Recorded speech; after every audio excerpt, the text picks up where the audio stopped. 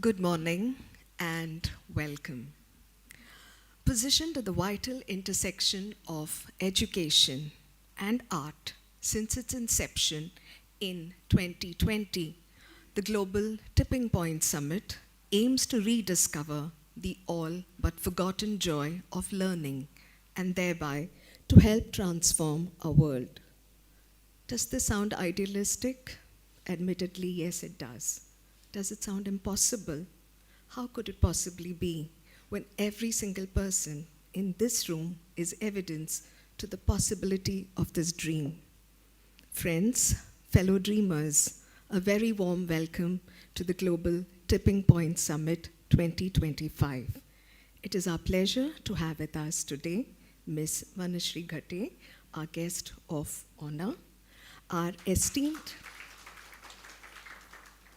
advisory board members and partners, various distinguished speakers, accomplished artists, professors, principals, teachers from schools and colleges, teacher trainees, and our leaders of tomorrow, our dear students.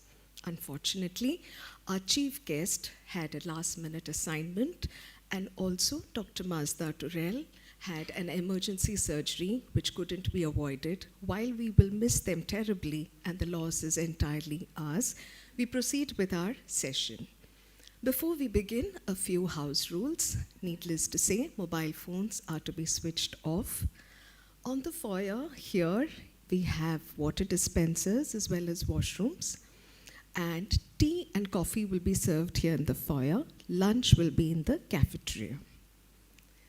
The Global Tipping Point Summit is a cherished dream, the brainchild, the love, and the passion of one person, Dr. Kumi Vivaina, the founder director of this movement.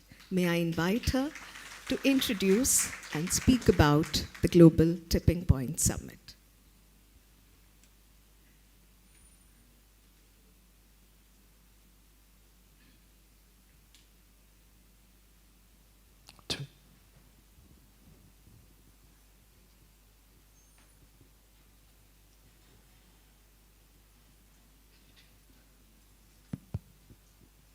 A very warm welcome to everyone here. We know it's Diwali vacation, and your passion and dedication really touch me that during the vacation you've chosen to be here than be elsewhere. So thanks to every single one of you for being here. The Global Tipping Point Summit, as Dr. Nina Nair said, started as a dream. And it seemed very, very idealistic. But it has become a reality. It has become a reality because of the support of the wonderful people around me. And I thank every single one of them. We wouldn't have been able to reach rural India without the assistance of Mr. Nitin Orion, who's here with us today. Pathak Institute has thrown its doors open to us, and so has JBCN, and as you can see, CNS. Today, we have been allowed the use of this wonderful venue with all the facilities. So deeply grateful to every single one of you. We also wish to include young students in what we do, because these are going to be our leaders for tomorrow. We want to give them voice. And we were hoping for more students, 110 registrations in all, but I think the cafeteria food was very interesting. Is that right? So some of them are still stuck there. Let them come in. That's fine. Okay? So if the presentation is on, we could start. All right. Any questions that you have? Anything that worries you? Nina has made the house rules very clear. Again, the canteen is going to provide you with very nourishing food. So, all good. The Global Tipping Point Summit started with me writing to certain people about this concept. And you can see how many supporters we have, including the late Mr. Ratan Tata. Mr. Ratan Tata was the first person to believe in what I was doing. He actually read my book, which surprised me given his busy schedule, and he sent me to Tata Nagar to train the teachers and the principals there. And that's when I felt, okay, there's something useful in the way I'm thinking. And my book, which I wrote in 2013, Sourceful Intelligence, got selected among the 18 best books in the United States on education. And I started then going around doing sessions, both on literature, my first love, and education, which I think is extremely necessary. And people embraced it. We're in every part of the world. Somehow not the African continent except Tanzania, but everywhere this method of teaching and working with students has succeeded. So with these few words, I'll carry on. I wouldn't be able to manage without the support of Miss Donna Reen. Unfortunately, she's not here today. Fortunately, because she's babysitting a newborn babe.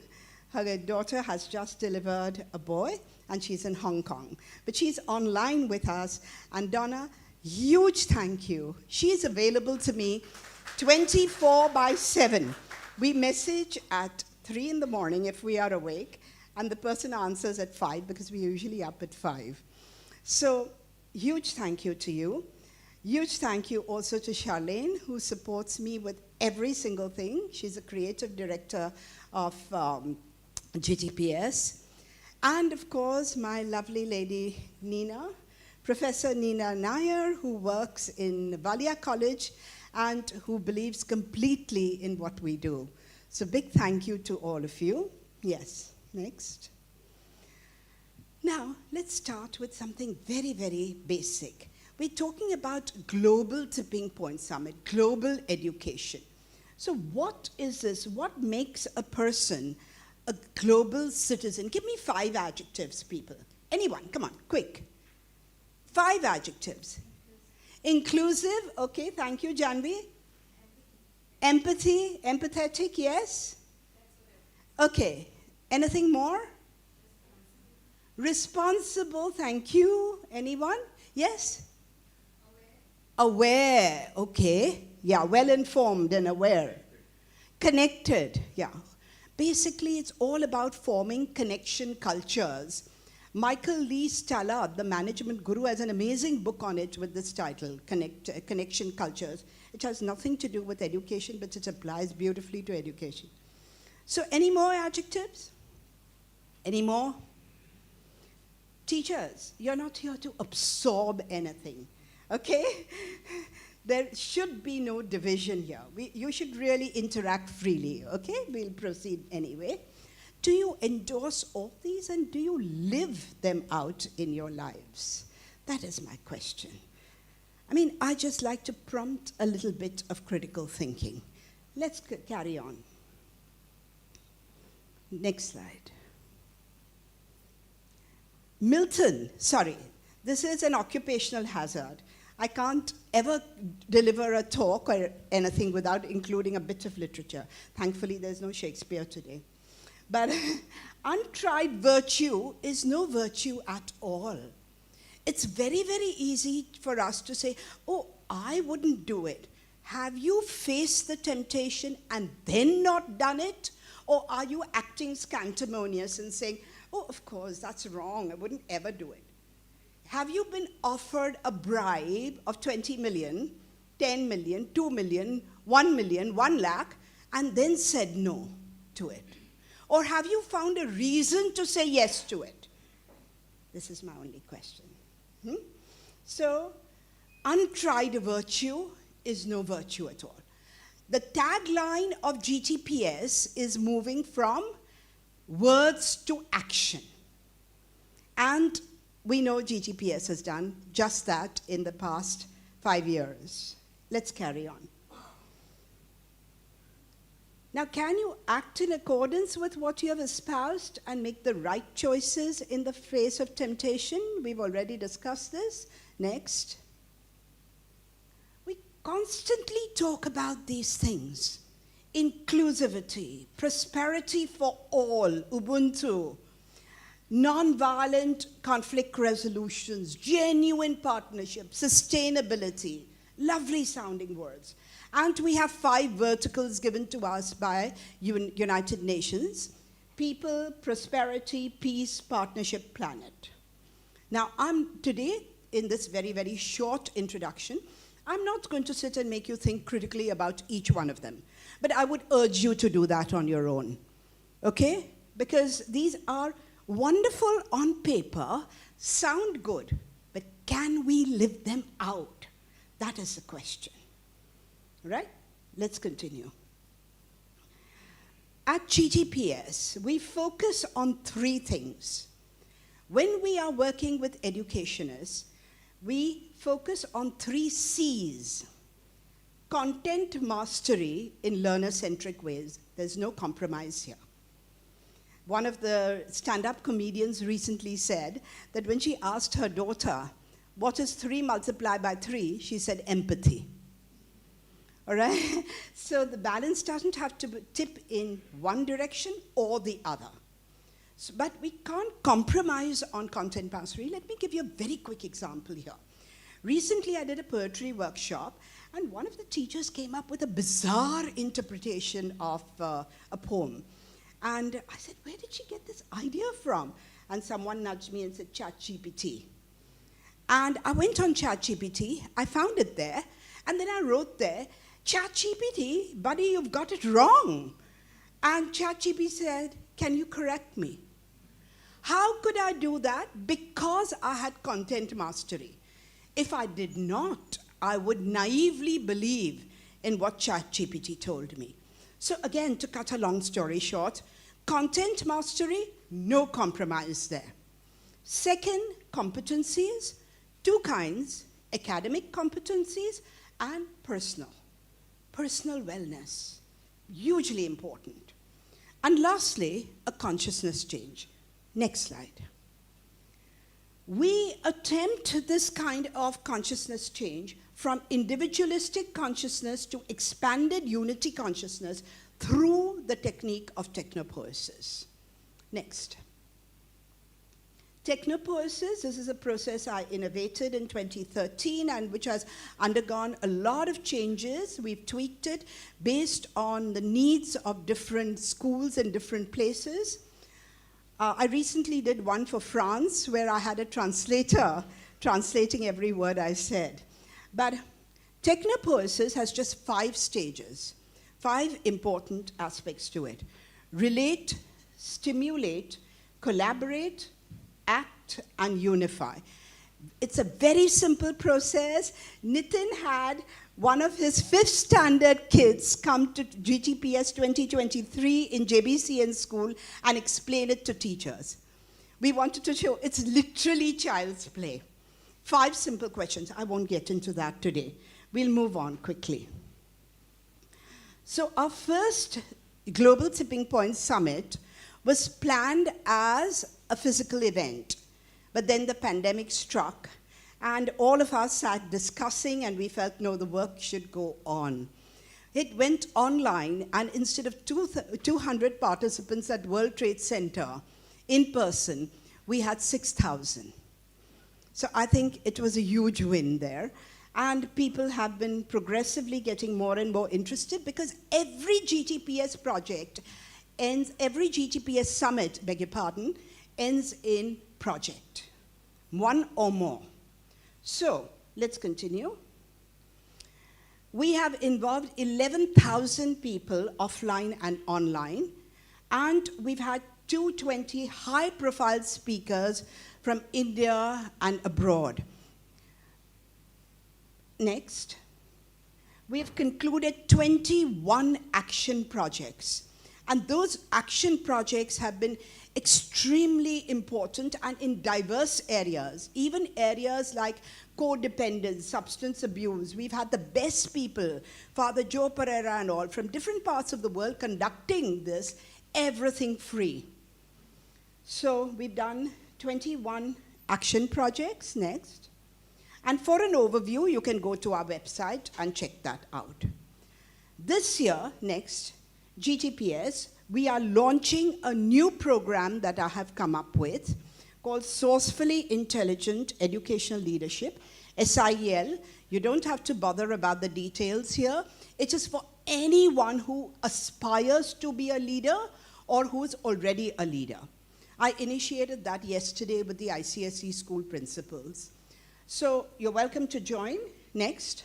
And we have a very major project with Isaac. Mr. Rajshekhar is here, cybersecurity, Delhi. He will talk more about it. It is a program on cyber wellness. So we welcome you to these programs, and thank you for being here. Thank you.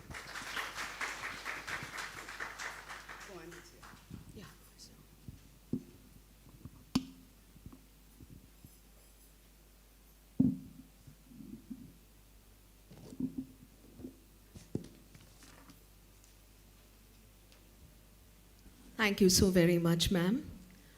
We proceed with our session. Before that, something very pleasurable. May I request our guest of honor, Ms. Vanashri Ghate, to present our advisory board members and our partner institution heads with a token of our appreciation and gratitude. May I call upon our esteemed advisory board members. Firstly, Mr. Yazdi Tantra. So please.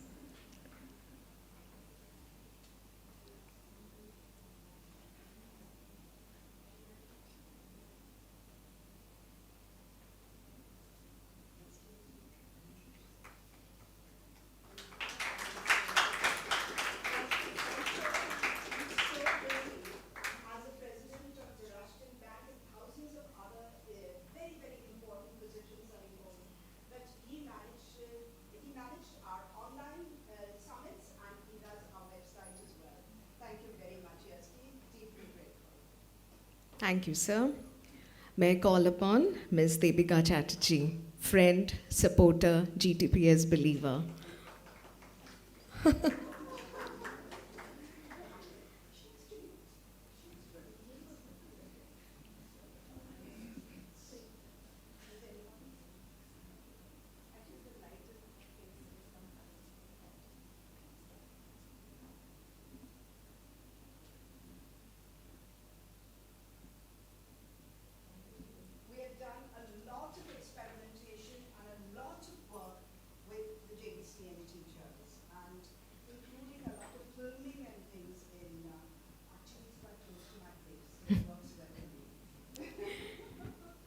Thank you, ma'am. May I call upon Mr. Nitin Orion, who incidentally also happens to be our partner institution head at the Learning Space Foundation. What would we ever do without Mr. Nitin Orion and the support that he lends to TPS?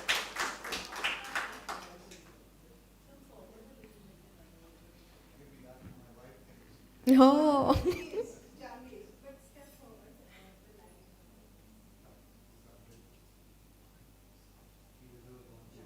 Certainly.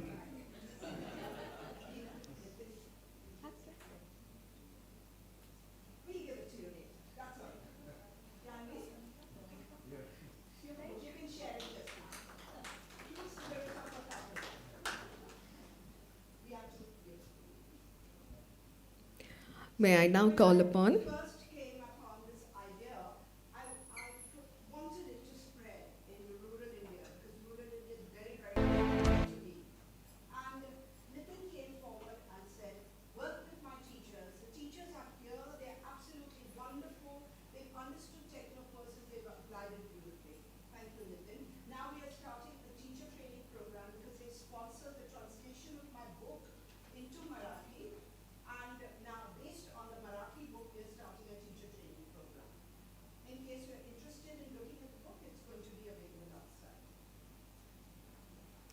May I call upon Mr. Adil Pathak of Pathak Polytechnic Trust.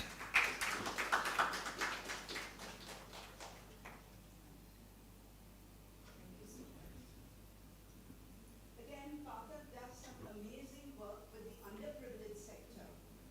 And Pathak has again been 100% cooperative and even offered venue, space, everything. So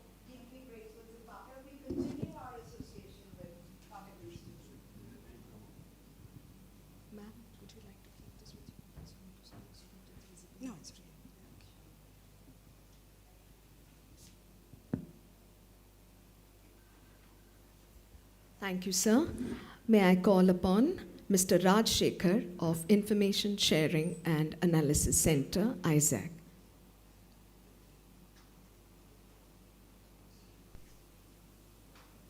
Again, with Isaac, we started Project Scroll Control. It took a while to launch. I just planted a small seed, and Isaac has made it into a major, major project, and he'll talk about it very soon. So we're grateful to you. He's come from Delhi only for these few minutes. Thank you. Thank you so very much, sir, for being with us. I now call upon someone whose heightened sense of aesthetics you see all around. Ms. Charlene Vivina, the creative director of the Global Tipping Point Summit.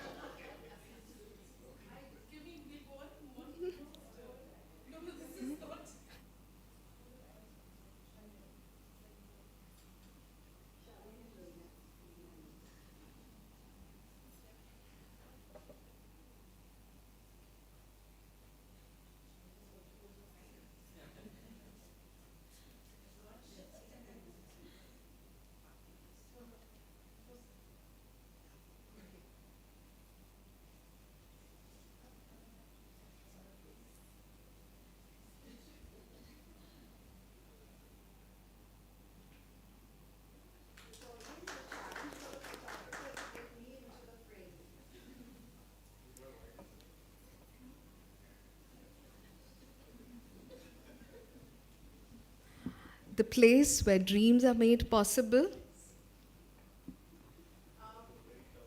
very special thank you to Dr. Nina Nair. I mean, we couldn't have done without her. Always as calm as a cucumber. And always ready to help us. Thank you. It's like the right hand giving the left hand something. Will you ask me? You scratch my back. You might not continue otherwise. All right. We now move on to the place where dreams become possible, our venue partner, the Chhatrapati Narsi School. And it is our pleasure to honor Miss Merzine Doctor.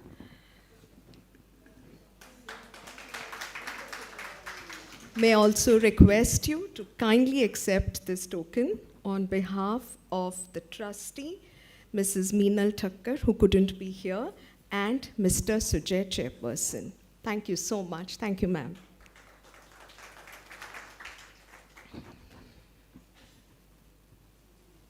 Yeah. May I request Ms. Merzine Doctor to kindly address the audience and also to declare open GTPS 2025.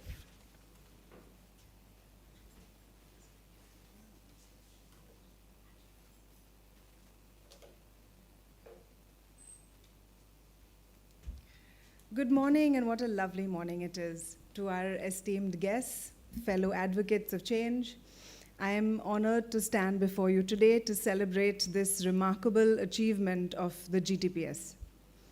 Since its inception in August 2020, GTPS has been a driving force in transforming education, focusing on the 3 C's, as we saw: content mastery, competencies, and consciousness change. And consciousness change, that's a big one, isn't it? With the support of all the visionary leaders, as we saw on the screen up a little bit earlier, including the late Mr. Ratan Tata, Dr. Firoza Godrej, Mr. Noel Tata, GTPS has successfully bridged the gap between words and action. I'd like to share a few of the key highlights of the GTPS today. They've witnessed massive engagement. We've seen over 9,000 participants with 220 high-profile speakers, both from India and abroad, who've been a part of the summit. And all of this has come together to create a ripple effect of change. And then we have the action projects that were mentioned, over 21 projects which have been completed in rural and urban India, demonstrating the power of this collaborative effort. And finally, it's about empowering education. GTPS has shown us that education can be a potent tool for healing systemic injustices, amplifying marginal voices, and fostering joyful learning environments. I know that's quite a mouthful, but that's really what they aim to do, and to a large extent are succeeding. But this is something that is continuous work. We never really succeed. We reach a particular point, and then we realize that we've moved the finish line again. We are constantly drawn back by the alignment of the global goals. The GTPS work resonates with the United Nations Global Citizenship Education Framework, focusing on the 5 Ps. And also, I want to remind us that this time it is a people-centric approach. This year's summit is focusing on the people vertical, emphasizing the importance of empowering individuals, communities, and voices. Now, the arts have often played a pivotal role in GTPS's mission, providing transformative pathways of empathy, critical consciousness, and social change. Bless you. By harnessing the power of visual, verbal, and performing arts, GTPS is exploring new ways to make education a force for good by healing these systemic injustices and looking at these marginal voices and fostering that joyful learning environment. For this and so much more, we're grateful to all those who have given their time, to our chief guests, to our guest of honor, our esteemed partners, speakers, and the participants.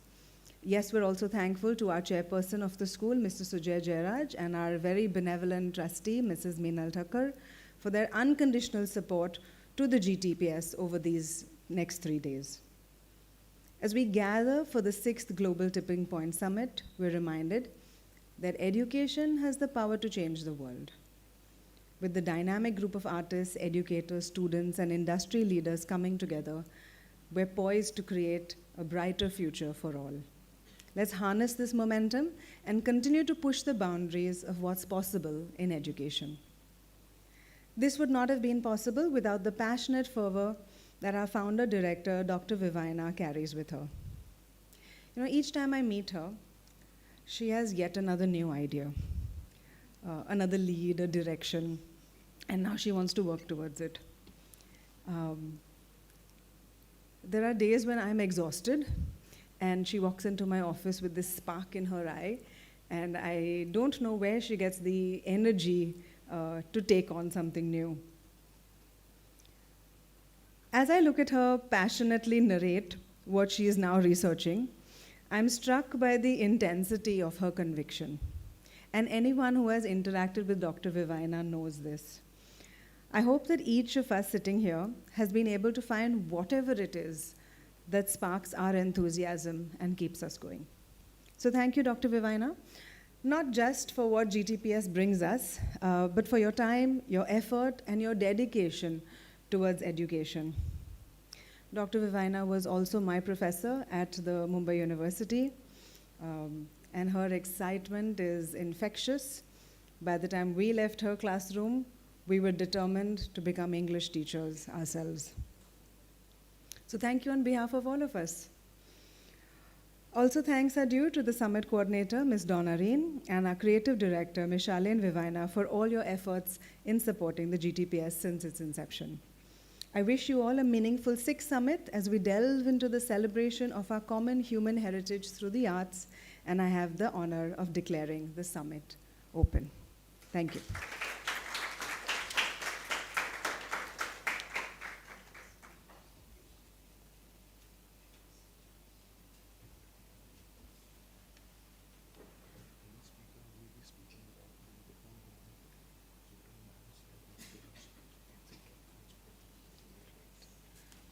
Thank you so very much, ma'am.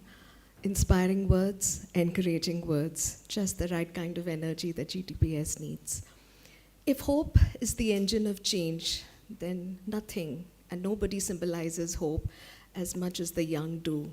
And it is our pleasure to welcome our youth GTPS ambassador, Mr. Kohan Chaudhary from Podar School, to speak a few words. We start with him.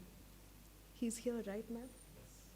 Oh, I've seen him before. I didn't recognize him. He's grown taller. Please come.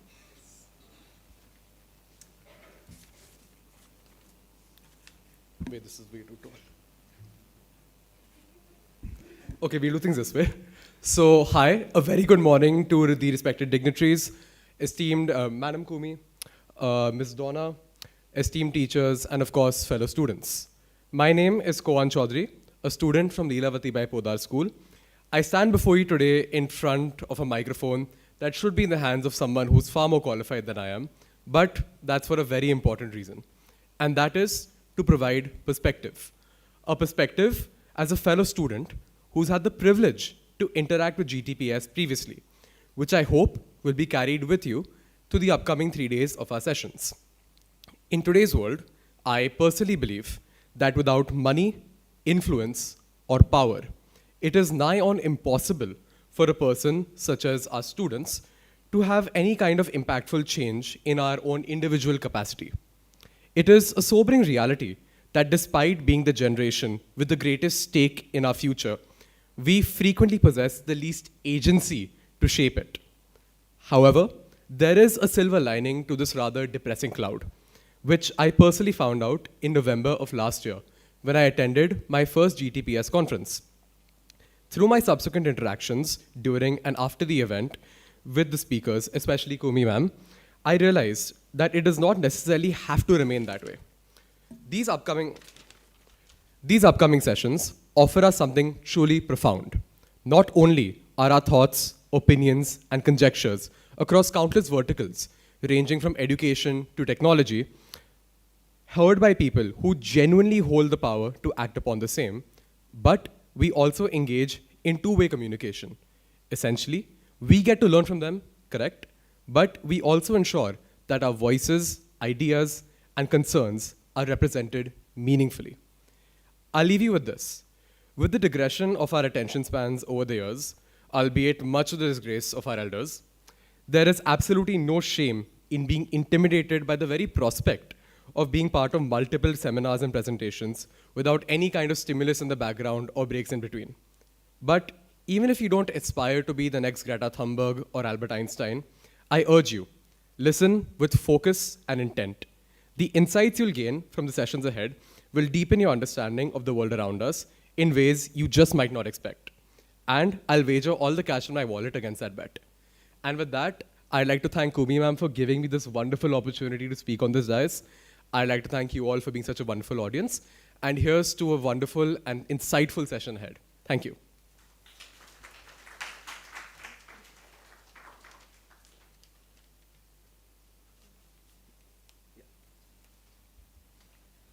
Friends, if we ever needed validation, I think we've got plenty of that today. Thank you so much. And you are more than qualified to speak. It was such a pleasure to hear what he had to say so articulately well.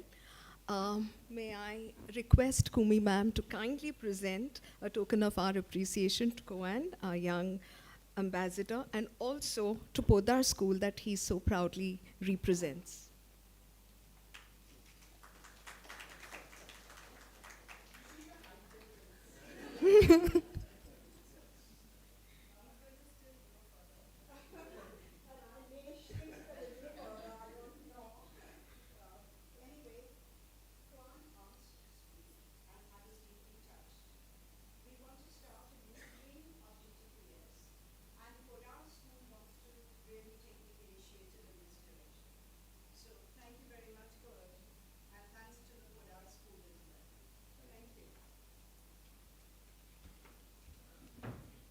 It is a distinct honor to introduce our next esteemed speaker.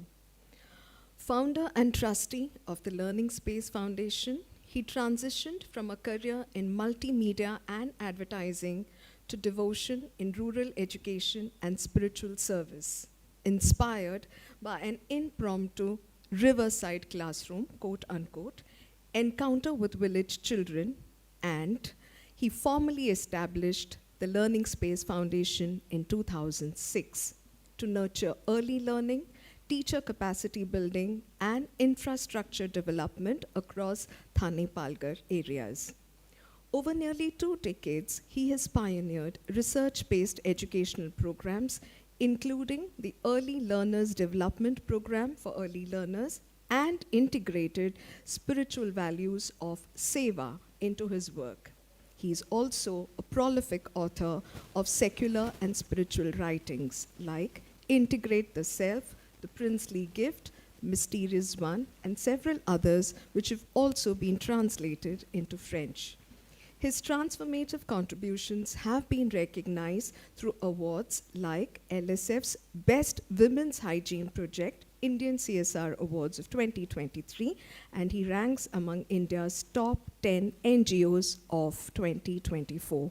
Please welcome Mr. Nitin Orion, our esteemed partner, speaker, and pillar of GTPS.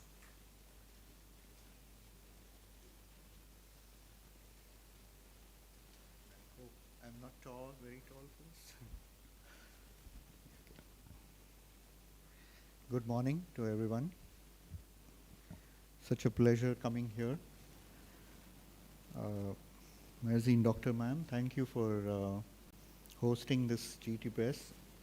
I've had once earlier the privilege to open the Euromind. Is it called the Euromind? Yeah? Yeah.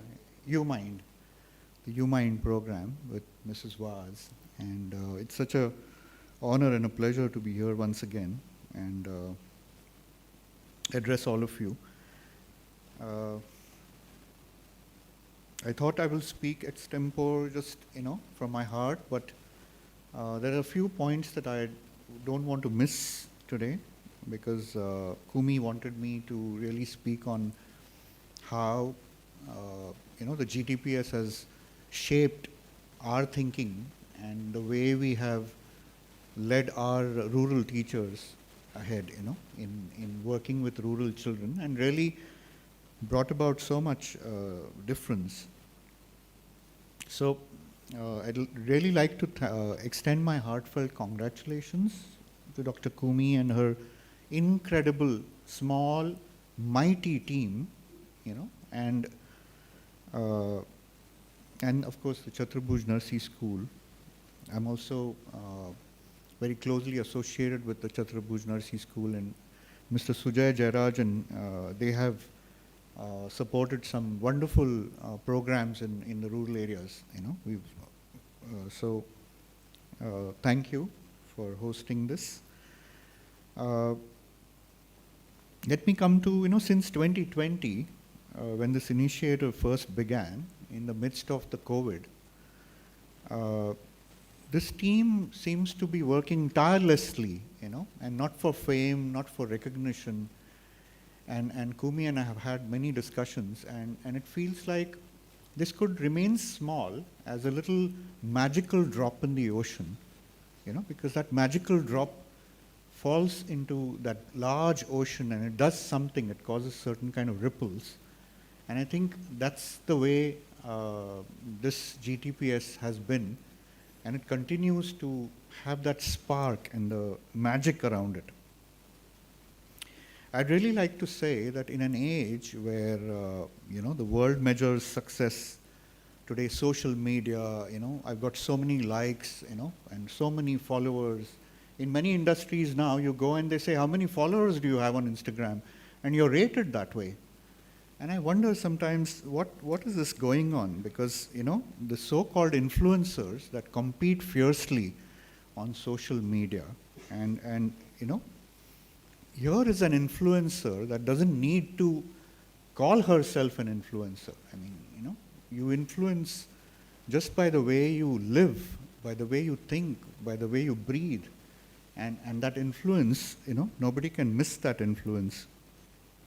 So, I would say she's inspired individuals to see goodness as godliness, and I've had that chat with Kumi, and, the feeling of really feeling that goodness from within, in our epitome of our humanness, that is true godliness, as Kumi always talks about. And she also wanted me to specifically speak about how our teachers, from the Learning Space Foundation have benefited. And I would like to just say a few words on it. As a head founder of the social development organization working deeply in rural education, I've had the privilege of witnessing firsthand how GTPS has acted as a bridge, connecting the simple yet profound mind of the rural teacher to the evolving educational movements that are happening all over the world. Because she talked about the global tipping point summit, and here, in the very heart of a very remote village, we have our teachers now looking at, global ideas and global concepts, and the idea of global and local really works very well. I don't know if the word glocal is yet in a part of the dictionary or something, but there's a word called glocal which I heard recently, and it's global and local. That has really happened in a great way. Through the sustained editions of GTPS, our rural teachers have slowly opened their minds, and more importantly their hearts, to newer educational ideas, creative expressions, and global perspectives. So I can go on and on. There's so much I'd like to say, Kumi, here, but I have a short time. But I think what's important for me to say here is that what happened to our teachers is they began to see themselves not merely as teachers after Kumi connected with them and the GTPS connected with them. And then they realized that they're actually educators. They're not teachers anymore, they're educators. And that, they're actually part of a larger system that,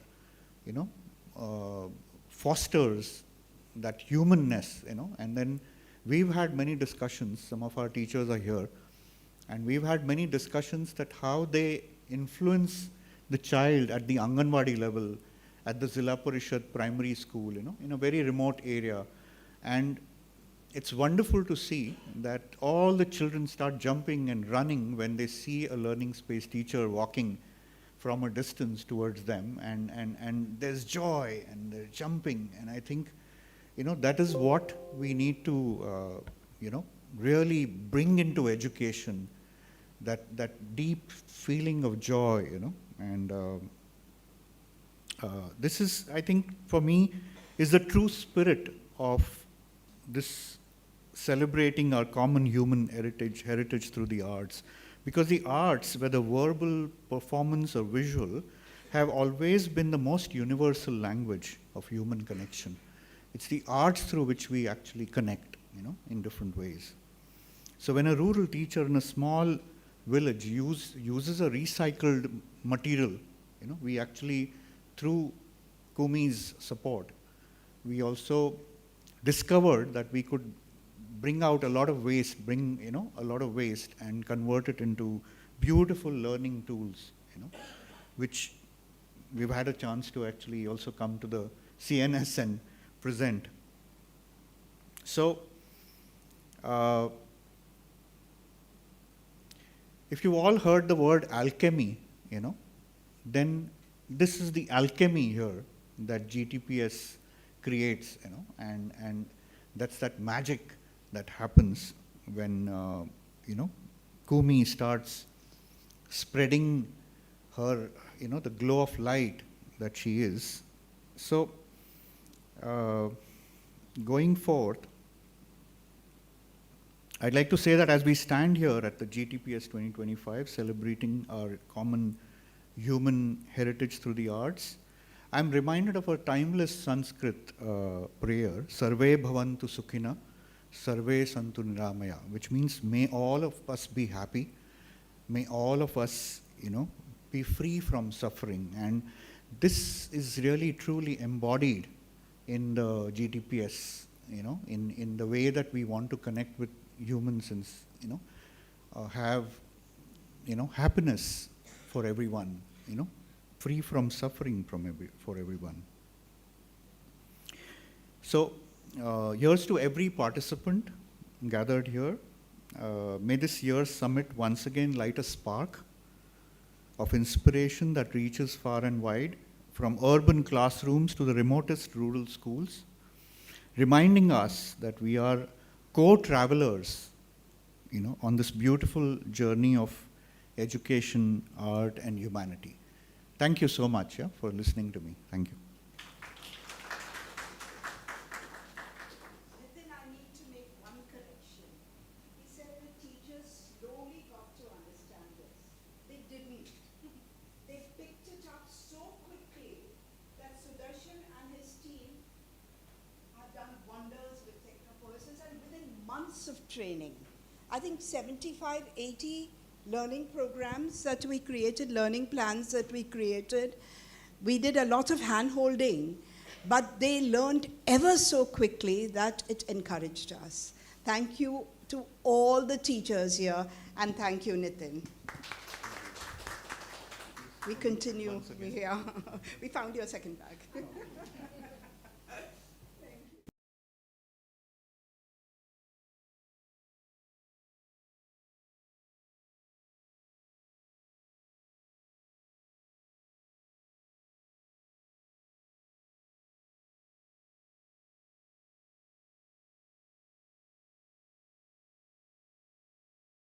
Visionary, the founder of ISAC and Corp Connect. He is deeply committed to advancing digital safety and resilience. With over 22 years of experience, including roles with Microsoft and Etisalat, he has dedicated his career to addressing the evolving challenges of cybersecurity, becoming a recognized authority in the field. As founder director of the Information Sharing and Analysis Center, he spearheads global initiatives that raise cybersecurity awareness, provide critical training, and strengthen digital defenses across sectors. Corp Connect, that he has co-founded, is a transformative social impact platform designed to support communities in combating cybercrime. Corp Connect bridges online resources with physical cafes, creating safe spaces for victims and fostering public awareness about cyber threats. Through Corp Connect, he aims to empower communities to respond effectively to cybercrime, blending innovative digital tools with real-world support. In addition to his work with ISAC and Corp Connect, he is involved in venture capital funding for cybersecurity startups, strategically investing in technologies that align with his mission of a secure digital future. His forward-thinking approach and commitment to ethical technology have made him a key figure in cybersecurity, continually shaping the industry through impactful initiatives and investments. Please join me in welcoming Mr. Rajshekhar.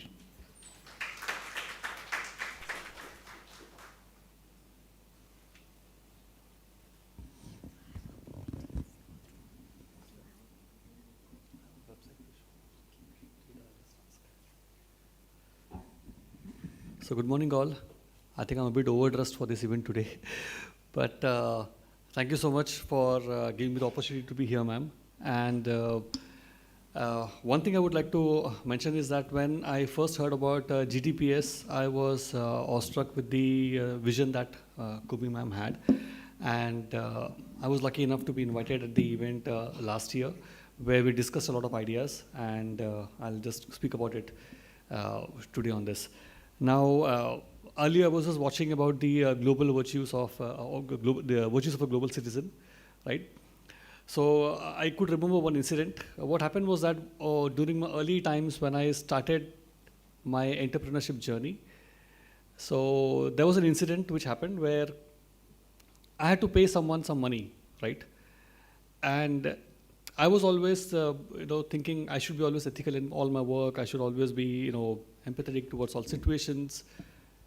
So wo sab karke I was like trying to run my business in the initial days. And there was one payment that I had to make for which I had to issue a check to someone. And in business what happens is that you keep rolling the money, right? You have challenges all the time. So it was one of those times when I was promised by someone that the money will come, and based on that promise, I issued checks to someone else, and then the money didn't come on time, and the check bounced, right? Now, if I was on the other side, I would have been very shocked, and I would not know how to respond to that. But Uh, the same thing happened. So this guy walks up to me from the office, whose check bounced, and he banged open the office door and he walked in and said, "शर्म नहीं आता तुमको इतना businessman अपने को बोलता है and तुम्हारा check bounce हो गया है." And he started shouting at me in the office, कि how dare you bounce the check and all. And I burst out laughing. Not because of the whole the way that he was shouting at me, but the situation was so funny for me because I was helpless at that point of time. I didn't have money in the account, and I didn't have a way to explain to him that this was not an intentional act, but the money will come. Don't worry about it. But he was very disappointed in me. That was very clear. So over time, I've learned that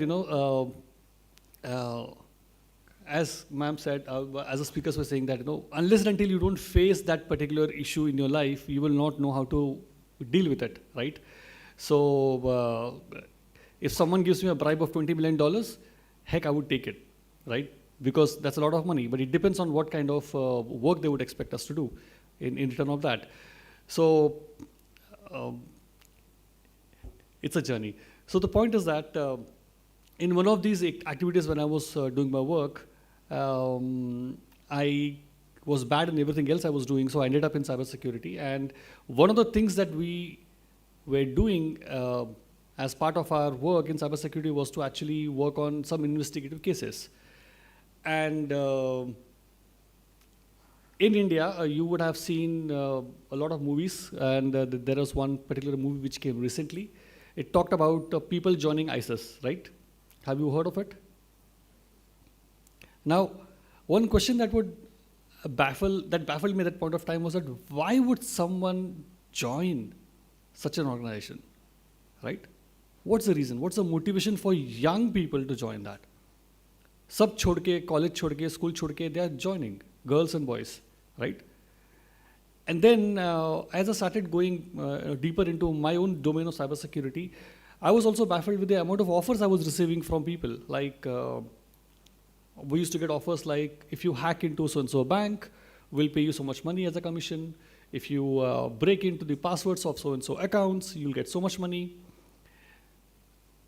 A lot of them were, housewives who wanted to spy on their husbands. They wanted to say that, can you plant a malware on my husband to see, on the phone of the husband to see where he's going.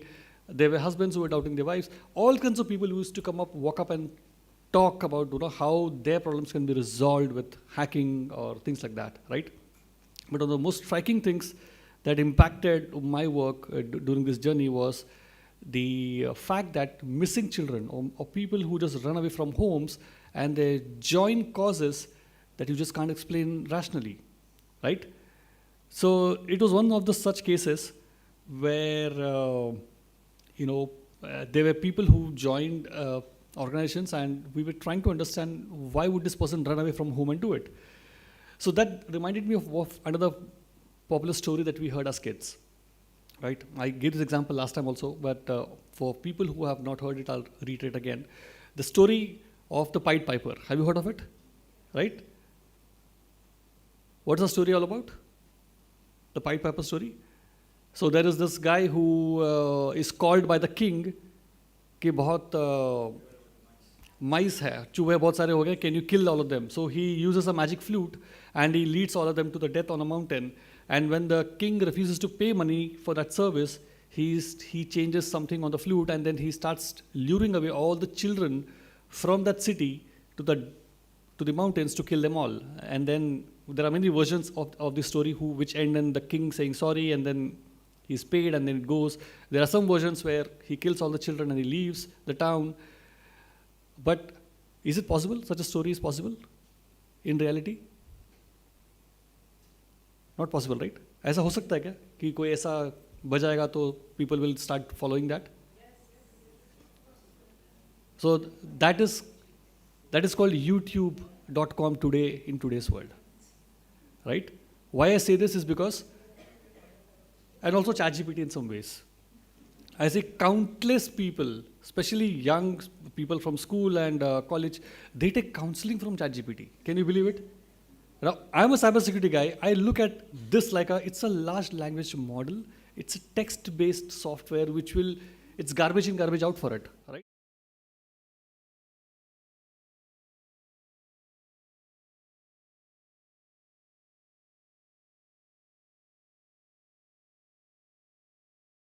5 things that you should do to improve your relationship. What?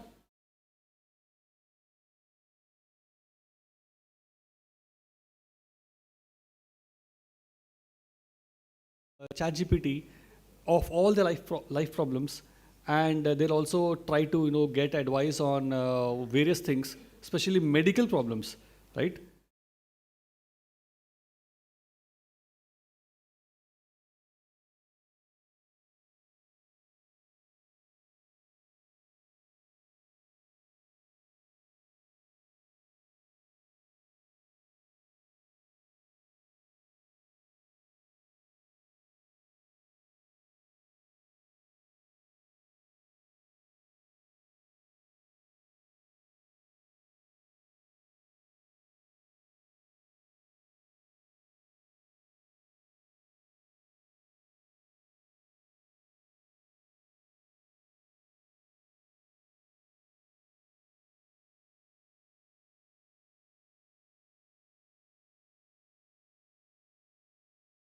For a younger audience who don't understand what the purpose of the whole technology is, they'll end up using it for solving their problems when they can't openly communicate with parents or teachers, right? You can't blame everyone for that. Now the thing is, if you rely on ChatGPT or similar tools, there's another very popular platform called Character.ai. Have you heard of it? How many of you used it? Right?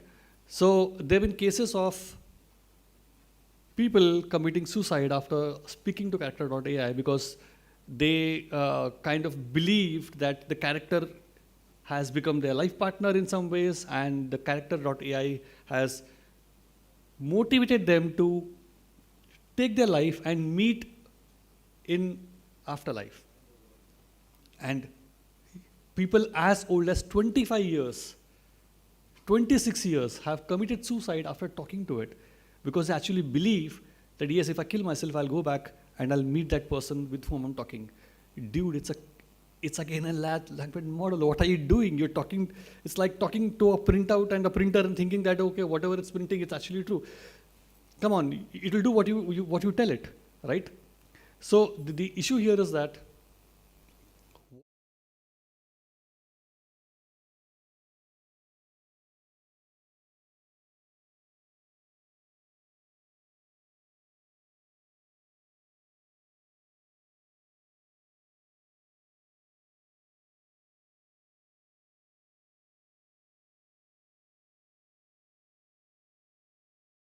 because what happens is, if you're surrounded by people who do certain activities, right, which are not conducive for your life, you'll end up in that same place.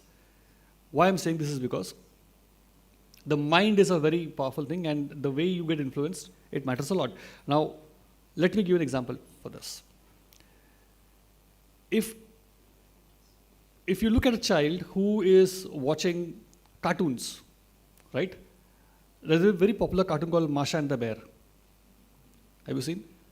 You know what's the psychological fallout of that if they watch too much? Especially young, very young, small 4-5-year-old kids. If they watch it too much, the most frequent fallout is that if they don't get something, they will lie down on the floor and not get up. Small kids. Have you seen people doing it? Some cartoons motivate them to do it, right? Other is they spit on the face from cartoons, right? You might think there is some problem with the child, ADHD hai, kuch hai, pata nahi, kuch nahi hai. It's the content they watch, right? Violence. Have you seen a child throw a remote out of anger if you tell them to stop watching TV? It looks cute, right? But the same thing, if the person does at the age of 20 years, it's not cute anymore, right? The point is that when a child starts throwing remote and starts getting angry, there is already damage in the brain. It has gone beyond a certain level of addictiveness, which is causing him to behave violently, right?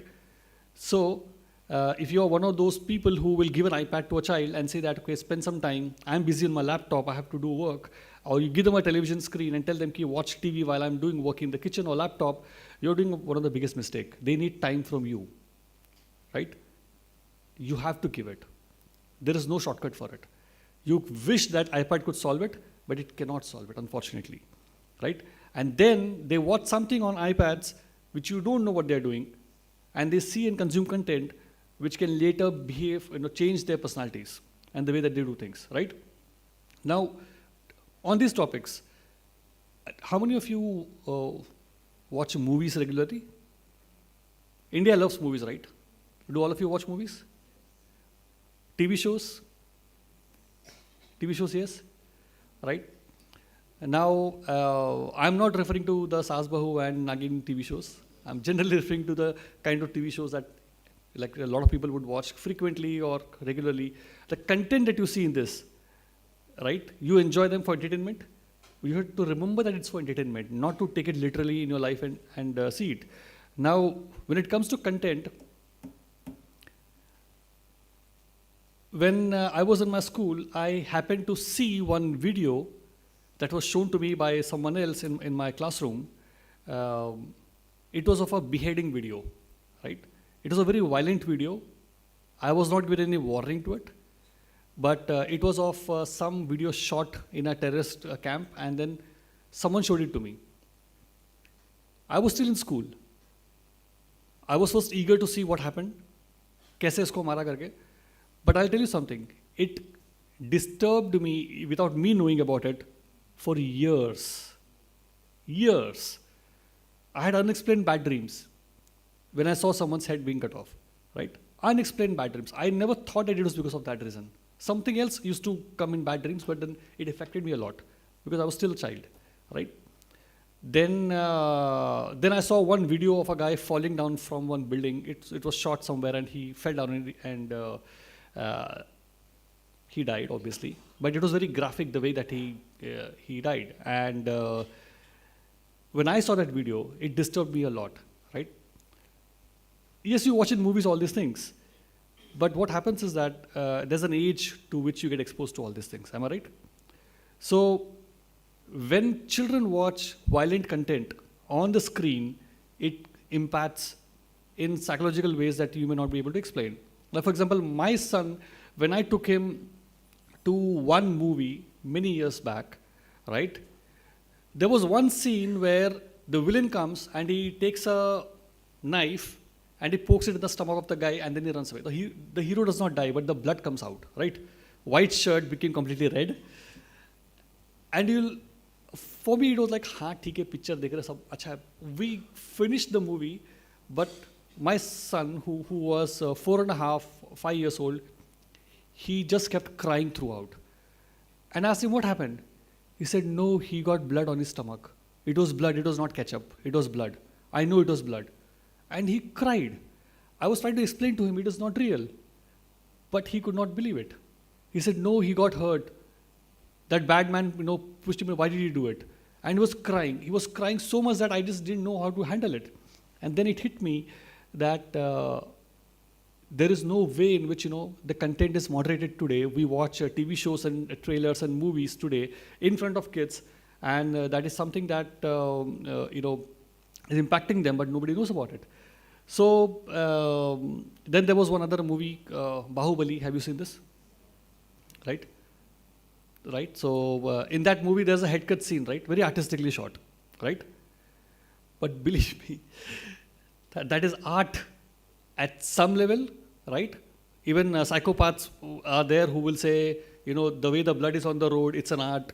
I mean, you get all kinds of people you meet in life, right? But the point here is that when you see something like that, you need to have that kind of maturity also to understand that, right? The same scene for a 2, 3, 4 or 5-year-old or 6-year-old is not appropriate. You agree with me on this? Is it normal to show head cut scenes to kids? No, it's not, right? Then comes the art songs or the item songs from Bollywood, right? Now, have you seen that in Garba or any other such big festival, you will have Bollywood songs with provocative dance moves performed by kids? Have you seen this on stage? It's growing. Now, one may always argue that बच्चे हैं क्या फर्क पड़ता है, dance है, but the point is it does matter, right? There are some dance moves that a certain age of child should not do. Why? Because then it becomes objectification in some ways for the audience who's watching them also. Even though they are smaller age, the mothers may think my daughter is doing great, but then it's objectification in some ways to the audience who's watching them, right? At a small age, it is not appropriate, right? So that sense has to be there, right? Now, the challenge today that we face is that most parents have no clue what the kids are watching and how they're exposed to it. So then when last year when I met ma'am, she said that, okay, why don't we do something where we create an awareness with a video contest where at least people will know what kind of cyber safety awareness they must undertake and how they should be safe online, right? And then we thought, okay, how could we ensure that there's an age appropriate reels? You know the kind of reels people make nowadays, right?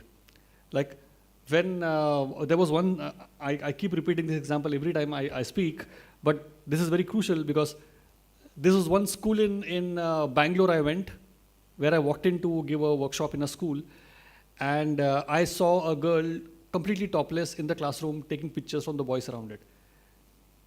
And when I asked her that, what are you doing? It was an international boarding school, and she said that it's my body, it's my choice, who are you to bother me, right?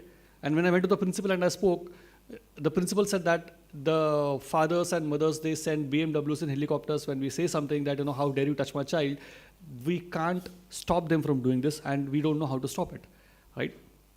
Now, I'm talking about an incident where a school child, probably in the 7th grade, is doing this, right? They don't have the understanding of the consequences that they're doing right now, right? A picture uploaded online. Those who are from a cybersecurity background, they would know that there are at least 13 different copies that every platform makes globally in data centers. So if you delete something on Facebook, it is deleted from your account, it's not deleted from the global world.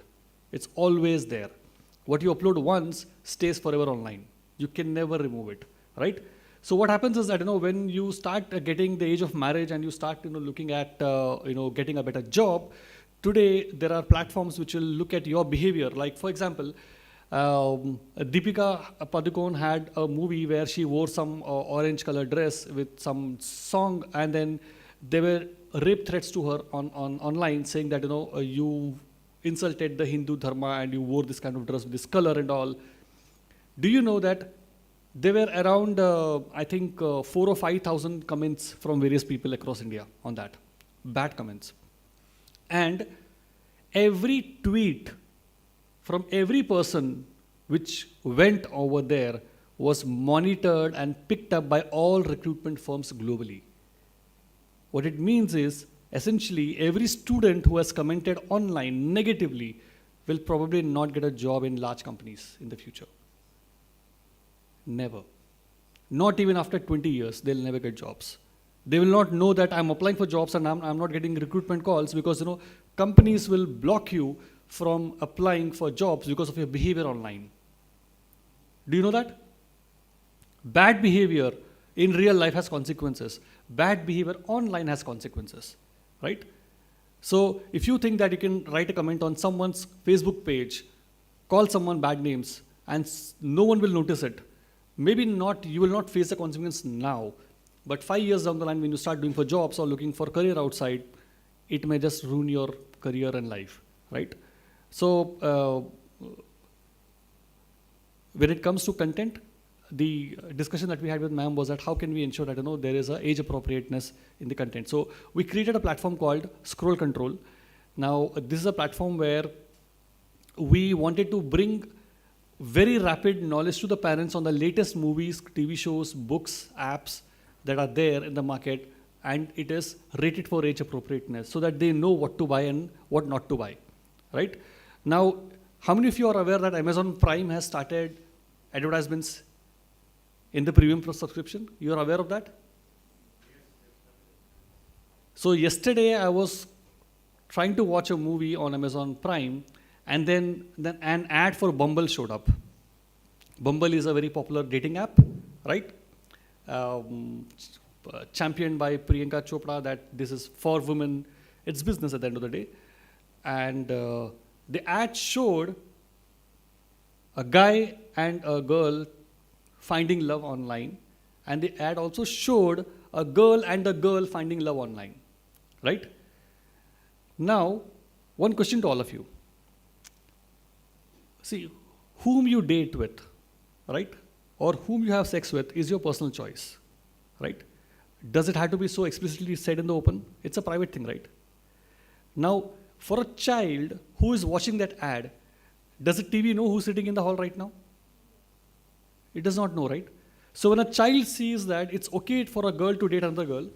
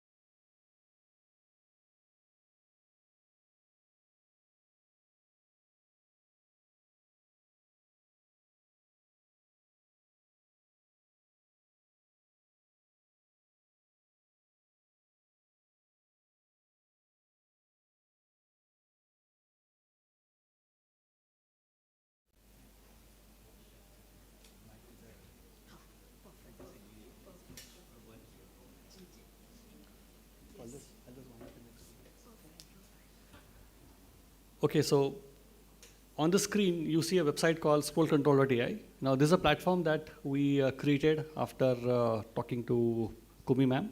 And this was a project that we initiated as part of the GTPS activity last year. And today it is live. Now, what this platform does is that for any movie, books, or TV shows, it allows you to see the rating of the age appropriateness and the content inside it. Now, if you can scroll down to any one of the listings over there, just scroll down a little bit.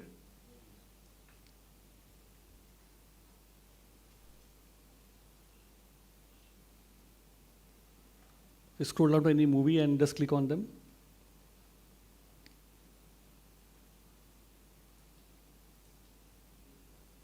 Any movie, you can just click. Anything, yeah. Scroll down. Now, if you see here, it talks about the language, any violence or scariness, any sex, romance or nudity, any drugs or smoking aspects shown in the particular series, as well as any LGBTQ plus theme inside. Then it also talks about any positive content or negative contents about it, and it helps parents to understand what each of these content is there inside the movie. Now, what happens is that when you are watching a movie, there's an anticipation scene built up between hero and heroine, and you know that they're going to kiss now, right? And then you know the kids are sitting in the sofa, and you're like looking at the remote, ki kahan hai remote, right? You want to change it. You've been through that feeling, right? Now, why have that kind of feeling when you at least spend 1 minute before? What we do is that we tell you at what scene, at what minute the scene happens, how many times they use the F word, or what is the kind of bad language they use, so that as parents you know what to show to your child. It also talks about the books and the content that you must show based on age appropriateness and give it out. Now, for example, there are many anime shows that people watch, Japanese anime shows, right? So, Chainsaw Man, anyone who has seen it? So, it's meant for 21 plus years of age, right? A lot of violence, but young people see it. You may think it's very normal, but what happens is that it does build an aggressive approach in their behavior when they speak to people if they keep watching these kind of shows, right? Now, on the same website, if you can go back to the website again, there's a WhatsApp number on the top on the green color over there. On the top on the menu, there's a WhatsApp number, not very clearly visible over the projector, but if you open the website, it is a hotline WhatsApp number for Cop Connect. What it means is that if you get scammed online by UPI frauds, if you get scammed online by anybody, someone who's blackmailing you, threatening you, someone has said something wrong to you, which is causing online problems for you based on that, or if your Instagram account got hacked and your followers are being hijacked, whatever is the issue, you can just click on that WhatsApp number and say hi, and there are more than 20,000 volunteers worldwide who have been trained on how to immediately help you and get you back your account or help you recover your money back in your account. There's a process for it. So there are 4 teams that work in the background. One is a legal team, one is a cyber psychologists team, one is a forensic technical hackers team that works, and other is a first responders team. There are 20,000 plus people who are there on the back end of that WhatsApp number. So it's free service, and you can click on it and you can get rapid help, because not everything can be solved by police immediately, right? You may need help. You can ask and get help immediately. It's a free service that is there on that particular platform, right? So for parents, what this means is that you get a great amount of content that you can see and rate and decide what books to buy for kids, what movies to show, what TV shows to watch. If the children come and ask you that, can I watch this show? Go online, spend a minute, understand what the show is all about in a minute. We have done the research for you. Then you allow the permission, yes or no, based on that, right? This is what I would recommend. And if you face any problems with online cybercrime, this number is there available for you to chat online and do it. Now, what we are doing is that we are working with many schools. If there are school principals in this audience or people from the academic background, for them, the thing is that we are working with international schools where this platform is being bundled with the entire school as a benefit. So every child coming to the school, then their parents get the premium access to the particular platform and a priority support of 60 minutes. What it means is that if a child from your school has a cybercrime issue, and if they approach the school for help, then all these 20,000 plus volunteers will respond within 60 minutes to solve the problem for the child or the parent in the particular school, right? If you directly ask the WhatsApp number, it may take their own time. They may take 6 hours or 1 day to come back to you based on booking that you do online to speak to someone. But if it's from a school, from a principal who is registered on the platform as an institution, the support time is 60 minutes, right? Because it's a verified school and we know that the principal is involved in the process, so the process is faster, right? So with that, I'll be very happy to connect with any school or network. If you are someone who has access to schools and colleges, I'll be very happy to work with your organizations and your references to bring this to those academic institutions also, right? So again, ma'am, thank you so much for these ideas that you have given. And it's truly her inspiration that has enabled us to build this platform and build it out to the people. There's a contest that we have launched, which will be there till January 15th. That's a reel making contest where we are giving awards and prizes for all the children who are making videos on cyber safety on the platform and submitting it. It's a pan-India initiative right now, and we are getting a lot of support for this. So with that, I conclude my small introduction of this platform. Thank you so much. Thank you.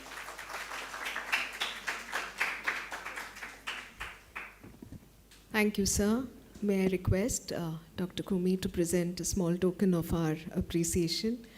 Honestly, as a parent and as a teacher, that was a very scary world.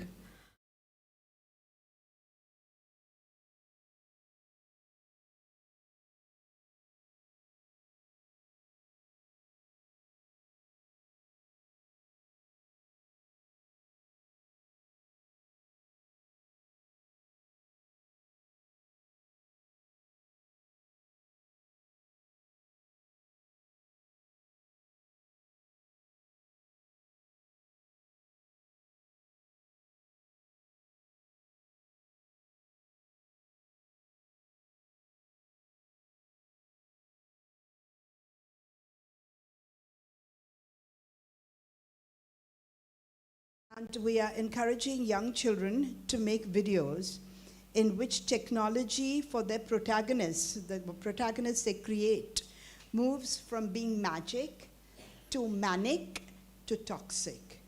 And how do they get the characters out of that situation? That kind of information the agency provides. So here we are empowering young people and telling them that even in the worst of situations, you can get help. Don't suffer from any kind of mental illness or don't kill yourselves. There is a way out. So we do everything through the arts, and this is a way of encouraging children to make videos wherever they are, in all languages, all Indian languages. And though we don't like the idea of competition, unfortunately, that's the way it works. So we will have a nationwide competition, and we launch that program on the 18th of this month. So we encourage principals and teachers to go back to the schools, look at Project Scroll Control, and encourage the young people to create these videos. Thank you so much. Thank you, Mr.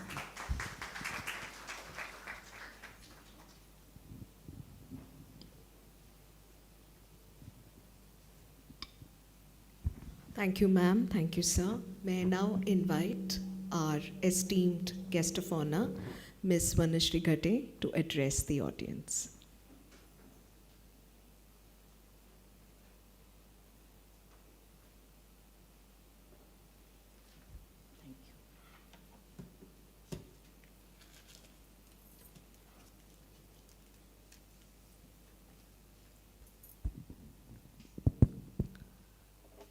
Good morning, everyone.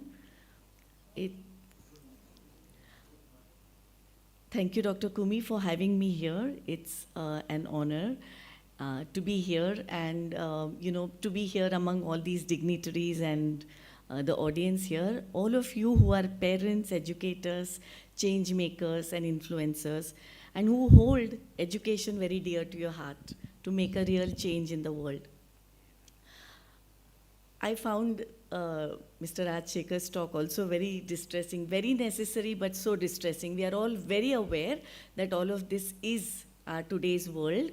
And I'd like all of us to then just settle in once more within yourself. And can we just take a deep breath now to settle once more back into ourselves? and just release it. It works for me. And also, the fact that the breath is really where evolution of our common humanity begins. It's also where education begins. It's also where art began. Before I speak any further, I'd like a small thought experiment to be so just ask all of you. When I say the word arts, what is the image, what is the object or thought, memory that comes to your mind?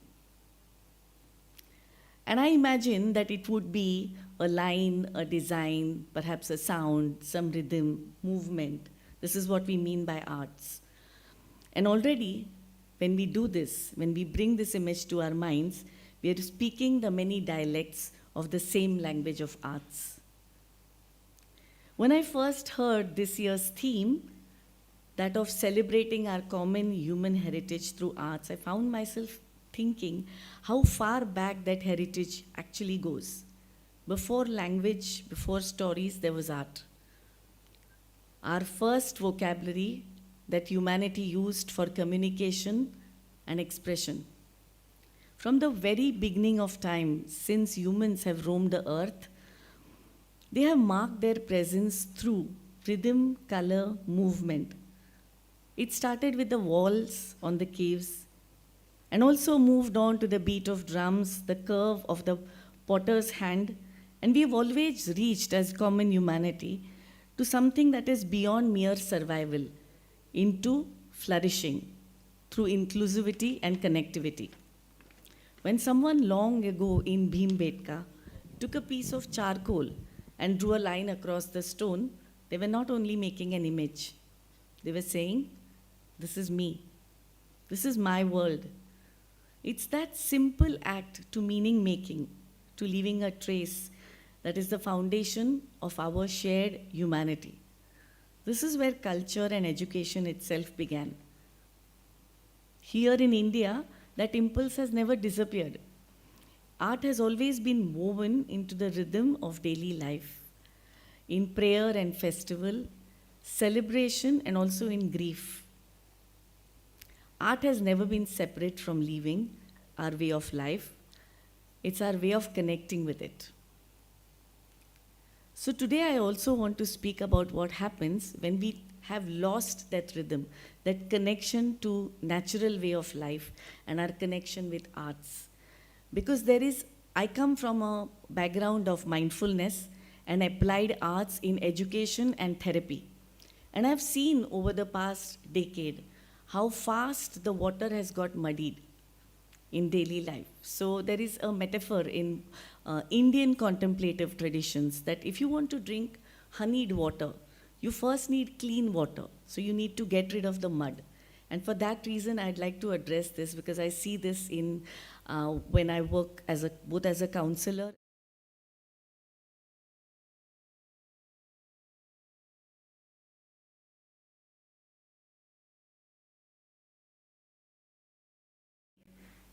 Now it unfolds around the dim glow of the phone screen. That light is slowly becoming their world. Children are not just using technology today, they are being shaped by it, and classrooms are changing thanks to it, like you so evocatively expressed just now. Social media in particular has changed how young people make their connections and think of community. They scroll endlessly, but they don't meet each other's eyes. Their attention is pulled in 1,000 directions. And this we know is intentional, it's by design, by the digital companies. So this constant stimulation impacts negatively not just their own identity and self-worth, but their ability to engage with the rhythms of life and with art, with mindfulness and with their own breath. Many of them live far from their bodies. They are actually having a sense of disconnection with who they are in their body and their sensations. It's no surprise then that we are seeing rising anxiety, distraction, emotional instability, and anger. And underneath all of this, a deep sense of loneliness and lack of belongingness and grounding. And now, artificial intelligence adds another layer. In classrooms and in homes and in art itself, it has began to play a role.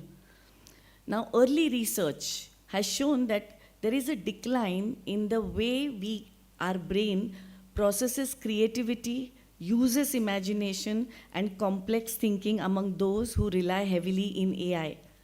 It can produce astonishing results. There are great benefits, there's no doubt. But AI itself has no inner life, no curiosity, no compassion. There was an international Mind and Life conference in Dharamshala that was held last month among neuroscientists, technologists, contemplative scholars. And because I'm a mindfulness practitioner myself, I was fully engaged with it. And I'd like to just bring a couple of things here. They discussed minds, artificial intelligence, and ethics together. And one of the most striking insights that they had came from the scientists themselves. That they said that those designing AI systems need an education and background in not just aesthetics or creativity, but also the ethics of compassion. In that way, AI that normally makes us only more efficient can make us more human. So if we can add the ethical and creativity element, then the makers of AI itself will be designing it, keeping in mind the fact that we are already facing a threat from AI to humanity. What can we do? Well, GTPS is already doing it. It's so wonderful to be a part of a community like this, but I'd just like to reiterate that when we return to grounding into our presence, into art, and the capacity to listen, then we are already coming back into ourselves. Mindfulness in education is one way to begin. It's a gentle, radical act of slowing ourselves down. It invites teachers, students, and influencers alike to return to what is here and now. It's to the breath, to the body, and to each other. When we pair with arts, mindfulness then begins a way of transforming your awareness into expression and your emotion into understanding. In addition to what we heard until now, there is also a curriculum called Social, Emotional, Ethical Learning. And I'm mentioning this only because I saw His Holiness the Dalai Lama also endorsing. How wonderful is that? Because he'll always embrace any education that is holistic and that has creativity and compassion at its center. So this C-learning curriculum is based on self-awareness on the one hand. It's also based on community on the other, but it's firmly rooted with compassion at the center. It teaches children emotional literacy, how to recognize feelings, how to recognize themselves, regulate their impulses, and act with awareness. Change that comes from awareness is different from the one that is driven by anxiety or anger. Because more and more we hear that anxiety and anger are both needed as fuels to drive your own creativity and success. And nothing can be further than the truth. When we go back into awareness, then that allows for aspiration. Aspiration is a steady, clear energy that helps us to move from reaction to response and responsibility. And here is the key. Aspiration has the same fuel power that anger provides to propel us into action, and has that additional benefit of not changing or harming our body chemistry that anger does normally. So when children understand genuine self-care, they are practicing self-compassion. And when they understand how to stay intricately interconnected and interdependent, like Thich Nhat Hanh said, the Vietnamese monk, he referred to us as interbeings because that's how important interconnectedness, interdependence is for survival to us. So when children actually experience this, not just with the practices that they are doing mindfully, but also with the arts, because arts has the power to communicate beyond language, beyond words. So with a show of hands, can I just hear this. So ask yourself if you ever felt distressed, lonely, disconnected with the world, not understanding what's happening with you, and more importantly, not knowing in words how to express it even to yourself. Has that ever happened with you? It has, for sure, many times. And when this happens, then language falls short. And this is where arts step in. And arts has the power to combine all areas of the brain much more than language does, because it predates language. It gives feelings, form, color, sound, allows expression and exploration in areas that words cannot reach. So now we need to cultivate emotional regulation, resiliency, compassion. These are essential qualities for navigating the uncertain world, the fast-changing world that we are already living in. When we do this, we are not just teaching creativity, we are cultivating humanity. So as we gather for GTPS, let's remember that arts has to be central. With this community, I don't need to say it, but I thought I'll just reiterate because that's the field I work in. It's not a luxury, it's not an add-on to an education. It has to be central to education as we teach. That is our common heritage. That's the bridge that connects those ancient caves to the digital classroom that we live in today, from solitary screens to shared experiences. So let's share our common humanity to imagine, to create, and to care. Thank you very much.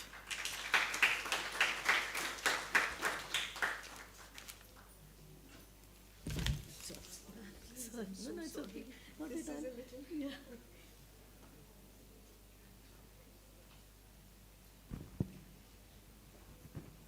Thank you, ma'am.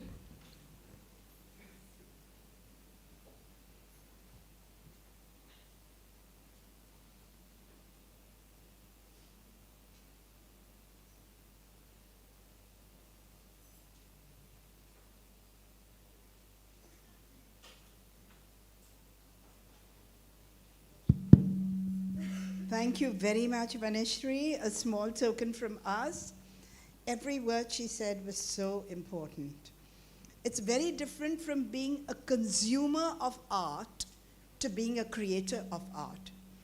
And even if we go by the multiple intelligences, all the intelligences get covered if you are into at least one of the arts. So I think it's extremely vital, and what we try to do at GTPS is to initiate dialogue through the arts. Now, one child may be more bodily kinesthetic than visual spatial, but the visual spatial child may enjoy painting. The bodily kinesthetic child may enjoy movement. So how do we bring it all with mindfulness? And mindfulness is something that I strongly espouse. And we even have programs on social emotional intelligence for teachers, because the NEP wants you to teach without ever having gone through a course like that. So it's like saying, guys, go and teach swimming, and you've never put your toe in water, all right? Read 18 books and go and teach swimming. Is that possible? No. It's the same with SEL. And I think personal development and professional development need to go hand in hand with mindfulness. Thank you so much. Thank you.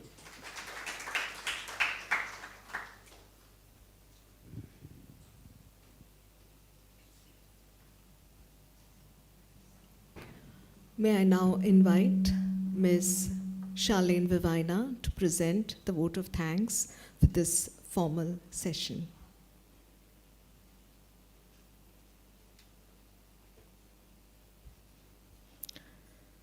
Good morning, everybody. The GTPS team is deeply grateful to Ms. Merzine Doctor and the management of the Chhatrapati Narsi School for providing us with the venue for GTPS 2025. Our guest of honor, Ms. Vaneshri, thank you so much. Our team comprising 11 advisory board members, particularly Mr. Yazdi, Ms. Debika, and Mr. Nitin Orayan. Our partners, Learning Space Foundation, Pathak Polytech Trust, Leela Vatibai Podar School, and ISAC Foundation. our GTPS Youth Ambassador, thank you so much for that address. Our esteemed speakers, artists, professors, principals, schools and college teachers, teacher trainees, and our leaders for tomorrow, our beloved students. Now, kindly proceed to the East Wing foyer for refreshments, and we will begin our first session at 11 a.m. Please be in your seats in 15 minutes. Thank you so much.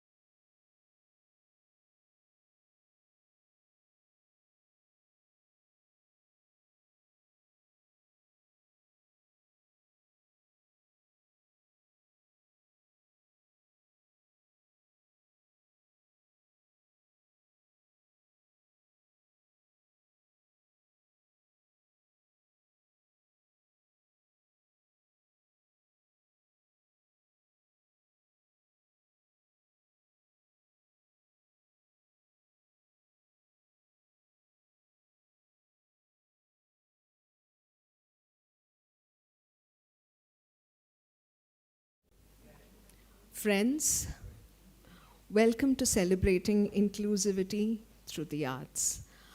It's our pleasure to welcome our first artist of the day, Miss Zainab Tambiwala.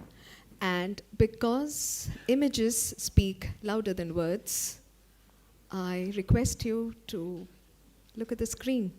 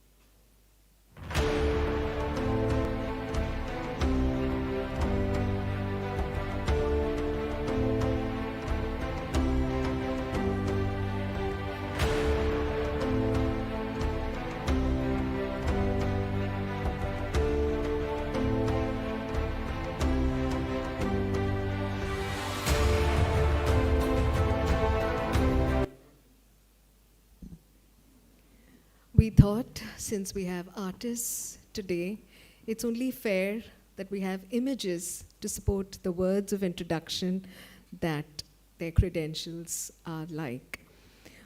As we realized, Ms. Zainab is an illustrator, urban sketcher, and educator.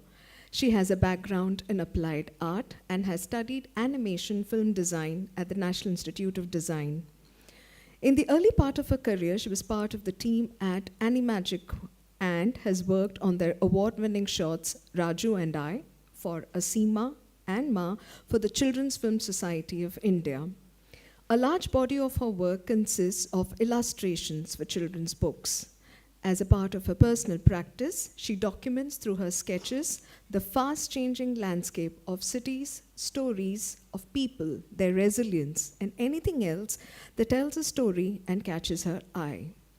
Her Mumbai-based reportage titled The Spirit of Mumbai, that documents stories of craftsmen in Mumbai during the COVID, was part of the Urban Sketchers grant-winning project for visual reportage.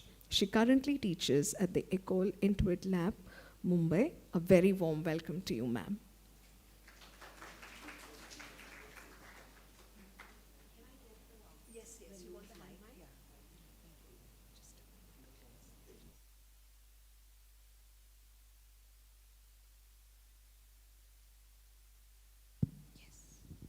Thank you very much, and thank you for being here today.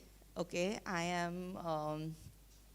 absolutely appreciate you giving your time and coming here today. And I was listening to the first part of the sessions, and all the speakers give their view on why we're here today. And I said, okay, this is absolutely, this kind of absolutely falls in line with what I want to do, with what I want to say. So, like my introduction, as you know, I'm already an artist, and one of the things that I've been working with for a while, which kind of stemmed from my own practice, is that I understood that I had no space for imperfection. And since I've been teaching, I also realized that there is such a, especially in our society, within the Indian society, there is such a set idea of what an artist should do or what their art should look like, that there is no room for accommodation. But one of the things that is extremely important to me, and that something that I've been doing for many years now, is basically telling people that everyone can draw. And everyone can express themselves through the medium of art or the medium of drawing without having to be worried about the fact that they either are not an artist or that the result will not be as good as what a professional artist can do. And I am actually here to break that notion. I am here to get you to just explore the idea that everyone can draw. I know that all of us here are educators, okay? And I think with that also comes great responsibility, because the moment you already create an idea of what is right and what is wrong, then there is no space for exploration.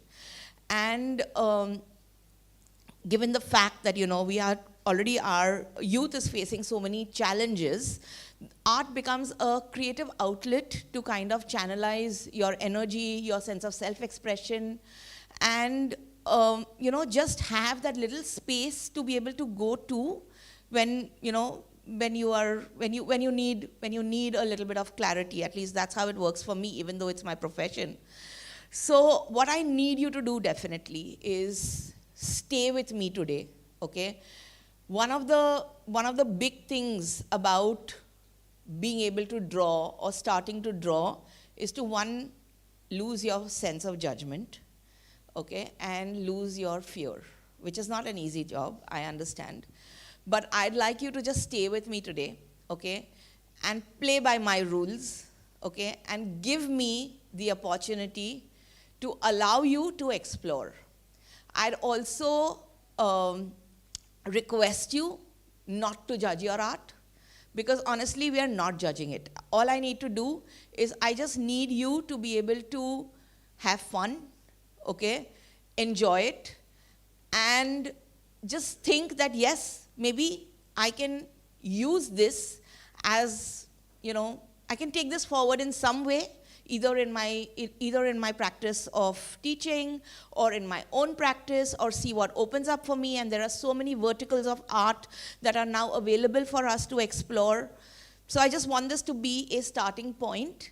Of course, I am sure that some of you are excellent, seasoned artists, and I don't want to I don't want to challenge you.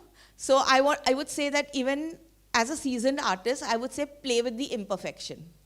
Play with the idea of imperfection, allow yourself to just be free and see what comes up, okay? So you have been given some sheets of paper. It's going to be a little difficult. We're going to need a little bit of movement, a little bit of freeing up, okay? What I need you to do is turn to the person on any side, okay? And start to draw that person. We are going to be working with a timer, okay? We're going to be working with a timer. So for the first one, I cannot give you more than 5 minutes. And for the last one, I cannot give you more than 30 seconds. Okay? Yes. So we are going to actually move from 5 minutes to 30 seconds. Okay? So I want you to, if you don't have a partner, just move. Do not be worried. Okay, one of the things is, whoever you're drawing, you can just say sorry to them in the end. Okay? So you don't need to keep telling them, I'm sorry, this doesn't look like you. It's fine. They've already been given pencils. Just take one of these pencils from you. Yeah. And just from the white box already sharpened. So you can use those.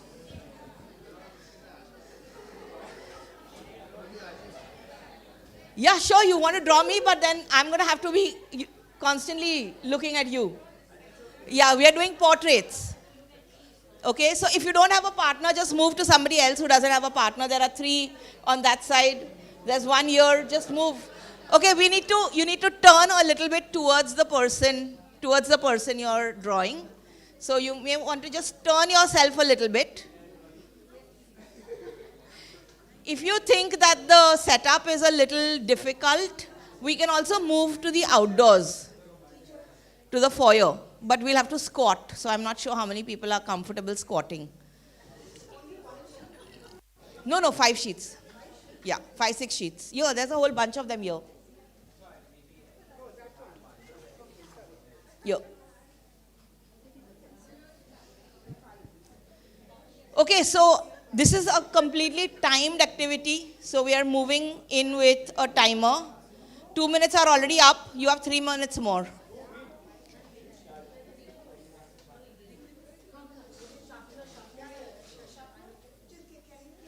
Oh, 1 second. We are not using any erasers. No erasers today.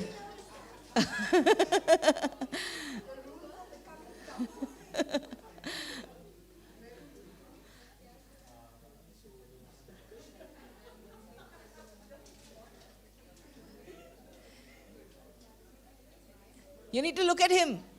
You need to look at him. You're drawing him. You need to turn towards him a little bit. Turn towards him a little bit. Yeah.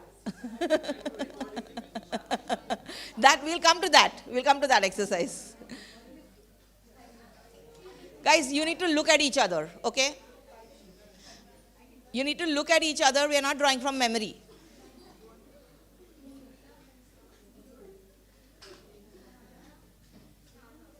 If you are uncomfortable, you can, I think, also squat on the floor here. It's fine. Facing each other, that's also fine.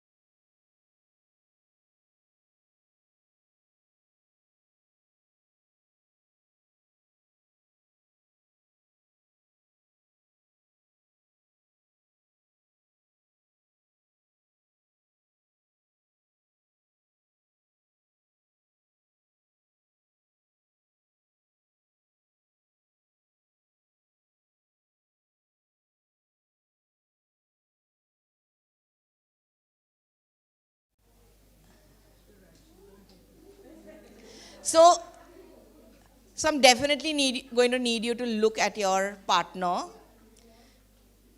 straight up. So I'm definitely going to need you to turn for the next session. So if you haven't turned already, then please be ready to turn, because without that the next segment won't work.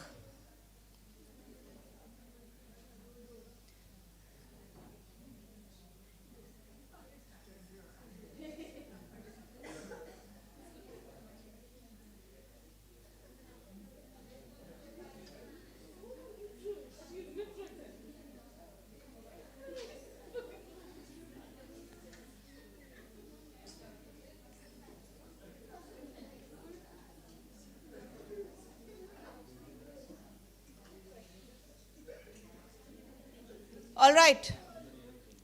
How are you doing? Done? There's no a bad answer. Okay, great.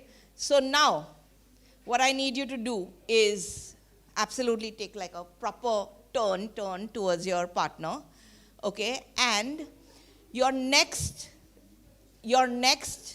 drawing, you are not going to look at the paper, okay? You're not going to look at the paper. You're only going to look at the person in front of you. So, what's going to happen?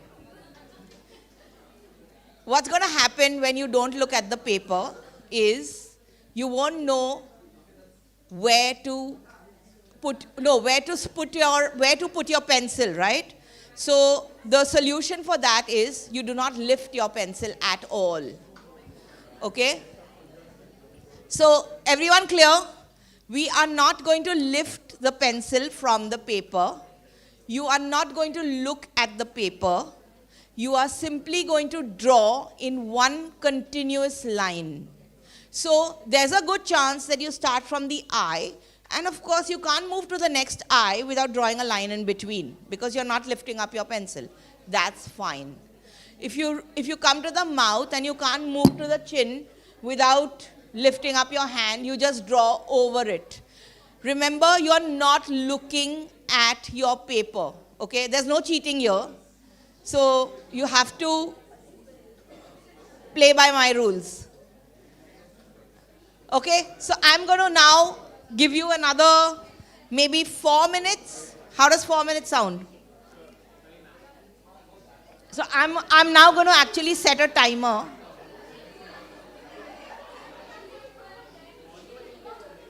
Yeah, new paper. We have enough paper, so you can, yeah, same paper, you can flip it, whatever. These are just warm-ups, so it's fine. Yeah? Are we ready? Can I start my timer? Are you all looking at your partner? Yeah? Okay, great. So, no looking at your paper. I'm watching you, okay? All right, your 4-minute timer starts now. You are drawing a blind drawing that is in a continuous line. So you're not going to look at your paper. You're only going to look at the person in front of you. There's no looking at the paper to see what the result is. No looking at the paper. No looking at the paper. I'm going to keep repeating every time I see someone looking at the paper. You're done? Hold it up. Do one more. Flip it, do one more. Fantastic.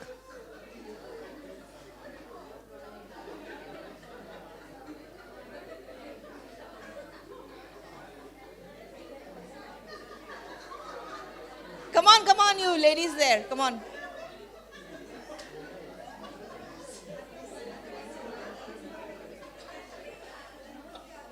Okay. You will come, I'm guaranteeing you at the end of it, you will have an image that will look like him. That's my guarantee.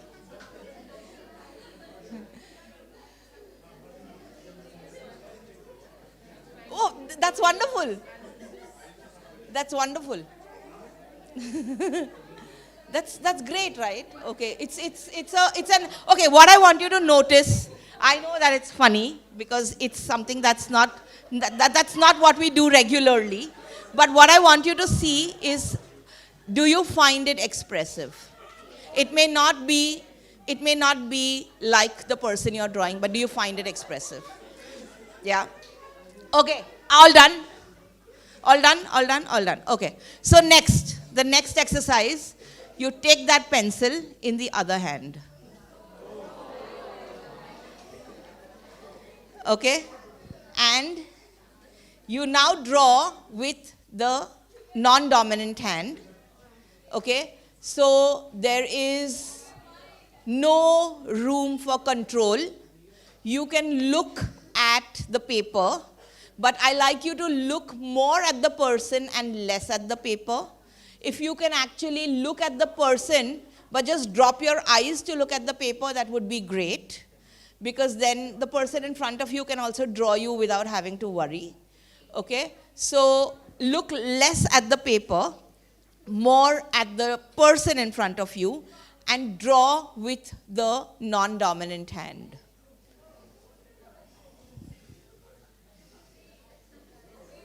And by the way, you all have finished the last one in 2 minutes. So I gave you a 4-minute timer, you finished in 2 minutes. So you're already doing really well.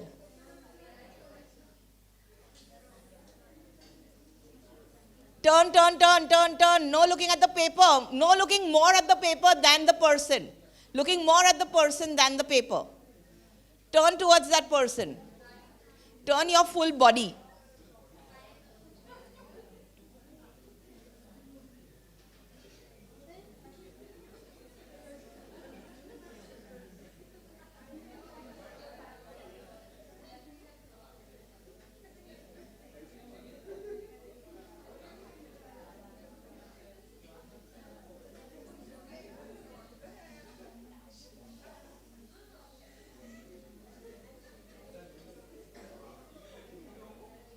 Look at the person, look at the person, look at the person, look at the person.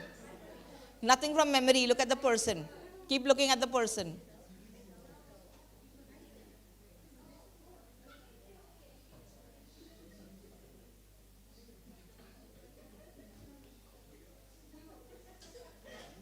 Okay, would you guys prefer to move out in the foyer so that you can sit opposite each other? Or are you good to sit here? Anyone? Good to sit here? Okay.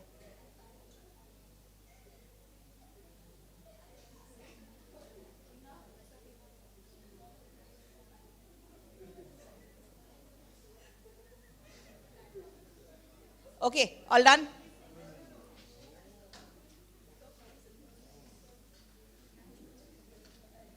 Are you drawing me? Okay.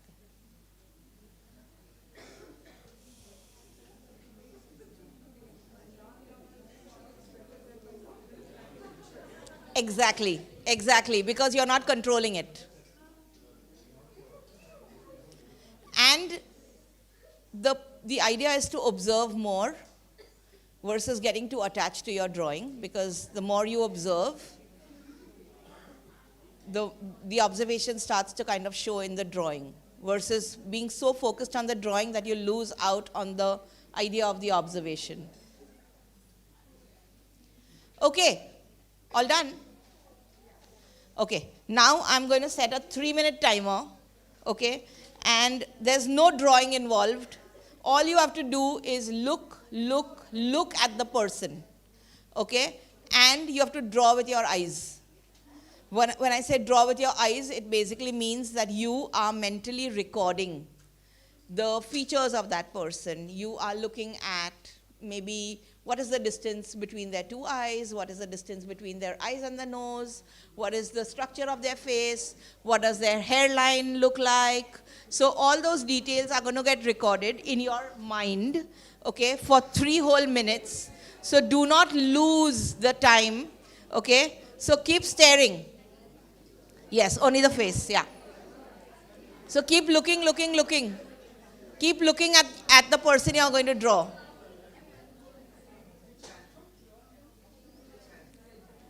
Normal hand. The regular hand. You are not drawing, you are just looking. So there's no hand required today, right now, in this one.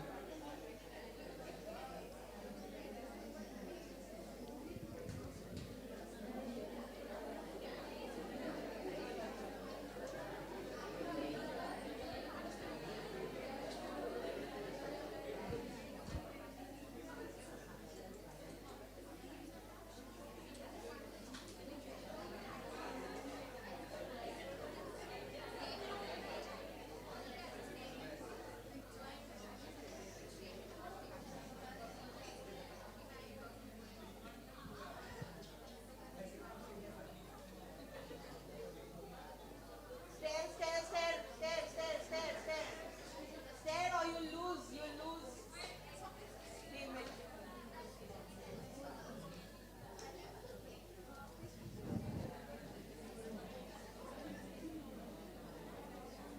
have 1.5 minutes more to stare.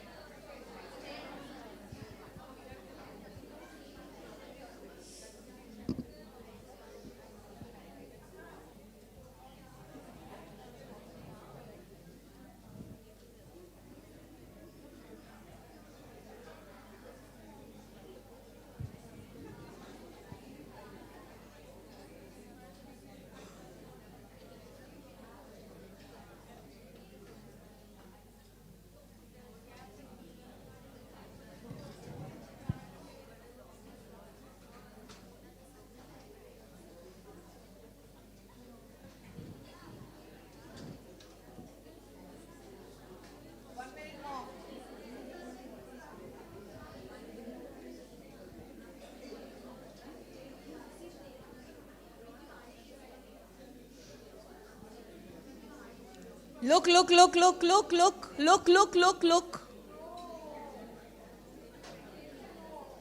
Okay, if you're done, what you need to do now is look to the other side and draw from memory.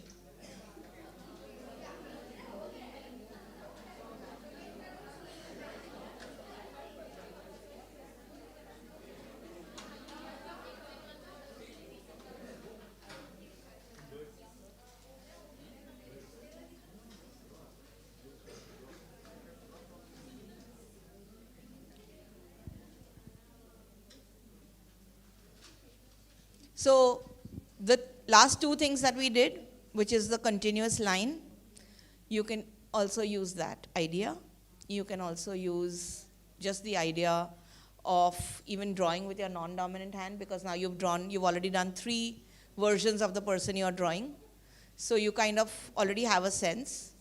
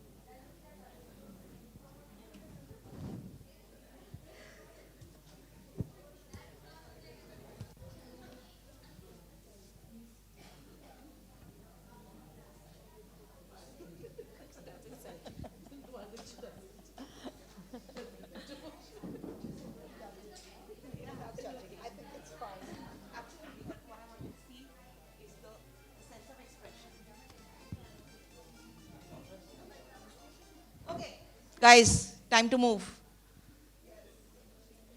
So now we are going to reduce the time.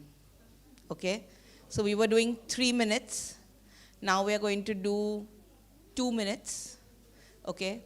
The idea is this, that when you look at that person, there are certain characteristics about that person which make that person them, right? They could just be a spectacle, they could be a nose, they could be prominent eyes, they could be a prominent hairline. Whatever it is, that person sitting next to you is unique in their own way and has a certain quality or a characteristic that is very, very distinct to them. Okay? So the idea of reducing the time is that it's not that I expect you to draw faster. What I expect you to do is to think as to what is actually required to be able to tell, to be able to communicate that this is that person. Okay? And start to reduce the amount of stuff that you're actually drawing. I can give you 1 hour to do a portrait, and I know that you'll do a wonderful job of it, right? But I think you can do the same wonderful job or the same idea of communication even in 1 minute or 30 seconds. So it is about looking, it's not so much about drawing. It is about an observation and not so much about drawing. It is about observation and communication, right? As long as you can communicate to me. I've been going around and I've been seeing that a lot of people who've been drawing me have basically drawn the earrings I'm wearing today. And that itself is a communication of how you're looking at me. What is my representation, right? So I'm not too fixated on whether this looks like me today, right? I could have a blank face but have maybe just a red dress, and that would be me. So there are so many different ways in which you can actually process an image, and that's what the whole idea of this exercise is, to look at it in that way. So that when we go back to the practice of education, it is also about seeing that can I bring this learning to the table. Okay, if there is somebody who has a different way of looking, can I let that person be? Or can I enhance that different way of looking, right? So for that, one is that we have to be able to do it, we have to be able to experience it, and we have to allow ourselves to be free of judgment, so that then we can allow this person expressing to be free of judgment, right? So we are going to move with a 2-minute timer now. You have to, obviously, the rules remain the same. You look less at the paper and more at the person, okay? As the time reduces, you're going to try and get as much of what you can. I wouldn't like you to just say, oh, in 2 minutes I just got an I. So you do think about what is the essence of this person that I'd like to put onto paper, which even if I don't finish the whole thing, still looks like that person. So that's how I want you to think. And so your 2-minute timer starts now.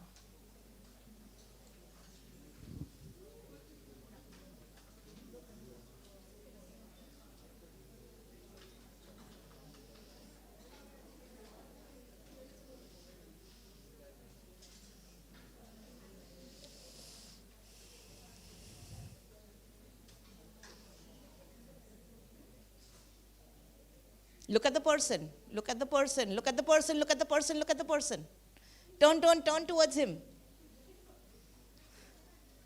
Turn towards him, look less at the paper and more at the person. That rule remains the same.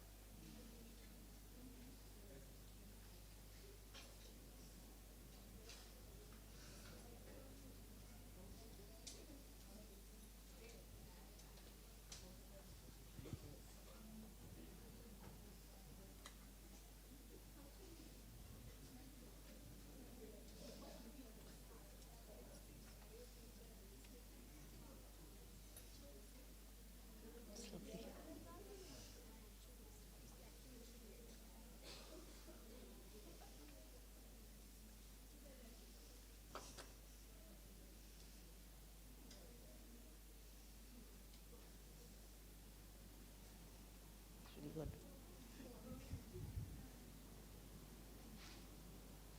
That is so cool. That is so cool. Okay, 2 minutes up. We move on to 1 minute. Okay, any thoughts? Are you getting bored? Are you okay?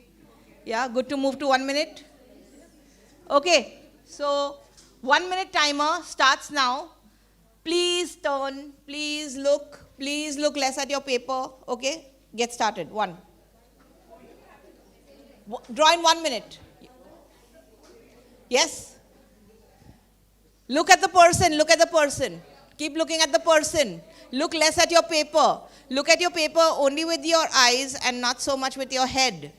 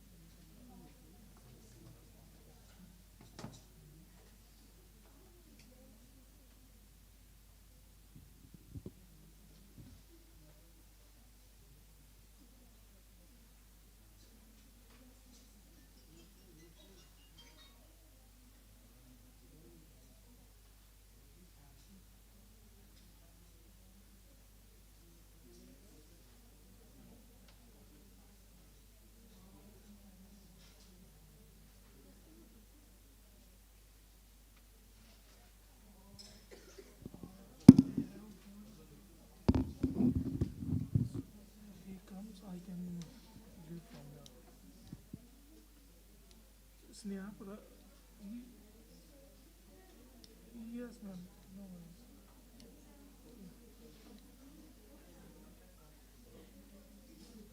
This is the one.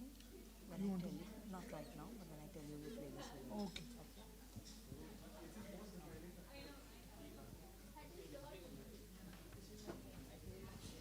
Okay, how's it going?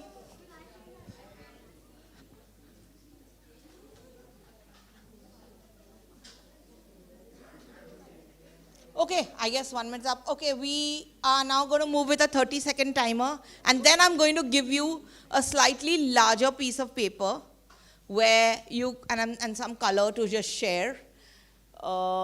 Please just feel free to express yourself in whichever way you feel fit, in whatever medium you feel fit. I will give you about 7 minutes to complete that large portrait. We first start with the 30-second portrait. So let's get started. 30 seconds. 30 seconds to do the same exercise. You've used all the sides. You want more paper? Yeah, take. Anybody wants more paper? I have more paper.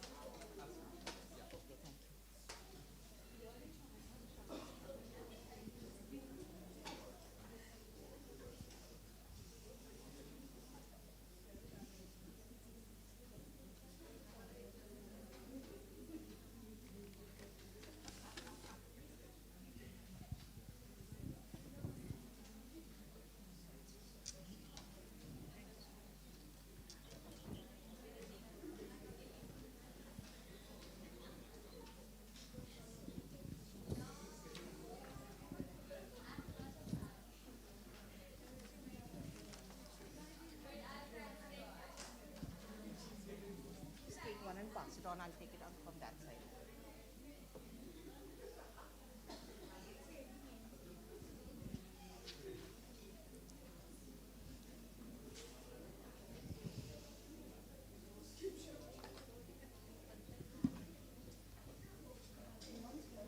Those boys are coming to help. The students are coming to help. I've already told them they're coming to help. Don't worry.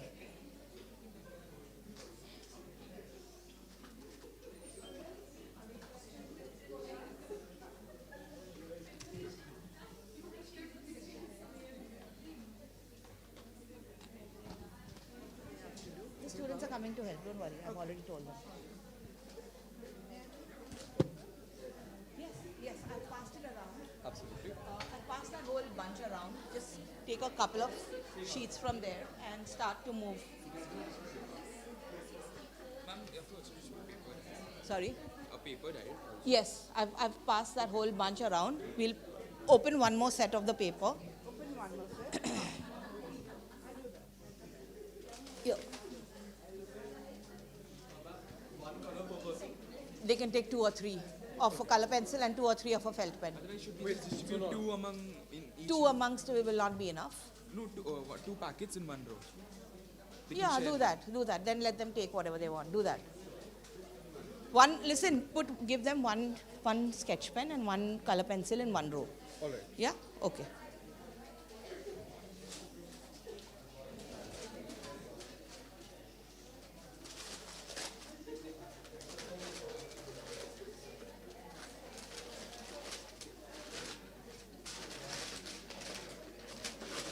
Be careful.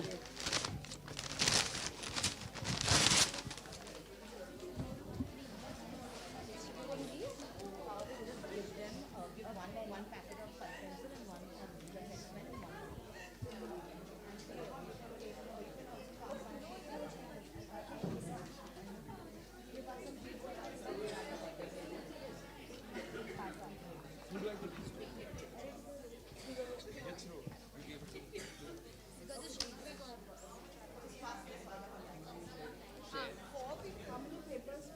One sheet per person. I think we are done with the distribution. You can take one for yourself.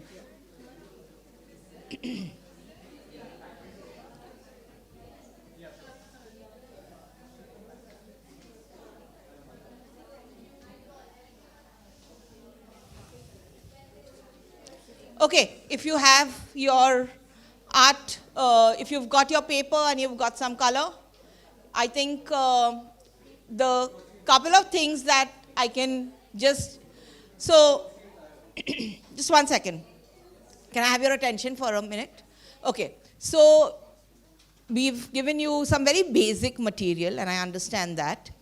The first instinct is to obviously color in, right? So I'm going to just throw some ideas at you on what is possible with the 2 or 3 colors that you have, okay? One of them is that you basically use 2 colored pens and do the entire portrait with just 2 colored pen lines overlapping each other. That's one idea. The other is that you can use one color for certain features and the other color for, say, maybe the mouth or the eyes or the contour. Then yet another idea could be to perhaps do a little pattern in the background and leave the portrait very minimal. So I think that instead of thinking about, oh, I just have a color pencil, now I have to make a skin color. Let's say you don't have a skin colored color pencil, but you have a blue or you have a red. Okay? I don't want you to say that, oh, I can't paint the face red. Because there are so many other things you can probably do with the blue or the red. So what I want you to do is I want you to stretch your imagination a little bit to say what is an interesting way to use this little medium that I have been given, and not in my most traditional manner, okay? So yeah, please get started.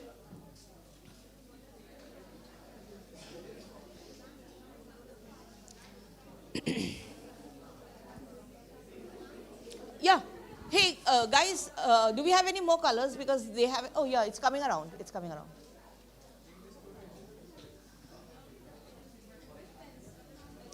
You can use your pencil also, the graphite pencil also, and you can use whatever color that you've got. Yeah, yeah. But have you given like 1122 to everyone? One per row. One box per row. Okay, do one thing. You take this. Take this and start giving wax crayons. Give this to each row. Yeah, give this to each row. Yeah. Whoever doesn't have color pencil. Yeah. Color pencils, we have some crayons, so we'll just share whatever media art material you have. If somebody's finished next to you, if somebody's finished, you can just pass it on to the next person. Huh? Same, yes. Keep your lines bold, keep your lines confident. It doesn't matter if you've made a mistake. Just figure out how to cover up for that mistake on the way. Yeah, please. Yeah, I know.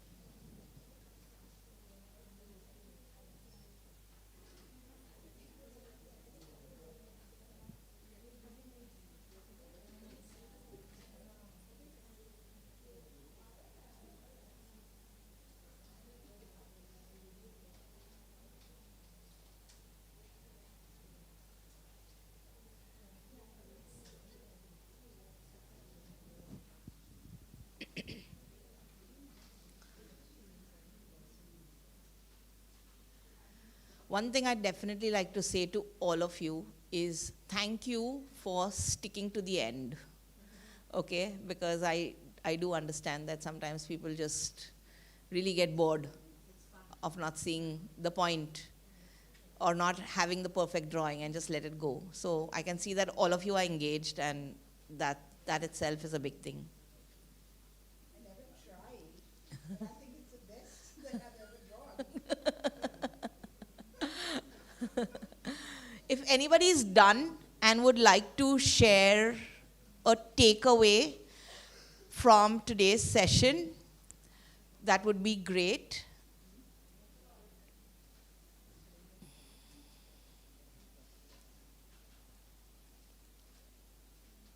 I think when we're having fun, you're less critical, you're less judgmental. It's just fun.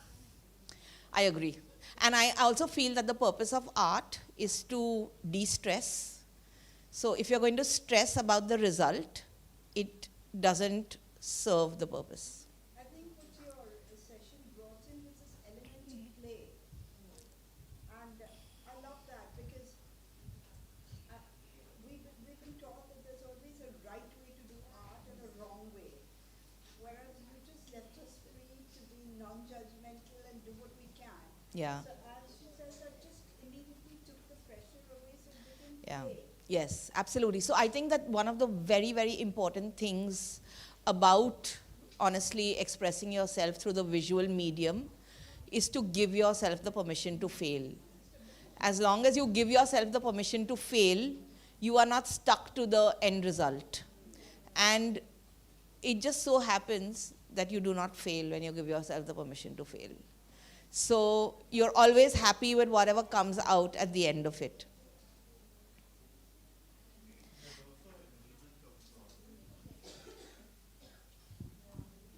No, I found that, this it really opens up subjectivity, like how you perceive something and how you are able to actually put it on paper. I really got to see my wife's face very well today. And this is the best drawing I've done ever. But that also solves the mystery of the only two people in the auditorium who are intently looking at each other and following my instructions to the T. Yeah. No, so like Kumi said, there was so much play in it, and I realized the value of this, of being able to portray something as exactly as how you see it, and not as how you've known that this is how portraits are and all that. So that enabling of subjectivity is tremendous here. Thank you. Thank you so much.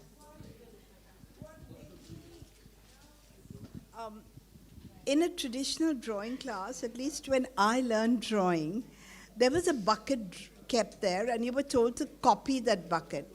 But you were not told to express yourself. There was no question of feelings attached to the bucket, but you made us feel. I think that was my takeaway. That is actually a super important point, because when we are trained traditionally in art, we have so much pressure to make it look just like the way you see it. And the point is that, yes, this was required at a certain point in time when we did not have cameras, and therefore it was a record of somebody's observation to be able to document or record. We do not have that problem anymore. We have cameras to be able to record exactly as you see it, right? So what we need now is we need more self-expression. I think this whole idea of self-expression is vital. How is it that a piece of music played by a maestro is different from that others are taught to play? Because the individuality, the uniqueness, the expression is that of the maestro when it comes. I think that's the same with what you were saying, that art as a form of self-expression rather than imitation. And I think that was huge. In this very brief time, it was huge. Thank you. Thank you so much. Anybody else would like to share? Yeah, sure.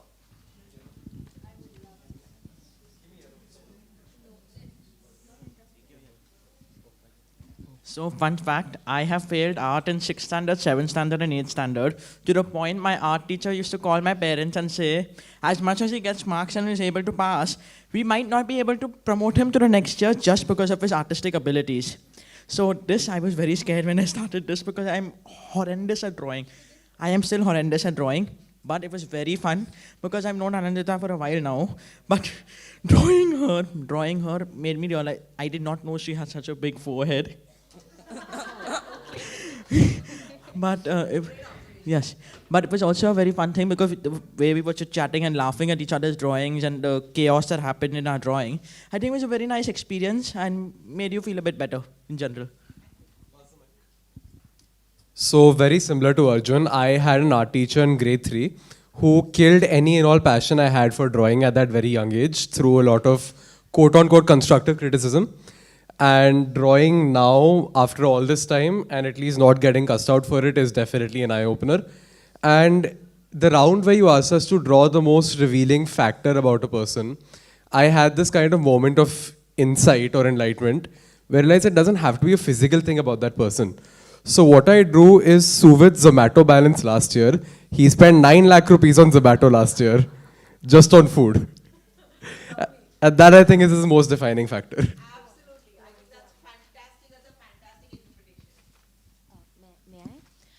Much like Kumi ma'am said earlier, I also felt like art. I also learned art as a child, like elementary drawing, but I found it very restrictive because I had to stick to like a certain syllabus, and I found that I couldn't express myself in that. So now when you asked us to draw anything, I found this on Pinterest, which I had always been wanting to draw. So I tried to draw that, and it felt really nice, and I think I'm going to get back to art. So I do have you to thank for that. Thank you for this. It made me connect back with art. Thank you very much. The one thing that I would actually really urge you to do as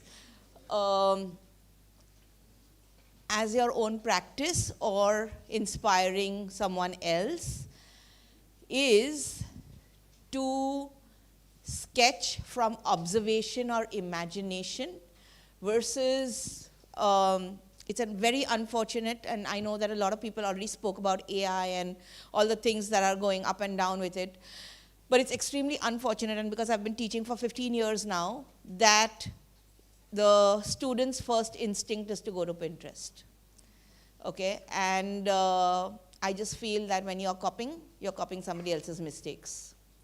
When you're expressing, it's your own perspective, it's your own point of view. So, for that, the practice of observation is very important. The practice of just being able to notice what's happening around you, to notice the person next to you, right? Because that person is unique.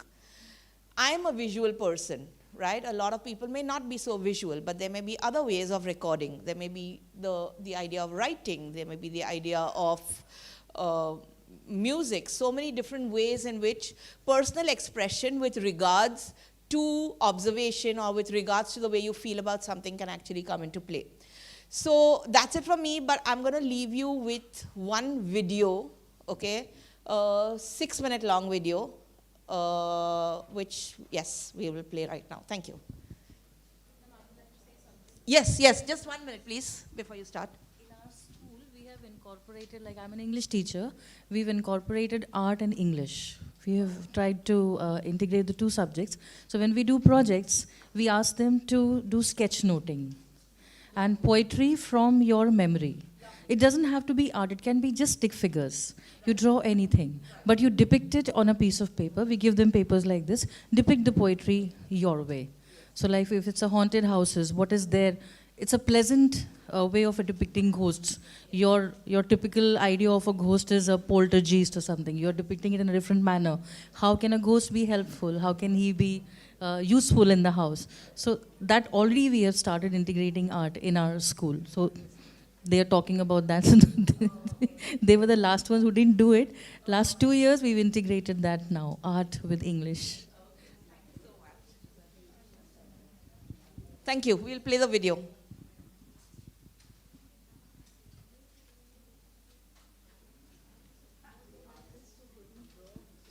There was a man who was very creative. He just loved to make things. All kinds of things. Roger built websites and dog houses. He knitted himself colorful sweaters. He made sculptures out of old tin cans and rusty clock gears. He recorded his thoughts in art journals, thick with layers of paint and collage. He had a meticulously designed flower garden. It was beautiful. He covered huge canvases with blazing abstract paintings. Every weekend, he took classes and went to workshops. All his friends and co-workers thought Roger is super creative. Roger had gone to art school. He'd studied design. But he had a secret he'd never shared.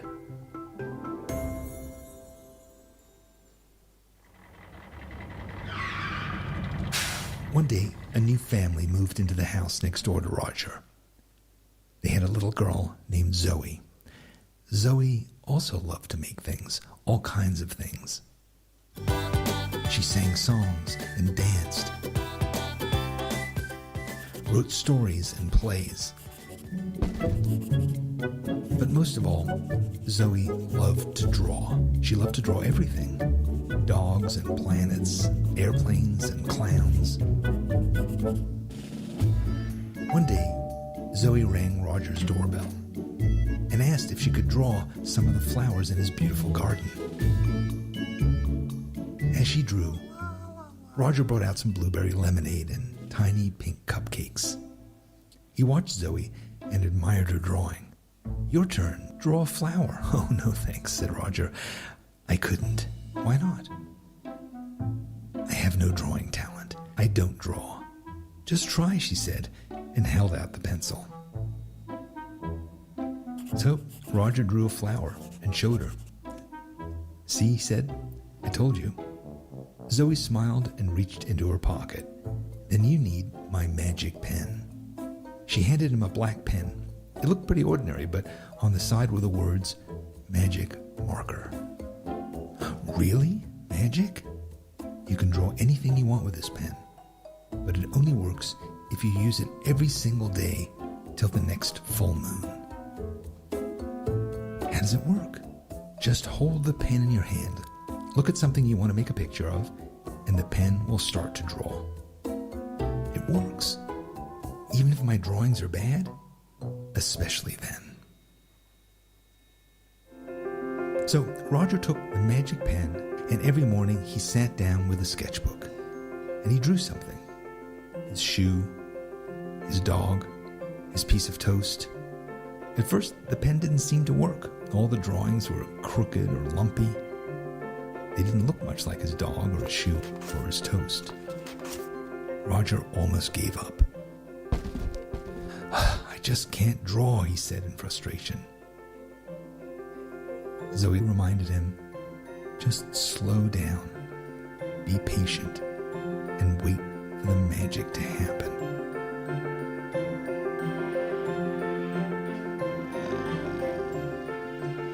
After 2 weeks of trial and error, the magic pen finally started to work.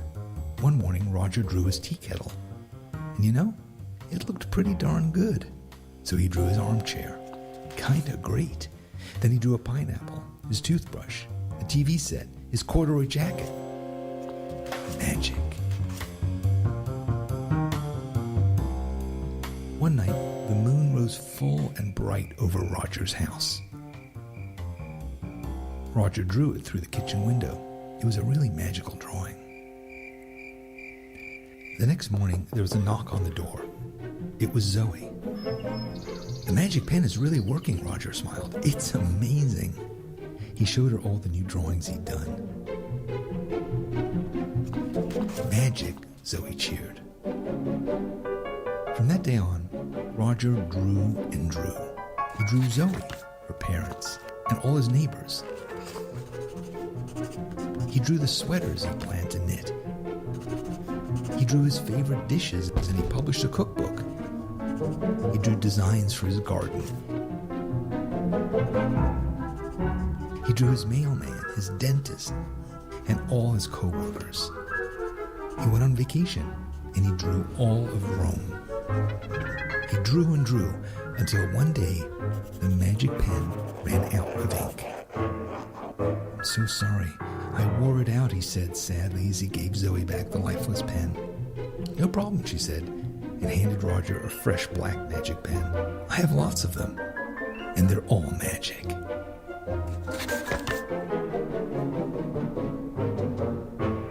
Hi, I'm Danny Gregory. I don't have blue hair or a beard, but in a lot of ways, Roger's story is my story too. I've always been creative, but I was afraid to draw. Until one day, when I was in my late 30s, I learned about the simple magic of drawing. And now I know that Zoe was right. We can all learn to draw. We just have to get a pen, take a risk, and let the magic begin. I hope you'll join us.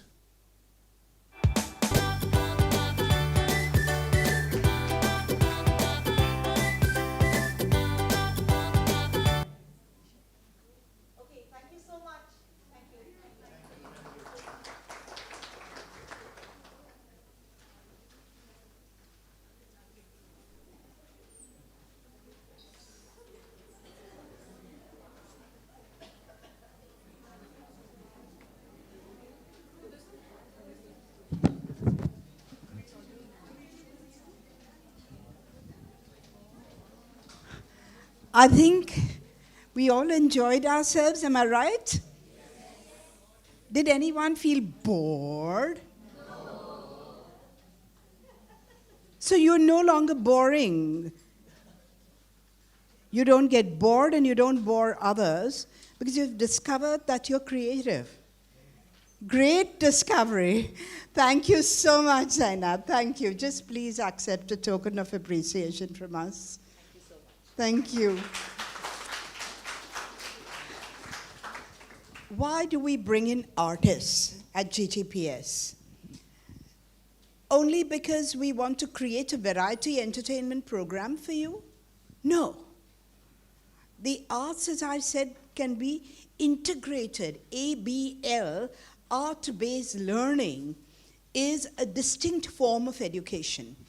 And when you see me on the third day doing technopoiesis, I can suggest to you how, when interpreting a poem, we can bring in the different arts. Now, if you leave the students free and say, at least my examples are from literature. I've done this poem. What does it mean to you? You can express yourself through art, through music, through anything else. And then probably, only for the sake of the exam, you need to write a few words. That comes later. But instead of foisting your interpretation on the student, saying, this poem means this, how disgusting is that? That means you're not a thinking human being. But when you do it through the arts, and as Zainab did, what did she do? What was a key word of the session? What did she do? She made us feel creative, empowered. Because I don't think we leave the room saying, I can't draw, right? So I think something very useful and very magical has happened in this very short time. So as teachers now, our takeaway is that we do not have to restrict ways in which we both teach and assess. More of it later. But thank you very much. Lunch is waiting. We need to go down to the cafeteria. Enjoy your lunch, but be up here by 1 o'clock because Biju is waiting. Thank you so much. Thank you.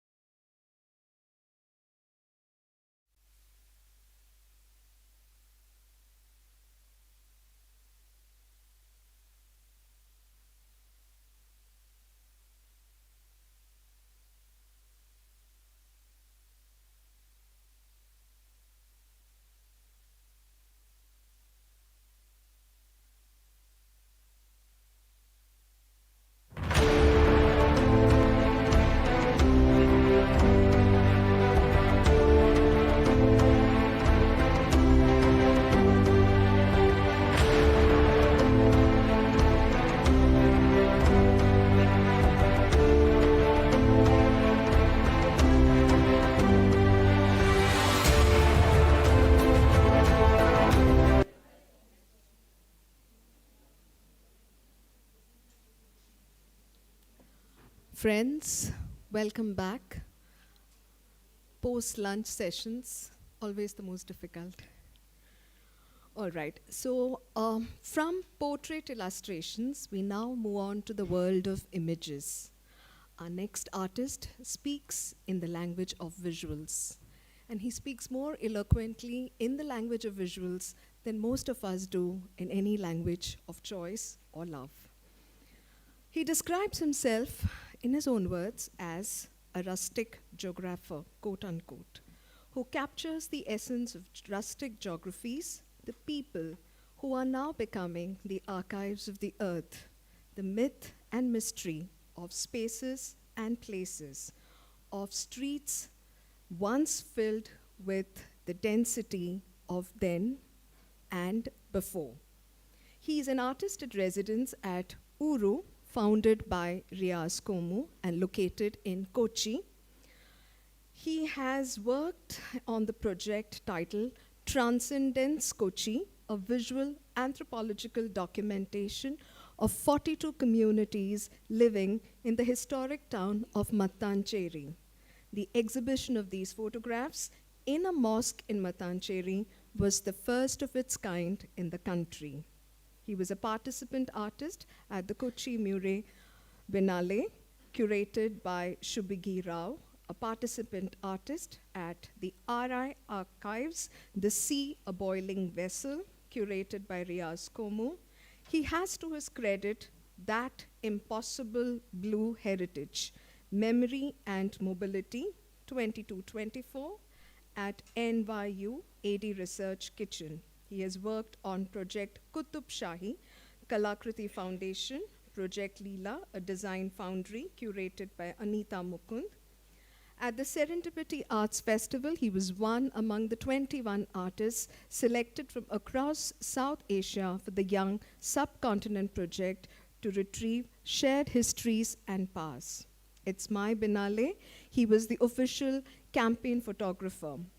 At the ETP Project 365, a part of a Kalakam Trace public art project to preserve memories and customs of the ancient Tamil town of Tiruvannamalai, which specialized in the beauty of temple architecture.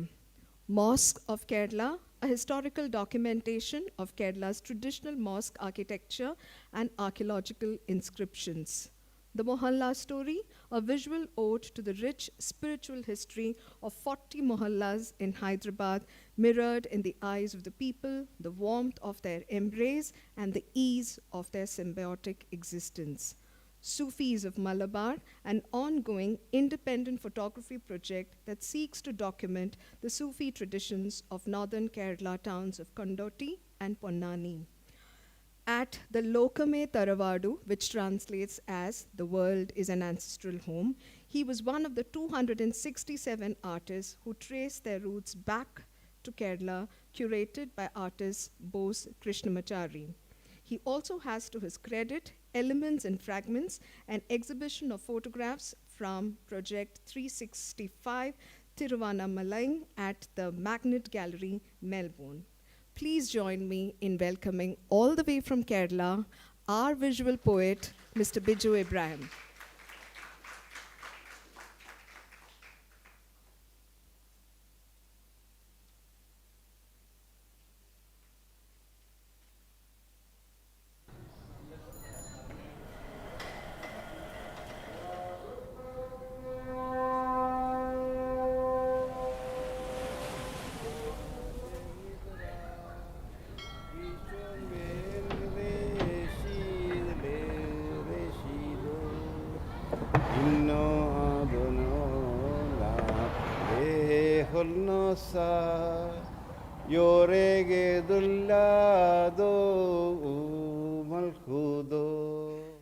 My dear Father, I write to you today, for I remember the dream you always had. I remember that it was your dream to travel across this country of ours. I remember newspaper cuttings of strangers from around the country filling your little room. When I asked you as a child about why you didn't travel, you said only a few have the privilege of time. I have the privilege of work, and that is what I must do. You did travel, but only to places that had a need for your strong hands. I remember you worked as someone who dismantled ships. I remember you wanted to be the ship that sailed instead. And soon you came to where I am today. You stayed here at Mattancherry for 3 months. There was something you loved about this place, but you could never explain what it was. Well, I've been here for 2 years now, and I can tell you now what you felt then. You know, I'm a photographer. The holy water you so happily splashed on my camera while telling me that one's tools needs blessings has surely kept it safe. But I am still to tell you what I have been doing here for the past 2 years. I am documenting all of the communities that stay in Mattancherry, from the shipyard all the way to the valley. I know you loved the valley. Clothes hanging off the wires like flags fluttering in the winds, and hardworking dobbies who always wore a smile.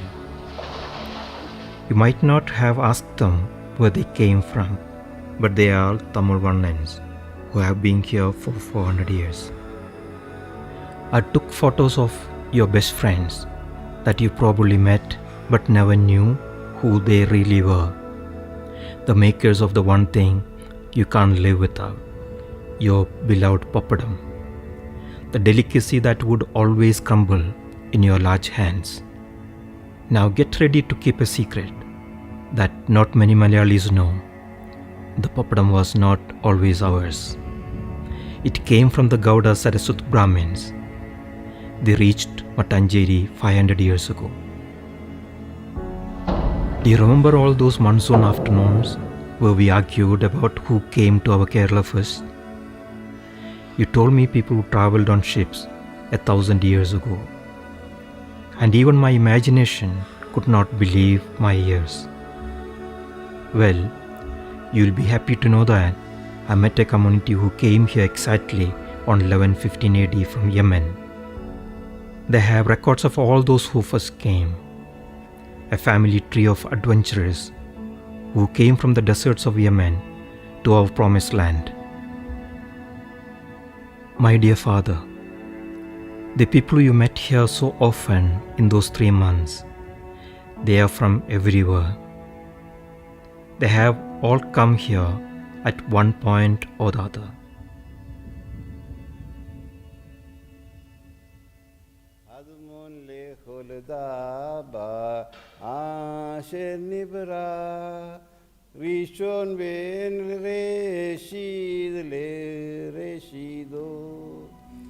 The Jews came here hundreds of years ago.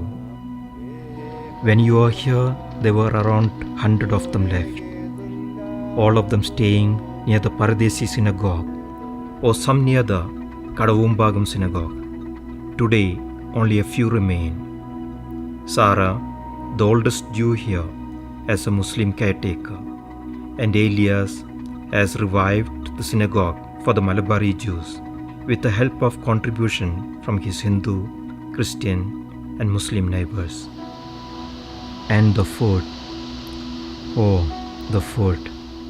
I know you tried your hands at becoming a chef as well. I don't know if you tried cooking in Mattancherry, but I must tell you that just like the papadam, even the use of kadal in our food has come from the very enterprising Gujaratis. And so has the use of the ulundu, which came from the Tamilians. And the one dish that confused you, but you secretly loved, the vegetarian biryani that came from the Jains. But it was not just us who took their ingredients. A lot of their dishes now finds our humble coconut in them. A coconut tree looks further than all of us, you had once said. So, are you writing down all of these as if they were lottery winning numbers? Let me give you some more then. The Gujaratis were here to trade even before the Portuguese came. So I would say 500 years ago. The Tamilians came around 300 years ago, and the Jains arrived hundreds of years ago as well. And the music.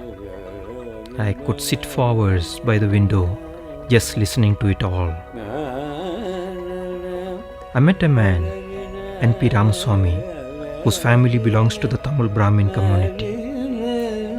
They have been singing at royal halls and the greatest temples around the country for over 300 years. This list is endless, Father. I don't think one letter and these photos I took of them over the last 2 years would be enough. But let me try include more of them so you understand how incredible this place is. I started to walk around these places, but now I think it has become an elaborate dance. I met the Christian artisan communities who have built every grand monument here, including the mosques. I watched the Christian and Muslim communities work together as they caught fish in the Chinese nets that were hundreds of years old. I met a man, Rufus D'Souza, from the Anglo-Indian community who has been teaching kids football for over 50 years. I listened to Urdu ghazals of Deknis, who came from Hyderabad 250 years ago. I listened to the Agarwals speaking their distinct desert dialects, which migrated with them from Rajasthan hundreds of years ago. I listened to the journey of the Kutchi Mamans all the way from Sindh. I learned intricate craft from the goldsmiths of the Tamil Vishwakarma and Goan Sonars. Each little pocket here is a home to a different community. People who have migrated from Kashmir to Bengal to Baghdad. People who came here 1,000 years ago, to some who even found a home here 50 years back.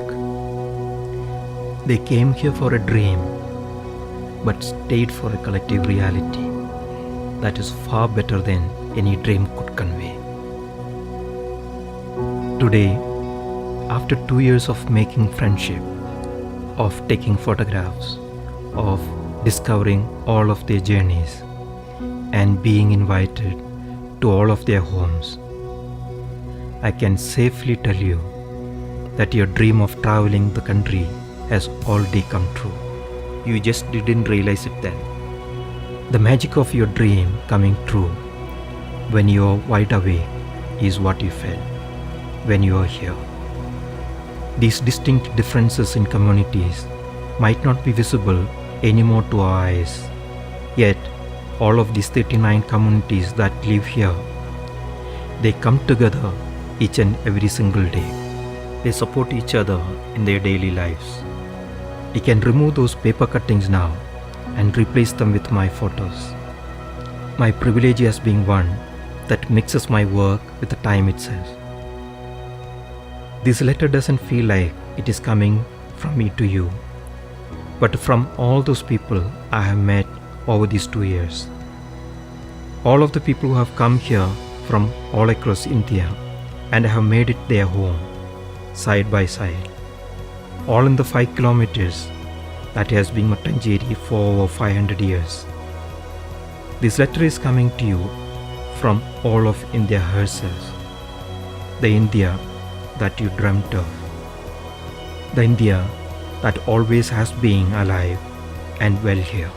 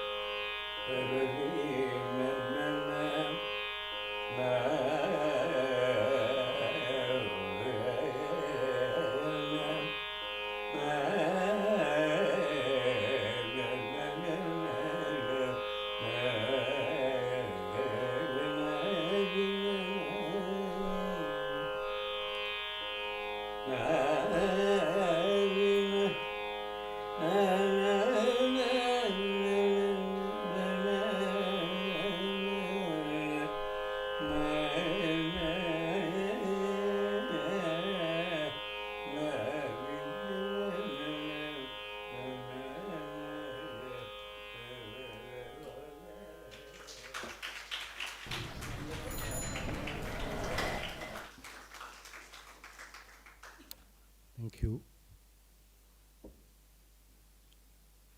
Dear all, I am studied in Malayalam medium, so if you don't understand some part of my English, please forgive me when I am presenting.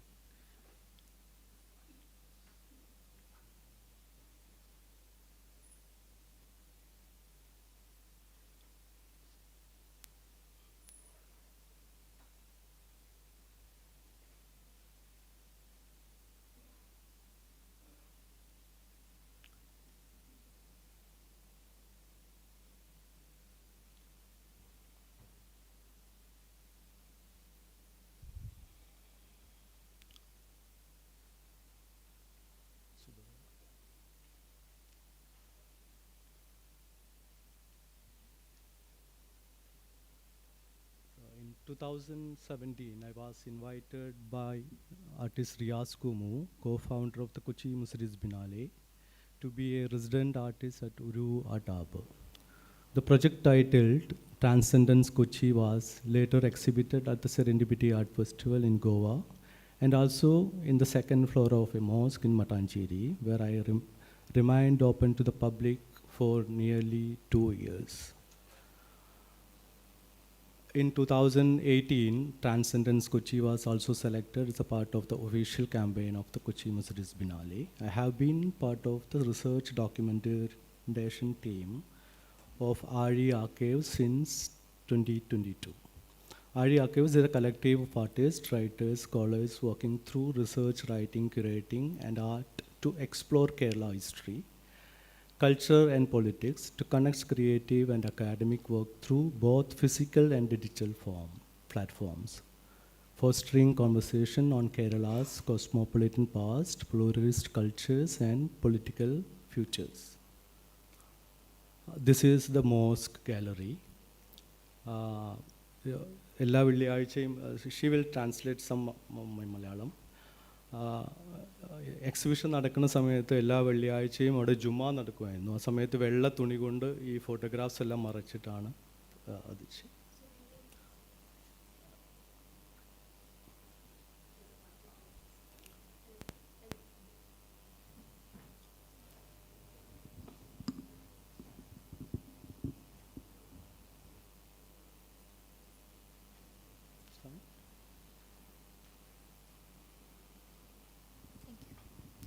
So every Friday when the Muslims offer their prayers, they are not supposed to put any photographs in the room. So they cover the photographs with a white sheet of cloth while offering their prayers. Matancheri, a small town spanning just 5 kilometers, is a vast treasure trove of cultural harmony through the visual language of Transcendence Kochi, a photo project I have tried to throw light on Matancheri's soul and reveal the creative energy of migration and the beauty of diversity. Visual capture of diversity: Gujarati Baniyas, Jews, Jain, Tamil Chakliyas, Tamil Varnans, Kongani Brahmins, Maharashtrian, Tamil Brahmins, Telugu Chettiar, Malabari Muslims, Kutch Muslims, Patani Muslims, Naina Muslims, Bora Muslims, and over 39 communities create a vibrant tapestry of coexistence in the small region. Each face, each street, each building tells a story of migration, survival, and unity. Capturing the bond of survival, a crowded street, closely built structures, interacting beliefs, foods, festival, death, even the cemeteries of various communities, all narrating a tale of coexistence. Bringing relic to life, Paradeshi synagogue and remnants of Kochi Jews, black Jews, abandoned synagogue stand as a silent witness to this legacy. Every building, street, tradition tells a story of migration, struggle, but ultimately of harmony and love. Sarah Cohen, a 98-year-old beloved figure from Matancheri, a mother to many, Taha Ibrahim, a Muslim who takes care of her like his own mother, Celine, a Christian woman who stays with Sarah and fulfills her needs, Nami Mota, a Jewish scholar and mystic who owns the tomb. People from different religions devotedly visit Nami Mota's tomb. കൂടാതെ കഴിഞ്ഞ Covid സമയത്താണ് Sara anti മരിച്ചത്. അതിനുശേഷം Sara ആൻറ്റിയുടെ പകുതി സ്വത്തോളം തഹ ഇബ്രാഹിമിന് എഴുതി കൊടുക്കുകയും അദ്ദേഹമാണ് സാറയുടെ മെമ്മറി ഇപ്പോൾ കാത്തു സൂക്ഷിക്കുന്നത്. So Sarah passed away during the COVID period, and she has given half of her wealth to the caretaker, and he is the one who is responsible in keeping her memory alive. The Vanar, a community of washermen, migrated to Kochi during the colonial period, brought to meet the demand to laundry service during colonial times. Roots trace it to the Coimbatore and Tirunelveli district of Tamil Nadu. Post-1970s, they shifted their operations from open ponds to Dobikana, built by the Greater Kochi Development Authority. Dobi Street, a home to 4 temples bearing Tamil names showcasing distinctive Tamil architecture. Although their ancestors were from Tamil Nadu, they have become a highly indigenous community. They uphold their cultural identity through festivals such as Mulakut.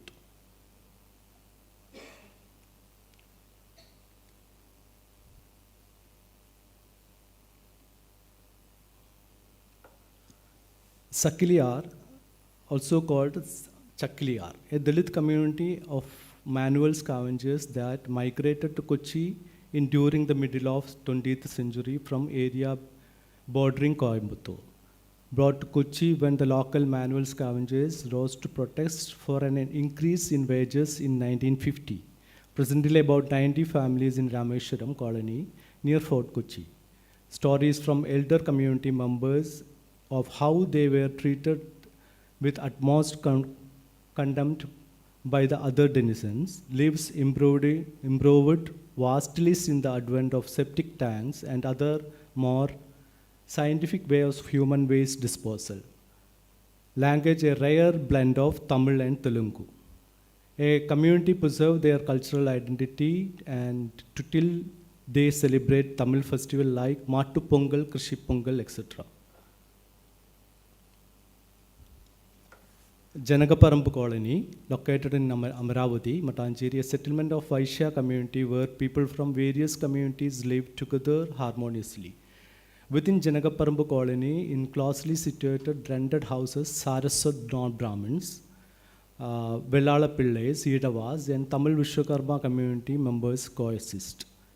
The love and fellowship they share with each other is something I have personally experienced. Jain have come from various parts of India and settled in Kochi. They speak many languages which include Kutchi, Gujarati, Marwadi and Rajasthani.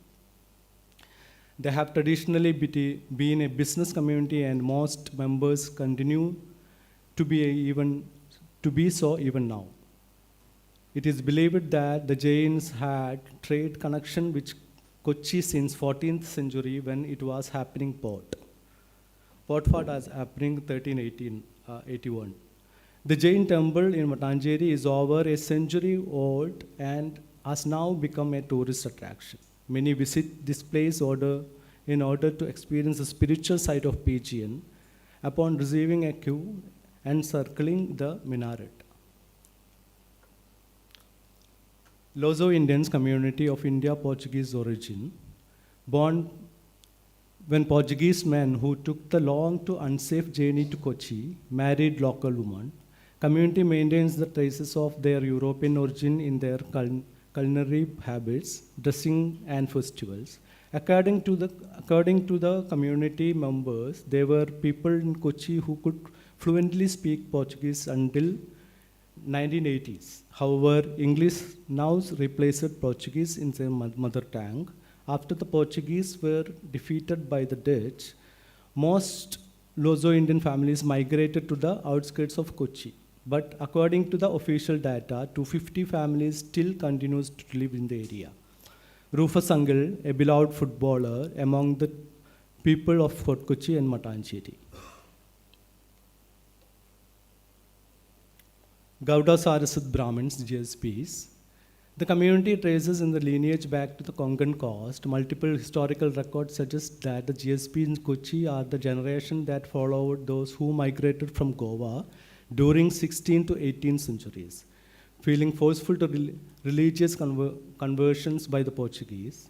Upon reaching Kochi, allowed to build their own settlement and granted right to engage the trade, facilitating their integration into the cosmopolitan Kochi society. Approximately 2,000 GSBs family living in the area, even though priesthood was the traditional occupation. In Kochi, they were involved in trade and commerce. According to the legends, it is believed that Bappadam, which has now become an integral part of festival feasts in Kerala, as their contribution. To this day, many GSPs family involved to the production and trade of various of pappadams. Kashmiris is a political turbulence in Kashmir escalated in the early 90s. Many decided to migrate to the other parts to the world. For some of them, Kochi became an option during this time to play slowly developing the tourism hotspot. Relatively smaller community in Kochi, official records suggesting a total of 45 families, mostly into handicrafts retailing. Some 40-odd antique shops, the line of historic Jew Street in the Matancheri are owned by Kashmiris. Some of them have married local women. Most Kashmiris still maintain relations with their motherland, which is strengthened with annual visit to the valley.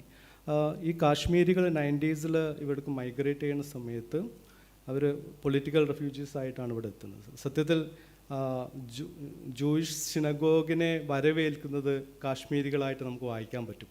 ഈ സമയത്ത് നമ്മുടെ Palestine Jewish issue നടക്കുന്ന സമയത്ത് നമുക്കിത് കുറച്ചുകൂടി relatable ആണ് ഈ ഒരു. So the Kashmiris migrated to Matancheri during the political issues that were going on, and they were the reason for the synagogue. So they're welcoming the synagogue.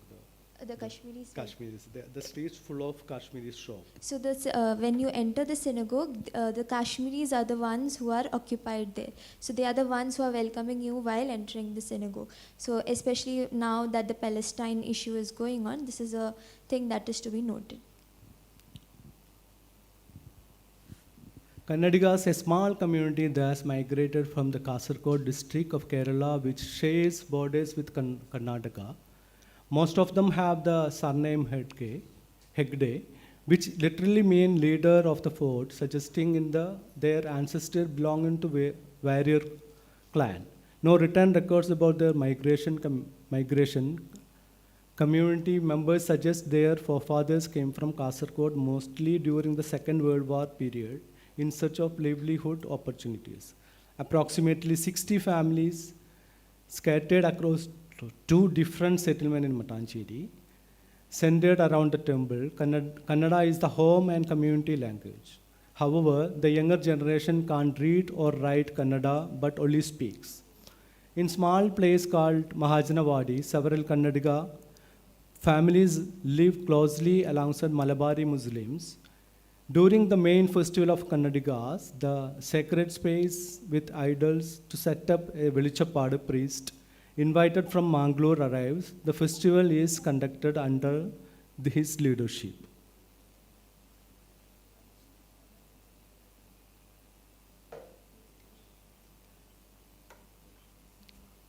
Kongini Vaishya, a Hindu trading caste which originated from Goa, one of the 6 Kongini castes in Kochi, settled mostly in Fort Kochi area on half a mile stretch with 7 temples which play an important role in their social lives. Most Vaishyas' homes line up in narrow alley that keep up to temples. Culturally distinct from the other Kongini communities, this cultural uniqueness is evident even in the Kongini language that they use.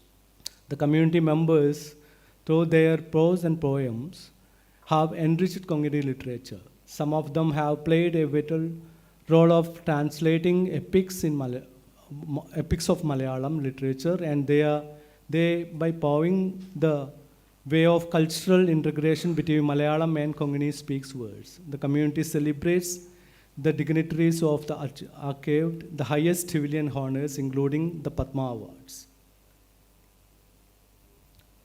Fisherman community, a vibrant example of communal harmony, where Hindus, Muslims, and Christians work together seamlessly.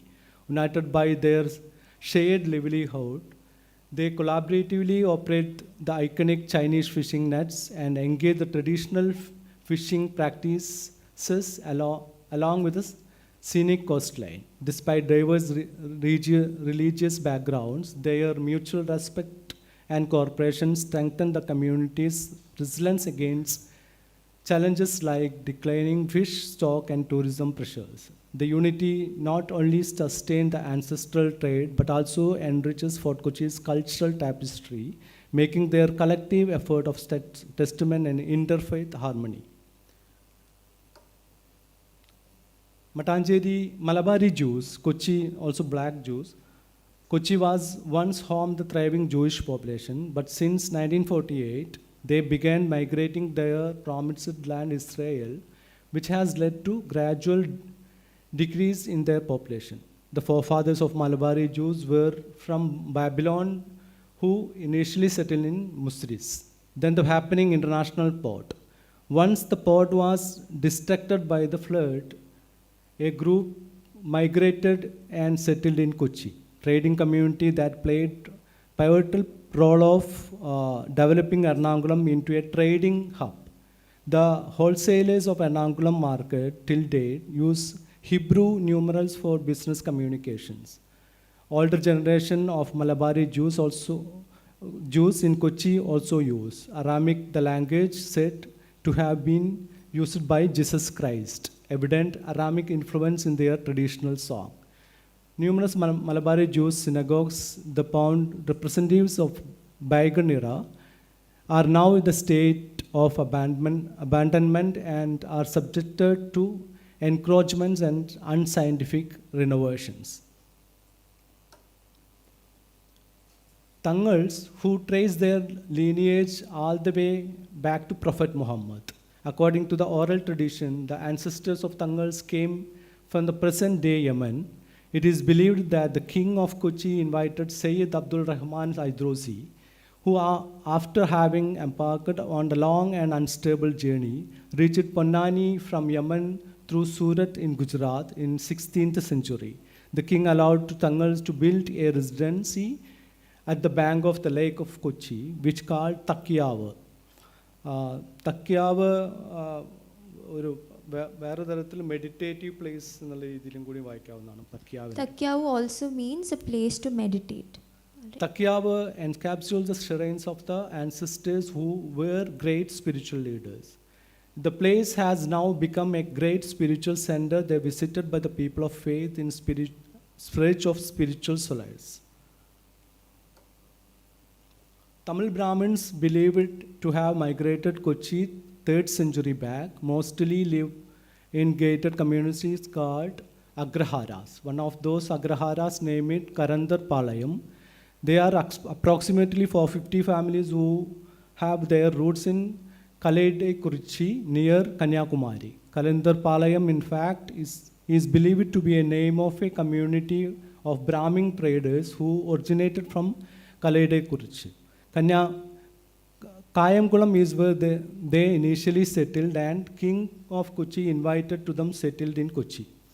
Despite being a class of priests, it was trade of business that drew them to Kochi like most of other communities. They still hold their identities, especially their food and dressing. It was this community that played a significant role in popularizing Carnatic music in Matanjeri, and some of the members have made tremendous contributions that have enriched this tradition of music.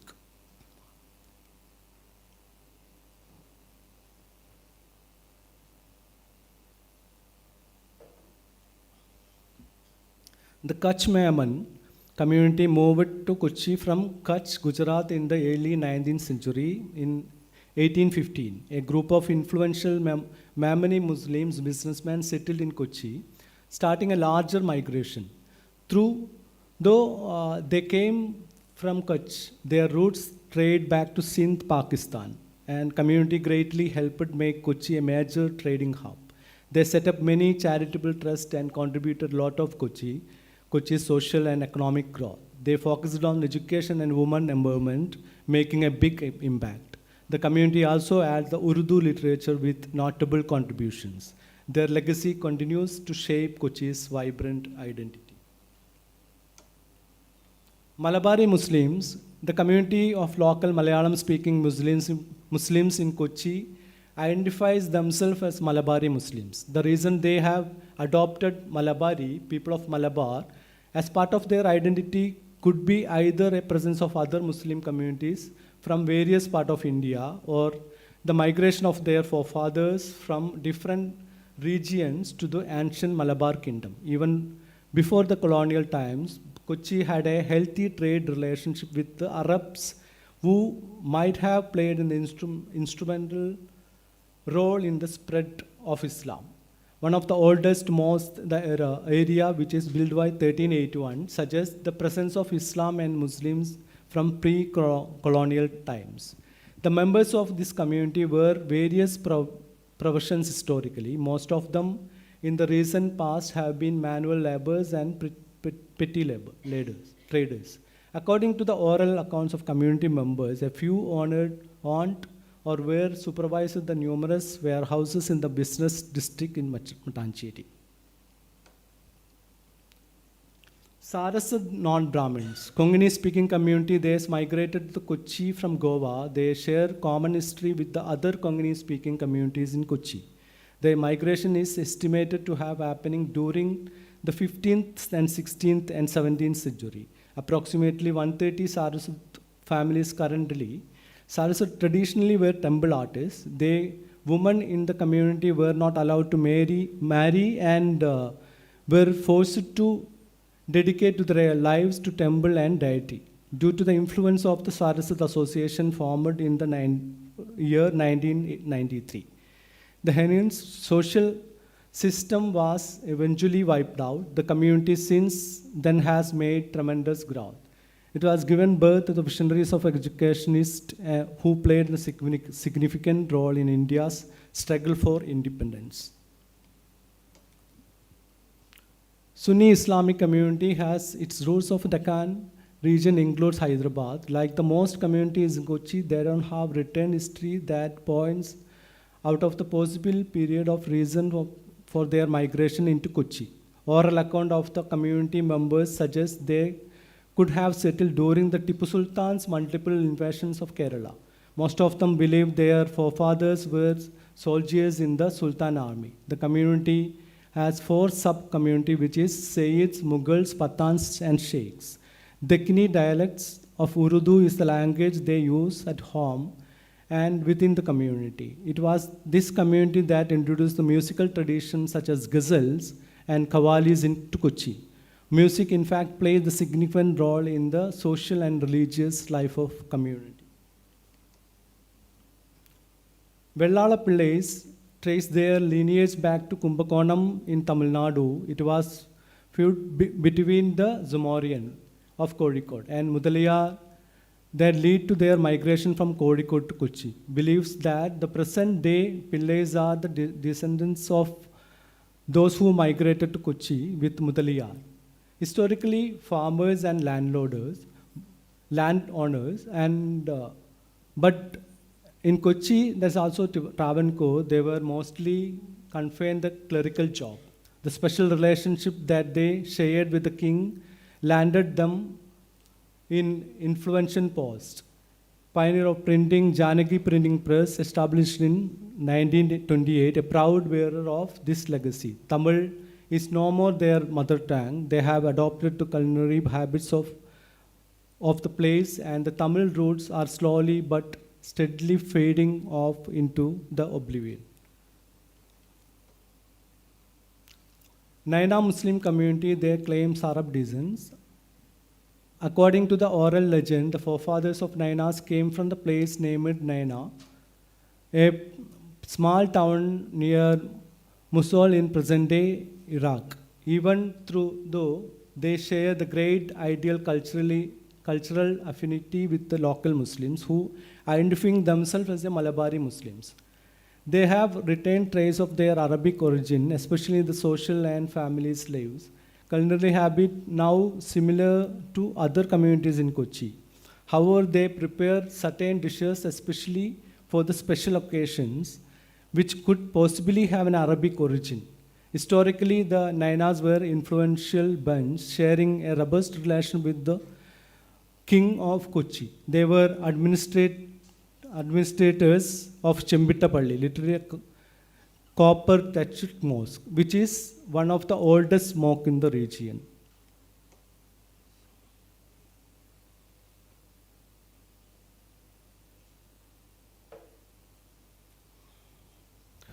Now I'm drinking water for the anxieties. Sorry. Kudumbi, a farming community that has the roots in Goa. They share a common history with the other Konkani-speaking communities in Kochi, that they fled from Goa when the Portuguese tried to forcefully convert their religion. However, they are only non-vegetarian Konkani community in Kochi. Upon reaching Kochi, the Konkani communities implanted their social caste structure wherein the Kudumbis belonged to the lower layers. They began eking out a living through farming and other manual labors. It is believed that the community introduced Pokali cultivation, a unique saline of tolerant rice, the cultivated widely now the waterlogged coastal area of Ernakulam and Alappuzha district. It is also believed that they introduced fish farming, which later to went on to becoming a thriving industry of generation export revenue. ഈ പൊക്കാളിയുടെ നമ്മുടെ അതിൻ്റെ ആ കൃഷി നശിക്കുന്നതിൻ്റെ കാരണം കൊണ്ട് തന്നെ ഇപ്പം വലിയ തരത്തിലുള്ള ക്ലൈമറ്റ് ചേഞ്ച് കൊച്ചിയിൽ സംഭവിച്ചുകൊണ്ടിരിക്കുന്നുണ്ട്. So that's affected. So the Pokali cultivation is now affected due to the pollution that's rising in Kochi. So they are not able to practice it as much because of the pollution.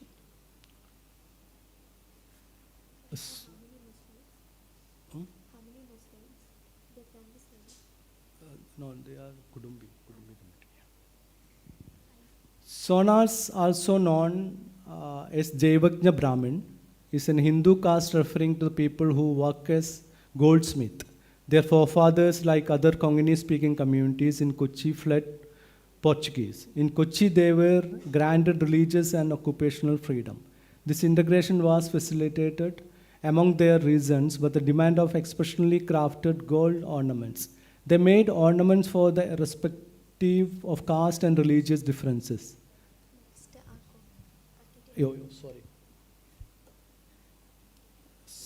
Differences. The knowledge of the older generations of Sonar possessed was immense, and their designs, which bear the stamp of their artistry, are non-replicable. The history of the community and the intense pain their forefathers were subjected into Goa during the Portuguese Inquisition and preserved and transmitted through folklore.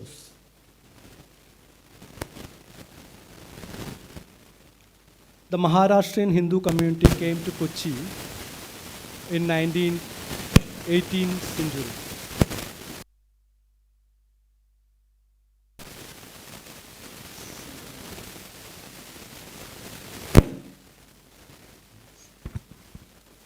Hello.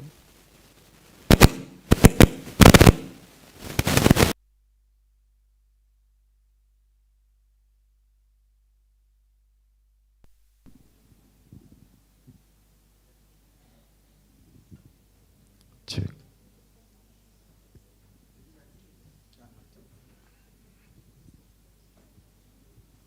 Hello. Hello. The Maharashtrian Hindu community came to Kochi in 18th century in search the better career opportunities. Sri Gopalakrishna Swami Temple, established in the year of 1825, is the headquarters of the social and cultural life of community members. The area in which they choose the settle was an element of multiculturalism that inhabit communities from various cultural and linguistic background. The way for the exchange of cultural values within the other communities. This fusion, which evolved during the course of the time, became the basis of their social and cultural life of this day. Communities still remain the traces of Maharashtrian way of life, which becomes evident in their religious festival like Ganapati Ulsav.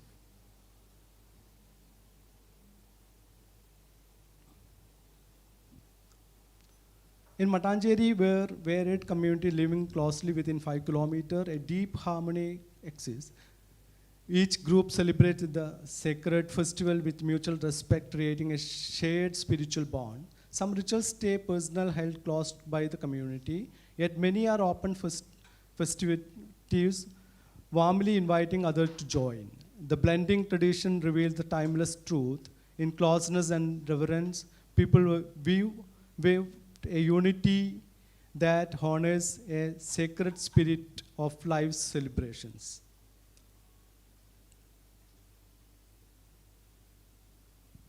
In Matanjeri, the architecture reflects the rich diversity of people, sacred spaces of worship, tranquil spots of spiritual connection, homes for daily life, market for trade, or places for sharing meals, all hold beauty of their variety. Quiet corners of reflection and friendly conversation carry the same vibrant spirit. A compassionate space formed when people connect deeply and often. It's through embracing the diversity as wisdom that humanity unites, crafting a harmonious whole where every element grows with shared meaning.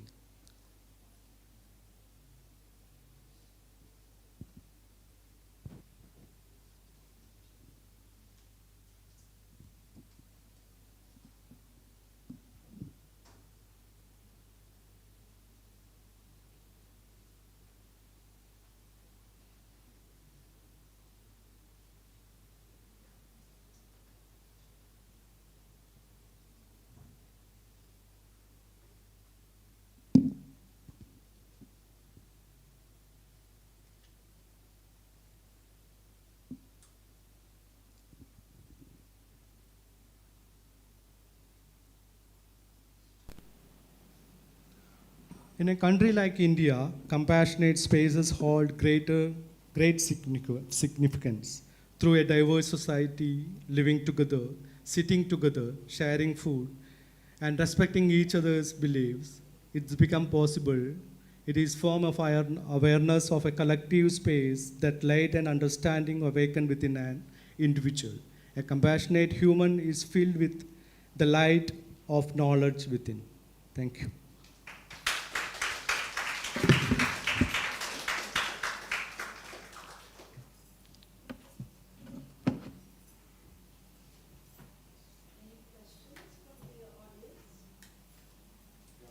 When did you make this? 2017. 17 to 2003 year. Over 3 years this was made, okay. And then did you also look at how communities may have come together in the form of, intercaste marriages and things like that?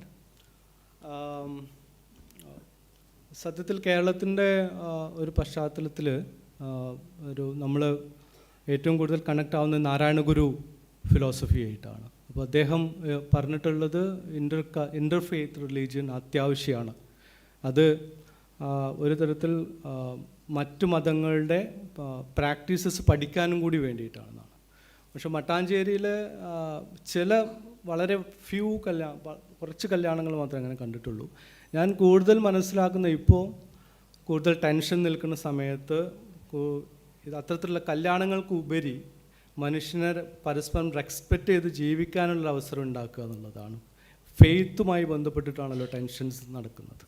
So according to Narayan Guru, he says that interfaith marriages help in getting to know about the other religion more. So, but in Matanjeri there are very few interfaith marriages happening. But according to Mr. Biju, he feels like more than having interfaith marriages, according to the current scenario of India, we should live in harmony and diversity and understand each other's religion and look past the religion, understanding that we are humans first. Any other questions?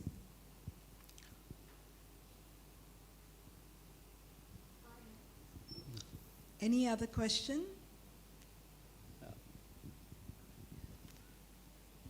Basic question, basic curiosity. Why black and white? Yeah. So, ഇത്തരത്തിലുള്ളൊരു വിഷയം പറയാൻ കാരണം colour നമ്മളെപ്പോഴും distracted ആവുക ചെയ്യും. ഒരു colour Mattancherry അത്രയും colours ഉള്ള സ്ഥലമാണ്, എവിടെ നോക്കിയാലും കളേഴ്സാണ്. അപ്പോൾ ഇങ്ങനെയുള്ളൊരു വിഷയം പറയാൻ ആ സബ്ജക്റ്റിൻ്റെ ആത്മാവിലേക്ക് ഇറങ്ങാൻ ബ്ലാക്ക് ആൻഡ് വൈറ്റ് ആണ് ഏറ്റവും നല്ലത്. നമ്മൾ ബ്ലാക്ക് ആൻഡ് വൈറ്റ് കാണുന്ന സമയത്ത് നമ്മൾ easily enter to the subject. Okay, so Matancheri is a very colorful place. So he wants to convey more than colors, more than beauty. He wants you to enter into the soul of the photograph. And that's the reason he chose to capture the photographs in black and white.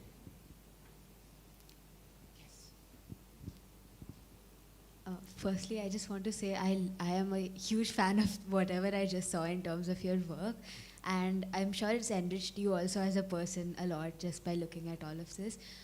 I just wanted to ask how much of the information you gathered is available for the public in terms of like books or websites online, and how much of it did you learn based on like living with the community and inside the area Matancheri? മട്ടാഞ്ചേരിയിൽ ഞാൻ ആദ്യമായിട്ട് ഒരു 2 മാസത്തോളം പിന്നെ മട്ടാഞ്ചേരി മനുഷ്യരുടെ ഇടയിലേക്ക് നടക്കുകയായിരുന്നു ചെയ്തിരുന്നത്. ഞാൻ വിശ്വസിക്കുന്നത് നമ്മുടെ ഹിസ്റ്ററി കൂടുതൽ മനസ്സിലാക്കാൻ നമുക്ക് ഉപയോഗിക്കുന്നത് ഓറൽ ഹിസ്റ്ററിയിലൂടെയാണ്. അപ്പോൾ ഞാൻ കൂടുതൽ മട്ടാഞ്ചേരിയുടെ ഹിസ്റ്ററി മനസ്സിലാക്കിയിട്ടുള്ള അവിടുത്തെ മനുഷ്യരിൽ നിന്ന് കളക്ട് ചെയ്ത ഹിസ്റ്ററിയാണ്. കൂടാതെ ആശിഷ് നന്ദി മുതലുള്ള ഹിസ്റ്റോറിയൻസും ഫിലോസഫേഴ്സും സോഷ്യൽ റിഫോമേഴ്സും ഒക്കെ ബന്ധപ്പെട്ടുള്ള ആൾക്കാരുടെ വർക്കുകൾ ഞാൻ റെഫർ ചെയ്തിട്ടുണ്ട്. എന്നാൽ കൂടുതൽ സാധാരണക്കാരായ മനുഷ്യരുടെ അറിവിൽ നിന്നാണ് മട്ടാഞ്ചേരി രൂപപ്പെട്ടത്, എൻ്റെ പ്രോജക്റ്റ് രൂപപ്പെട്ടത്. So for the first 2 months, he did not capture any photos as such.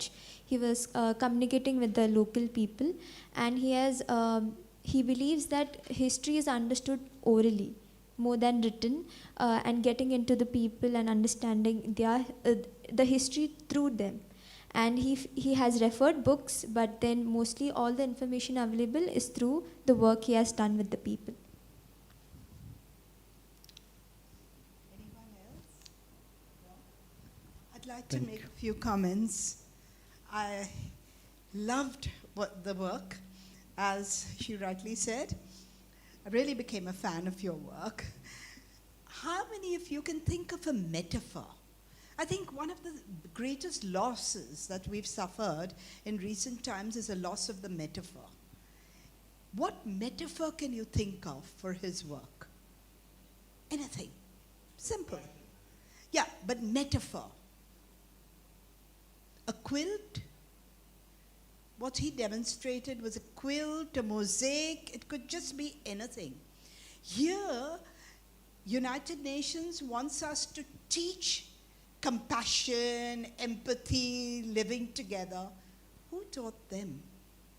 It comes so naturally to us as human beings, but later we learn divisions.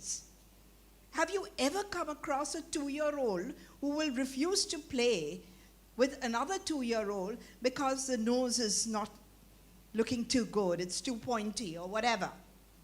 It doesn't happen. We learn all these divisions much later in life. And what fascinated me was this small place, 5 kilometers, a village, would it be right to call it a village? A town, 5 kilometers, 39 communities living in harmony without anyone forcing any kind of education which teaches well, let's be very tolerant and very compassionate. It comes naturally to us. And how beautiful it would be to teach our children about this kind of thing. History taught in this way. The NEP teachers NEP wants us to make our work transdisciplinary. What are the subjects which he included? Quickly. History? Sorry? Culinary? Okay, history, culinary? Geography? Yes? Humanities? Life skills? Languages? Art? Architecture? Everything. It just came in so naturally. We talk about the United Nations. This is United Nations, a living example of it, isn't it? So I would urge all the teachers to stop living in their silos. I'm a history teacher, I'm a geography teacher, I'm an English teacher. No. I mean, let's just work together. And when we do, as I will demonstrate tomorrow when I do Technopoesis, is when we work together collaboratively, it becomes an enriching experience for both the teachers as well as the students. No question of teacher burnout. No question. So again, what I would say is my takeaway is that also the importance of memory. Memory, what does it do? If we lose memory, what happens? We become slaves of all the meta-narratives that our consumer culture doles out to us, right? Earlier, we looked to Britain and to the United States or Europe for beauty tips. The meta-narratives came from there. Now it comes from South Korea. Somebody's telling you this is in, that is out. These are meta-narratives that we are living by. So can we really think a little deeply about it and realize the importance of memory? When memory is lost, a culture is lost. And I know this from belonging to a minority community, the Zoroastrians. You'll bear me out, Arzan. I mean, if we're talking about globalization on the march, then we're all globalized. Great, nice, new, glitzy concept. Fine. You can be that, but your history is just so important to retain your identity. Just these few words. Thank you very, very much, Viju. I just love the work you do. A small token of our appreciation. Thank you very much. Thank you.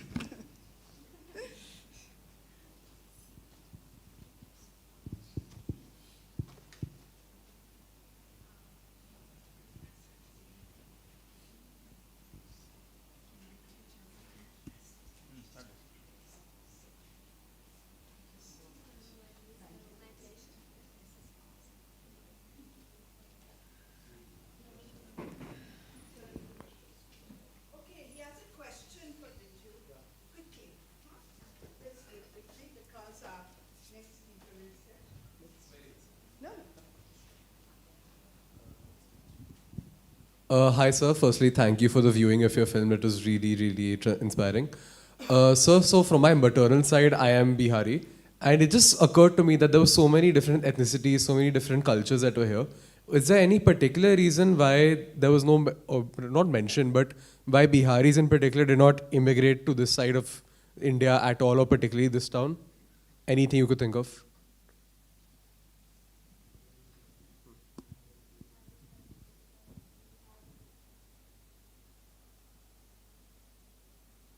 They just didn't. They just didn't. Something deeper behind it, were they stopped from coming?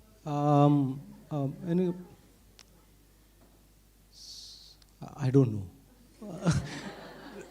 So, but I'm nowadays I'm closely watching Bihar because of Bihar is something connected to Kerala because of the so you know the human no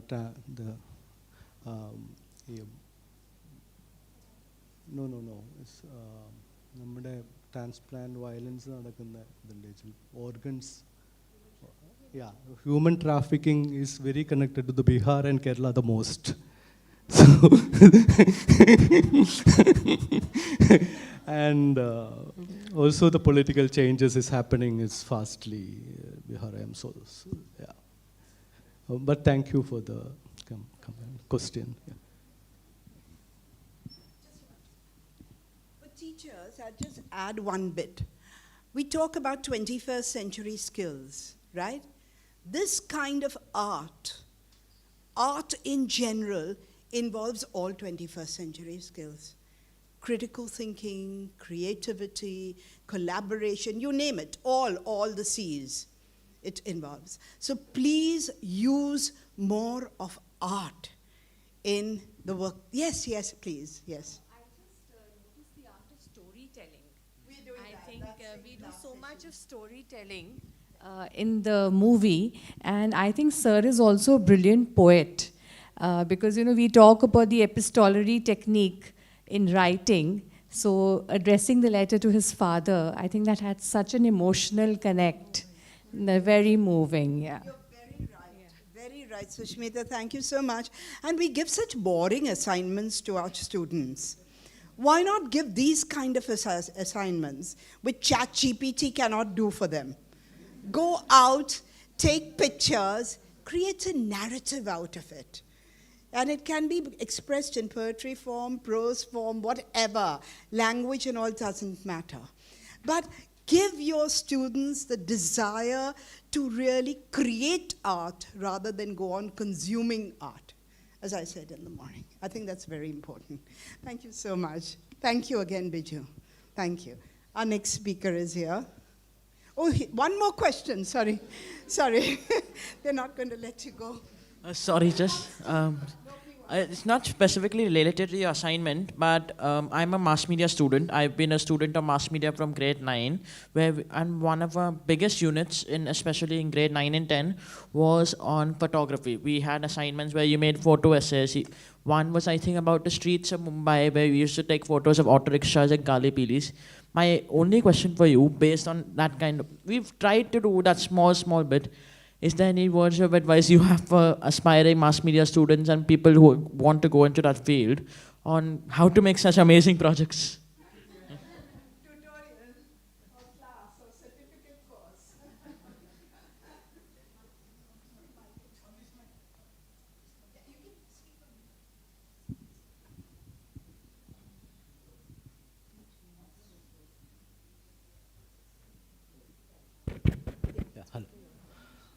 ഞാനൊരു self taught ഫോട്ടോഗ്രാഫറാണ്.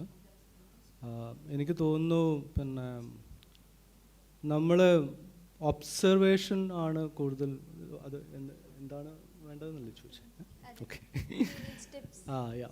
So observation and without ownership what you are doing. So അതാണ് കൂടുതലായിട്ട് നമുക്കുള്ളിൽ വേണ്ട ഒരു ആർട്ടിസ്റ്റിനും. ഫോട്ടോഗ്രാഫറാണെങ്കിലും എന്താണെങ്കിലും പോയറ്റാണെങ്കിലും നമ്മൾ ഓണർഷിപ്പിൽ കുടുങ്ങിക്കിടക്കുന്ന സമയത്ത് നമുക്ക് നല്ല വർക്കുകൾ ചെയ്യാൻ പറ്റില്ല.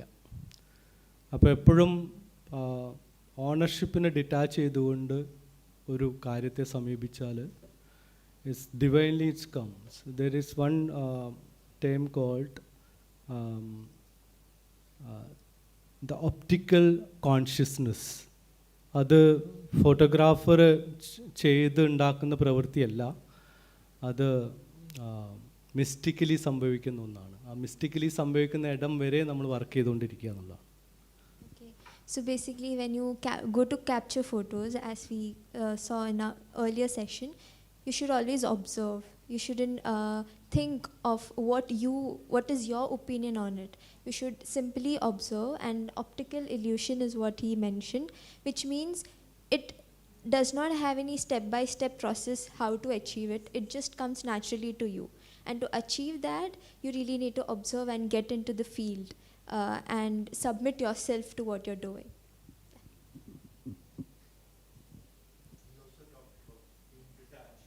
Yeah, from being detached from ownership. Like, you should detach yourself from being the owner.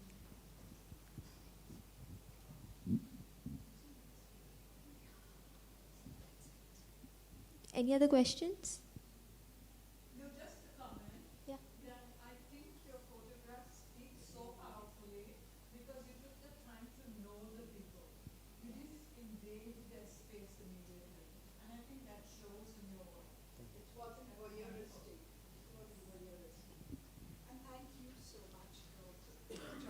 Oh, thank you. Thank you so much.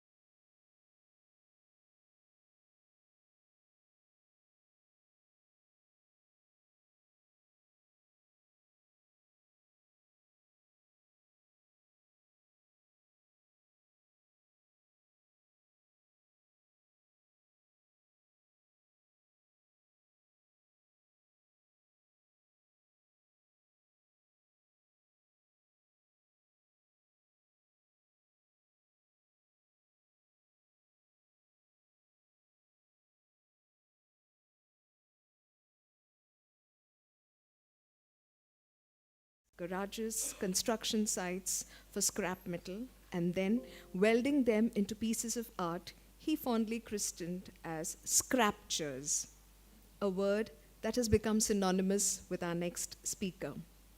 What started off purely as a hobby slowly began to yield income when his first buyer, architect Dara Mistry, bought his first piece in 1983 for a princely sum of 2,000 rupees. He got his first public response when he opened Scraptures to the public at the Jahangir Art Gallery in September 1993. There has been no looking back since then. His first commissioned work was The Mughal, outside the Jewel of India at the Nehru Center, commissioned by Naushir Talati in 1989. Mr. Kambata's works are found in corporate houses, hotels, private collections around the world, and range from 6 inches to 70 feet in height. The most prominent ones being The Legend, a sculpture made from the scrap of INS Vikrant, which pays tribute to the ship itself and the dolphins at Worli. One of his largest works is a 3.5-ton, 25 feet diameter suspension in an atrium of a building in Pune. 13 solos and over 100 group shows, charity auctions around the country and the globe. Mr. Arzan has embarked on a venture that is close to his heart, namely photography. He also made a small film titled Decibel, a wacky view on noise pollution in our city. This movie has had many successful screenings at the Kalagoda festivals. Besides sculpting and photography, Arzan dabbles in a number of activities, namely designing props and sets for experimental plays, designing and making trophies. He's a self-confessed avid Iyengar yoga practitioner. That explains his looks when you see him. Please forgive me for that.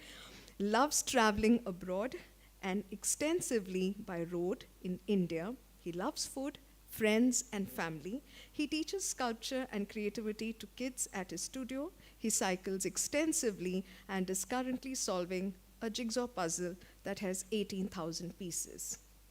A large part of his time is spent in imparting his craft to children from all strata of society. be it the IB schools or the NGO children from slums and the streets of Bombay. He's passionate about his work and takes up challenges which defy his own creativity with every new piece he sculpts. He lives by the philosophy, the impossible just takes a little longer. Please join me in welcoming Mr. Arzan Kambata.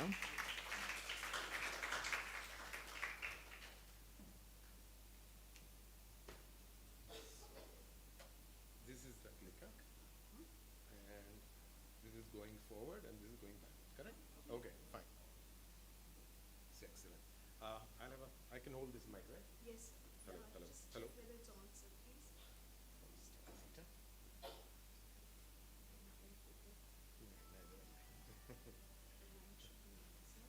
Hello, hello, hello.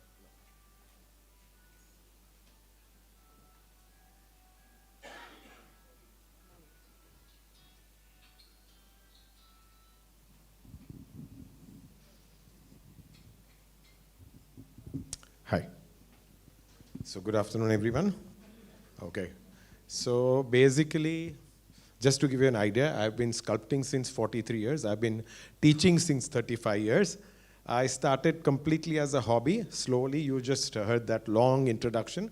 And what we'll do is we'll go very informally. I've spoken to a lot of people everywhere, different walks of life, dealing with different things. And when Mrs. Vivanya asked me to do something on inclusivity with sculpture, I sat and I sort of actually designed this talk so that it would go the way it is. So if this was to a design school, it would be different. There would be different aspects to it. So I've tried to do my best. And I would welcome questions at any point of time. There's no need for you to wait for the whole thing to be over. That way it can be more interactive as well. Okay? So let's see how this goes. So basically, of course, you've heard all that, so I'm not going to show you. And that's me there, so I'm not going to show you that as well. So just to give you an idea, this is what I started with. I used to pick up scrap metal from garages, from construction sites and all that. Being 16 years old, no one would charge you. You would go there and say, can I pick this up? Can I pick that up? And then it would sort of come together. And no one would teach you welding at that age because it's supposed to be dangerous. So then what I would do is I would wait for my parents to go traveling somewhere. And then I would go to a grillwala, the fellow who makes all your gates and stuff like that, and sit with them at 9 o'clock in the night after their boss had gone and learned the welding. So that's how I got together. So that I did that for 2 days. So that's my art education. I've not learned art at all. I joined architecture only because my parents said you can't keep on welding day and night, and you get a degree, you get a graduation or something or the other, and then you move forward. So talking about teachers, when I look back, I was in Jamnabai Nursery School, by the way. I was in Jamnabai School. To give you a little bit of history, terrible at studies, okay? Terrible at studies. I just couldn't understand anything. Nowadays, you've got ADHD and this thing and that thing. That time, either you were clever or dumb. I came under the dumb category. And I changed literally 3 schools, 2 colleges, because none of them wanted me anywhere, and my parents had given up, okay? So that was the thing. But I would say I was very lucky at a very young age to know what I wanted to do. I was very sure of that.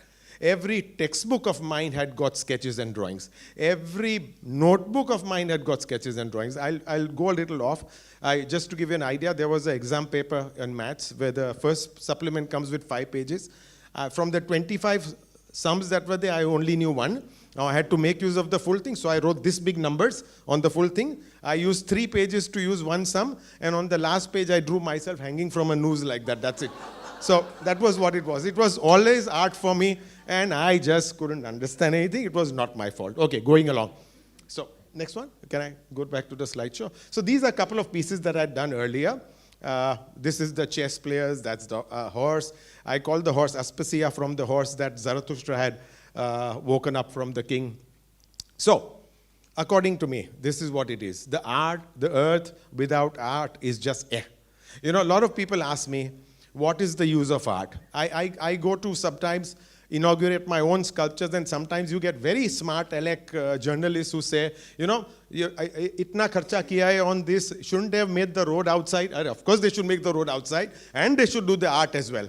Can you imagine our palaces, temples, our historical sites without art? How can you not have art in your life? It is such an important part of it. We don't even realize how it impacts us. So that is what I'm coming to slowly. Okay, so basically, you have to admit one thing, that the Western countries, Europe and USA, and even Mexico to an extent, I'll tell you why I mentioned Mexico, have advanced tremendously in public art more than us. Somehow or the other, if you see what we used to do in the past, if you see again our temples, our towns, if you see Hampi and what we did and how good we were at everything, suddenly at one point we lost everything. And then we started aping from the West. Something happened which I've not been able to point out, which perhaps you can, where we lost track and we lost all of that. And suddenly art became something only for the elite, only for people to enjoy. And that is why we do not see public art out in the public, because there is no want for it. Of course, the sense of design, the sense of aesthetics has improved over the past. I don't deny it. People want good houses, want good furniture, want good paintings and all that. But definitely not as much as what is happening abroad. So now, I take a city like Manhattan, for example. Okay? How did that work? Okay, I go here, I go here. Okay, I take a city like Manhattan, for example, only because of its linear side. Manhattan is built on a grid, you know that? Exact 90-degree roads and avenues. Again, exact 90-degree buildings which cross the skyline like lines, plain lines going everywhere, okay? Now, I've just taken the city as an example. When you see people walking through there, how come the slides are missing? Is it missing, the slide? Okay, sorry. So I press 1. Okay, it's missing, sorry. Anyway, so this is what happens when you look up there and you see the pace of the people there. It's a city which is like straight line. Even the people are walking in a straight line. Even your zebra crossing every day is in a grid form. And the person, the outlook of that person continuously is unconnected. He is one reason to step out in the morning that day to reach his work. And he just goes from the tube or the bus or everything is straight line. Suddenly over there, you realize that it breaks open into something like this. Now, what does this sculpture do? It is basically including that human within the city. Automatically your mind takes a pause. That's why I call these oases. Automatically your mind breaks away from the grids that has completely straight-lined your life into something like this. Whether you like it or not is different. But at least it gives you a break. You at least visualize it. I remember some time back, I had put, along with 2 artists, we did a sculpture and we put it on the platform of Churchgate Station, right in the middle of the rush. Of course, we got blasted the choicest swear words I've heard, the space on the platform, but there were 10-15 people who stopped, took interest and saw what it was about, walked in. Good enough. Some people have to, somewhere or the other, people have to stop and realize what art does. Closer to home, of course, this is one of my pieces. This is the bull and Indus bull at Worli. And what it does is, it gives you a break within your city life. It's like seeing a movie, but for a movie, you sit down, you remove time. When you see art, you don't even realize what it does to you. When I'm talking about art, I'm talking also about the greenery and everything, which is sadly missing in our city. This one. This is way back in Sivri, where my studio is. There is nothing there, no colors there, but dust and brown and gray colors everywhere. And when I was asked to do a sculpture there, I purposely painted it this color just so that it would stand out. And people notice it not from around here, but from the railway and now from the Eastern Express Highway as well. You know, so the bright color, normally I don't put bright color on my sculptures, but I wanted it to shout out and sort of pretend, pretend that you are actually in an oasis and you're seeing this and you're taking a break mentally. Again, one of these spaces, just to give you an idea. And purposely, the color is there to break out from everything. So imagine now walking in this scenario without the sculpture. There's nothing to connect. It's just one building and grass. Of course, there's grass, beautiful grass and all that, which is wonderful. But then suddenly you come across this and it gives your mind a break. You stop, you look, you admire or you curse or you do whatever, but at least it's there for you to take notice of. One of the finest examples of including the public in the city is in Chicago, done by an artist called Anish Kapoor. He is also AK, I'm also AK. That's the only thing that's common between us. We are sculptors, but he's like a god of sculpture. And this particular piece called the Cloud Gate, commonly also known as the Bean, is the most interactive sculpture that I've seen because of its reflection. It reflects the city. It reflects the people around. People go there and they see how warped they look within that landscape. And it's so beautiful because it's a piece where you can spend hours together just knowing how every surface reflects around and yourself and everything within that. So it's like a moving screen. It's like a moving image because the vehicles in the night, the lights, everything reflects. And it's done so beautifully that it gives the human a tremendous pause. You don't even realize that your mind takes a mini vacation when you see art, when you're admiring art. And another part is the mapping. I had realized ages back when I'd been to Marbella in Spain that there were these roads going to the seafront, okay? Now, there are a number of roads, very confusing. You don't know which road you've got out of, where you've gone, but every end of the road had a sculpture there. And we could recognize it by that sculpture. That, okay, this sculpture is here, so it's this road. Your hotel is that sculpture. You could see it. So you go there and then you take that road. So it helps you map yourself within the city. It connects you to the city more. Just to give you an idea, this is New York again, the grid that I'm talking about. Okay? Now imagine that you're walking through this characterless without anything except the tall buildings, which are beautiful by themselves, by the way, but you have to have these oases. So every point, every junction has something or the other, like the red sculpture that I showed you that is in Manhattan, the Calder. Suddenly you come to a space which is narrow and it opens out and you see Picasso's large head over there. So care has been taken to see that they break away from the mundane and suddenly something comes about. Similarly in Bombay, we do that. Now the reason I'm saying mapping is, when I put the dolphins in Podar Hospital Junction in Worli in 2002, I was very glad to know that it was called the Dolphin Junction. Every police officer, every person, they would say, where do you go? They would say the Dolphin Junction. Okay, so it had got an identity. Okay, now similarly, the rhinoceros which was there in Nariman Point, they called it the Genda Junction. You know, they called it the Genda Junction. Just to give you an idea, I realized when I put sculptures out in public and when you sort of put these things out, you know that our knowledge of our common people regarding wildlife is not so good. We need to watch more National Geographic, because when I put this rhinoceros out there, it's running on, you can't see it because it's covered with the plants, but it's charging on 2 legs. And the police were there because the permission was needed to put it and all that. They were clearing the traffic. And I heard one police tell to the other, "Ke kangaroo kasala lavla." You know, you know? So basically, I'm just saying you need to. So even this, it educates, correct? It educates. This is not a kangaroo, this is a rhino, you know? So that's what happens as well. One that I did in Carter Road. Now this was tremendously loved by the public because they could see each and every part which was there. It's the jerry cans and all that. For ages I've been seeing plastic jerry cans and they look like angry men to me. So when I got a chance to do this, I made the Ravana from that, using the nose and all that of the jerry cans into something like this. So basically, this was like using a, you can say, a stage load of scrap plastic like this over there. Of course, the journalists exaggerated and they said it is 3 tons of scrap. It was not. I could lift it with one hand. But just to give you an idea of what can be done. You see that? So these are all jerry cans and stuff which are put together, toothbrushes and stuff like that. So people can identify. When thinking about that, I speak very, fluidly and naturally. So there are things which I have not planned also which come to mind.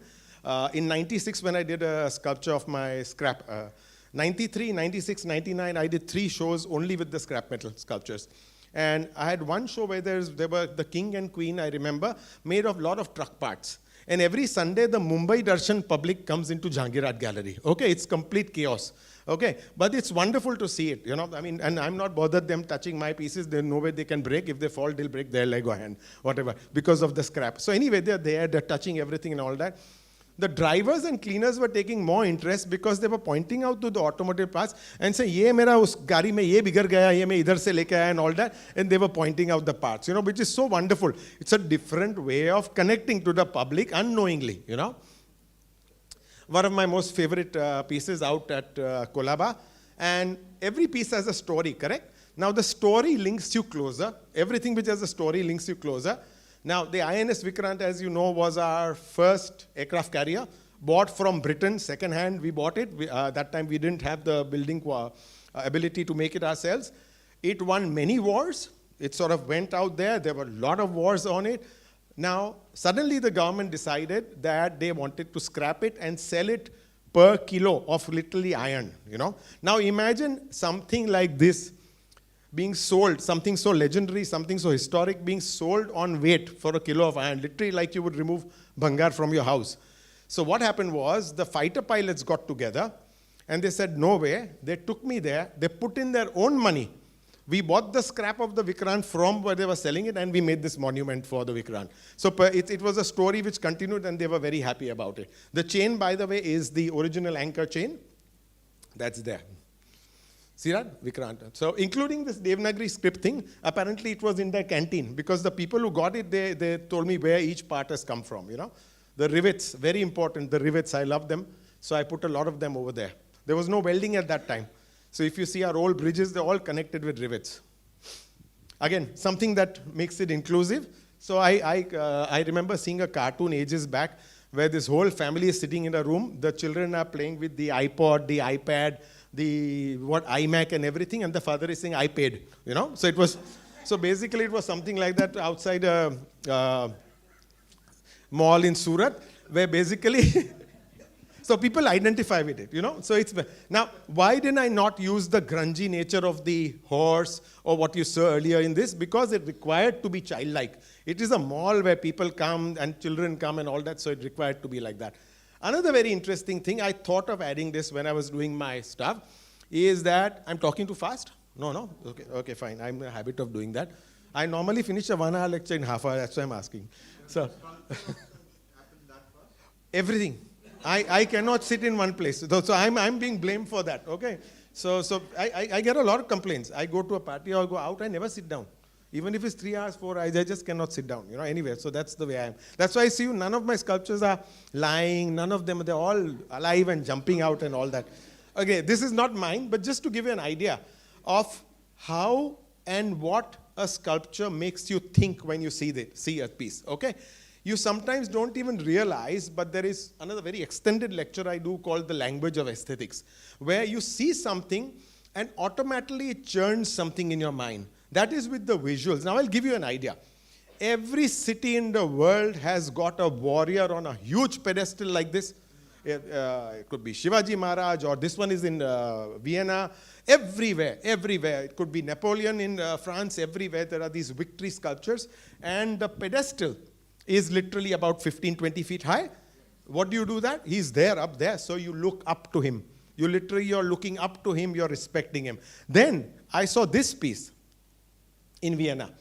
It is on the footpath, and I was wondering what it's about. I spoke to the locals, and basically it signifies a defeat which they had in war. Now that same horse and warrior which was up there, a similar one of course, is down here, broken, and this fellow sitting on the floor. You see that? And there are people walking there, and he's at this height. So you're literally looking down at him. They're looking down at defeat. Just to give you a visual language of how each piece sort of makes you think. You will not definitely think very highly of this man sitting on the road. As apart, that fellow sitting on a horse who you literally have to strain your eye to see up there, So just that, I thought of adding this. Okay, very interesting. How do sculptures, how does art connect you to a place? How does it make you, include you in a space? Okay, now this happened to me personally, that's why I'm showing it to you. Of course, the images I've got are not the ones I have, but now, I live in a building which is about 50 story tall, okay? I live on the 29th floor. The whole wall outside, this is not that wall, it's just indicative. The whole wall outside is full of my photographs. I do a lot of photography, it's full of my photographs, okay? At one point of time, the wall was getting painted, so the photographs were removed. Okay? My trainer who comes home came up to the 29th floor, went down, and he said, "Okay, what is happening?" He said, "I can't find your floor." My daughter did that. Came out of the lift, saw, and went down. How much does art affect your mind as to being territorial and sort of defining an area around? It is that important. That's why I don't like it when people meddle with history and remove sculptures from here to there and there to here. What is there needs to be a part of that, even if it's history, whatever it is marked by places like that. And it is as important how tigers mark their territory, literally like that. Your art pieces need to be at a particular place, and they're put there for a particular place. Now, the creative process, how do you sort of get more into it? One is, of course, viewing art. But secondly, the more important thing is practicing art. Okay? Now, when I say practicing art, I conduct a lot of workshops, whether it's doodling workshops or metal workshops or whatever. I tell my students, I'm not trying to make sculptors and artists out of you. But you have no idea what the power of a hand and a person sitting and drawing on a plain piece of paper is. I've experienced it. During COVID, I started doing online classes of doodling and all that. From 20 students, I went to 60, more. I sort of kept on designing more curriculums. I went to 600 students. Every curriculum, and there are people who would come up to me and say that when we are sitting and doing this drawing, we are losing the sense of time. We are actually forgetting what is around, the morose surroundings that they're living in, this isolated sort of a world, and they were actually sort of getting engrossed with it, and it works. I mean, it's a tried and tested thing.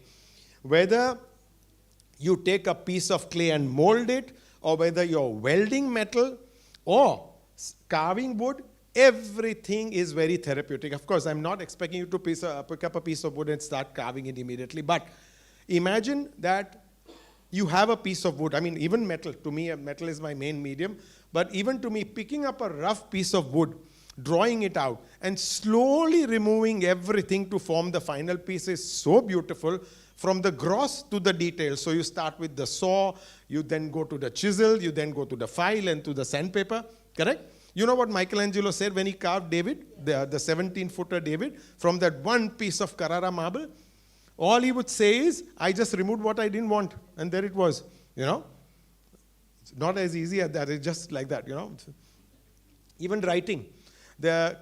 Since number of years, I write a diary almost every day. If I miss 1 day, 2 days, 3 days. If I go on a holiday, I take separate sheets of paper and write down. It just makes me connect. And most of all, it makes me work the hand.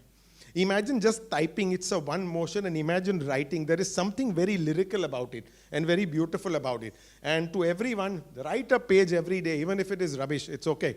Just write, because the hand movement and the mind connection is extremely important, and that is what is getting lost today, okay? That is seriously something that is getting lost today. And of course, if you can, please use fountain pens. There is a different magic in using fountain pens. Buy very cheap ones, don't go for any expensive ones, but write with fountain pens. It makes a lot of difference. So just to give an idea, I've got 13 fountain pens with 13 different colored inks, and I just use that every day. So, when you're doing something with your hands, like creating with clay, like I said, don't expect to become sculptors overnight. I'm not wanting you to do that. I am saying just pick up a clay and play with it. The moment you do that, the connection between the hand, the material, and your mind becomes so strong, you literally form a cocoon of your own and you move within and you forget what is outside, literally. So, taking a step back, what would be easier than sculpting would be drawing, correct? I mean, the pen and a paper, that's all you need. Sometimes I go to conduct a workshop, let's say in Bangalore, and they say, what will you need? I say A4 size paper and a black pen. So nothing more? I say, no, nothing more. They think because I'm coming all the way there, I need more materials and all that, but no. It is only a black paper and a white paper and a black pen, and that's good enough. My favorite pastime when I'm sitting in a hotel, if I don't have to do much, if I'm waiting for someone to pick me up or something, is using all their stationery and all their pens to do scribbles together. I completely fill everything up, not only on the paper and nowhere else. Okay. So basically, this is what I do. So when I'm sitting and doing my doodling, very different from what I do with my sculpture, which is planned because the client needs to see what is in my mind before he tells me what to do. When I sit with a paper and pen, I am blank. And I always say, I do a dot and I take it for a walk. I do a dot and I take it for a walk. That's what I do. So it's basically completely blank. There is zero plan when I do my doodles. Just to give you an idea, this started off as a spiral. This is a single line spiral which just goes around and then sort of, yeah, I do these holes and then I attach it like that. Why? I don't know, because I felt like it at the moment. And I may do it again, I might not do it again, but it happens on the spot. And what I did was, when I was taking those classes, when I was taking them through and through, I used to tell them, don't follow me like a craft class. Don't do exactly what I do. If I'm telling you to do lines, you take your line wherever you want to. I'll take mine wherever I want to. But concept-wise and all that follow, because then you'll be able to get the results. And it's amazing. See that? Just squares. Start with one square and go and move. Now, why do I decide to stop this here? I don't know. Why do I decide to increase the sizes here? I don't know. I cannot explain everything, but it's an abstract. And there is some meaning in everything. It is about growth. It is about everything. And people say, do you convert these into sculptures? No. These are just my drawings, which are separate. My sculptures are separate. See that? Spirals. Just, and like I said, and then, of course, they get more complex slowly. The architect in me comes out, and then you do these 3D sort of spaces. You see that? Dots and lines and this and everything together. There's squiggles. There's multi-layers. You see that? There's layers happening there. Now, how does this happen? Slowly, step by step by step. You can start with the simple and go on. Never, if I said, please do doodles, never take a piece like this and try to duplicate it. Start with the simplest. Do scribbles, do spirals, do whatever. See that? It just emerges. I don't know why it came out and when it came out, but when you're doing this, you forget what is happening outside. So this is not the only thing. I do hundreds of other things where I forget what is outside. I'll tell you about it. But there are as many activities you can do, as many hobbies you can do to break away from what you're regularly doing will make you work better on what you're regularly doing. You know, it's like I solve a lot of puzzles.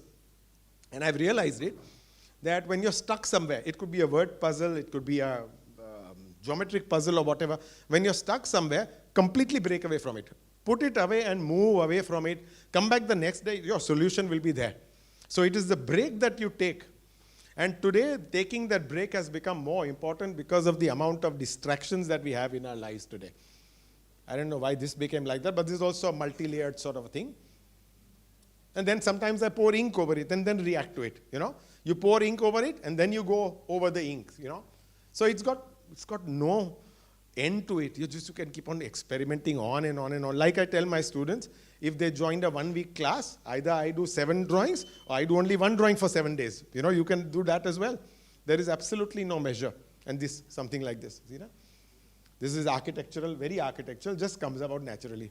I've got no idea why these forms came about. I'm not even doing them again anymore, you know. So, when people say, like I used to remark this during, I do yoga a lot, I do cycling and all that. So to me, when people say I'm very disturbed, I'm this and that, which is happening very often now, especially students, especially art students. Art students are coming out from colleges more confused than when they got in. Because today the problem is the choices have increased tremendously. And every student is facing that problem. The choices that you have right now are literally 1,000 times more than what we had, you know. So, what I can come back to this, where's my title gone? Okay, so emptying the mind. You know, some people say, okay, you're disturbed, you're this and that, take deep breaths, sit in a corner and empty your mind. Have you tried doing that? Try emptying your mind and see what happens. What will happen is 100 other thoughts will come in. 100 other thoughts. Try emptying your mind. 100 other thoughts will come in. Okay, it's not possible. The human mind is the most difficult thing to control. And so what you do is, our mind is got a limit of paying attention to certain things. You make it multitask, certain things sort of move away. So misdirect it, redirect it, cheat it a little by looking at some other stuff. See a movie. When you're seeing a movie, if the movie is not interesting or it's not grasping you enough, again your mind is traveling, somewhere else. Okay. So what you do is, according to me, pick up a piece of clay, pick up a wire, pick up a pencil, Start drawing, and then slowly you'll cut off all this other rubbish and form a cocoon of your own where everything is fine, momentarily. But if you can do that momentarily, perhaps you can expand it into other stuff. So that is the idea. I mean, don't think that just I've been preaching like that, I've got a life which is so fantastic, I don't have any worries at all. I also think about it. But then I come out quickly into this zone where it's wonderful. My studio is like my temple, like every artist is. If I'm traveling abroad, if my flight lands in the morning, I first go to the studio and then go home in the evening. It literally is that way. I can get locked in my studio for a week and nothing will happen. If I get locked up at home, I'll run away, you know. So this is of more relevance right now because of all the bloody stuff that we've been bombarded with. Especially, forget, social media is another thing and AI is another thing. It will ruin you further, believe me. I was in a conference where they were, and like everything, like nuclear power. Use it for good, use it for bad. AI, use it for good, use it for bad. Now, I was at a conference last year on AI, artists and architects using AI. And I saw this architect, very prominent, who went for a meeting in the morning, literally. And he's an absolute champ at AI. I'm not. I don't know how to use it as yet. And he uses multiple engines. He could go there on site, take the measurement, feed in with the FSI available. It gave him the area that was possible. It gave him the open areas that had to be left. It gave him the amount of floors. And because it was a hospital, it gave him the services. And by evening, he was ready with 10 or 15 alternatives of design for that place. Something that would take an architect 3 to 6 months. And people say, this will ruin all architects, this will ruin all architecture. No, but remember something. If you've seen the Parsi Gara sari, there are people who will buy readily embroidered, there are people still who will only go for the handmade stuff. So there are people still who will only go to good architects, and good architects will not use AI because it will hinder on their style. I do not see AI, I do not see Pinterest because I don't want to get influenced by any ideas. I literally don't do that because I want still my design philosophies to flow through, you know. And so the moment you cut it out, this is what you look like. Of course, it's someone else's head. And you can make out how bad I am at these graphics. I just did them today morning, you know.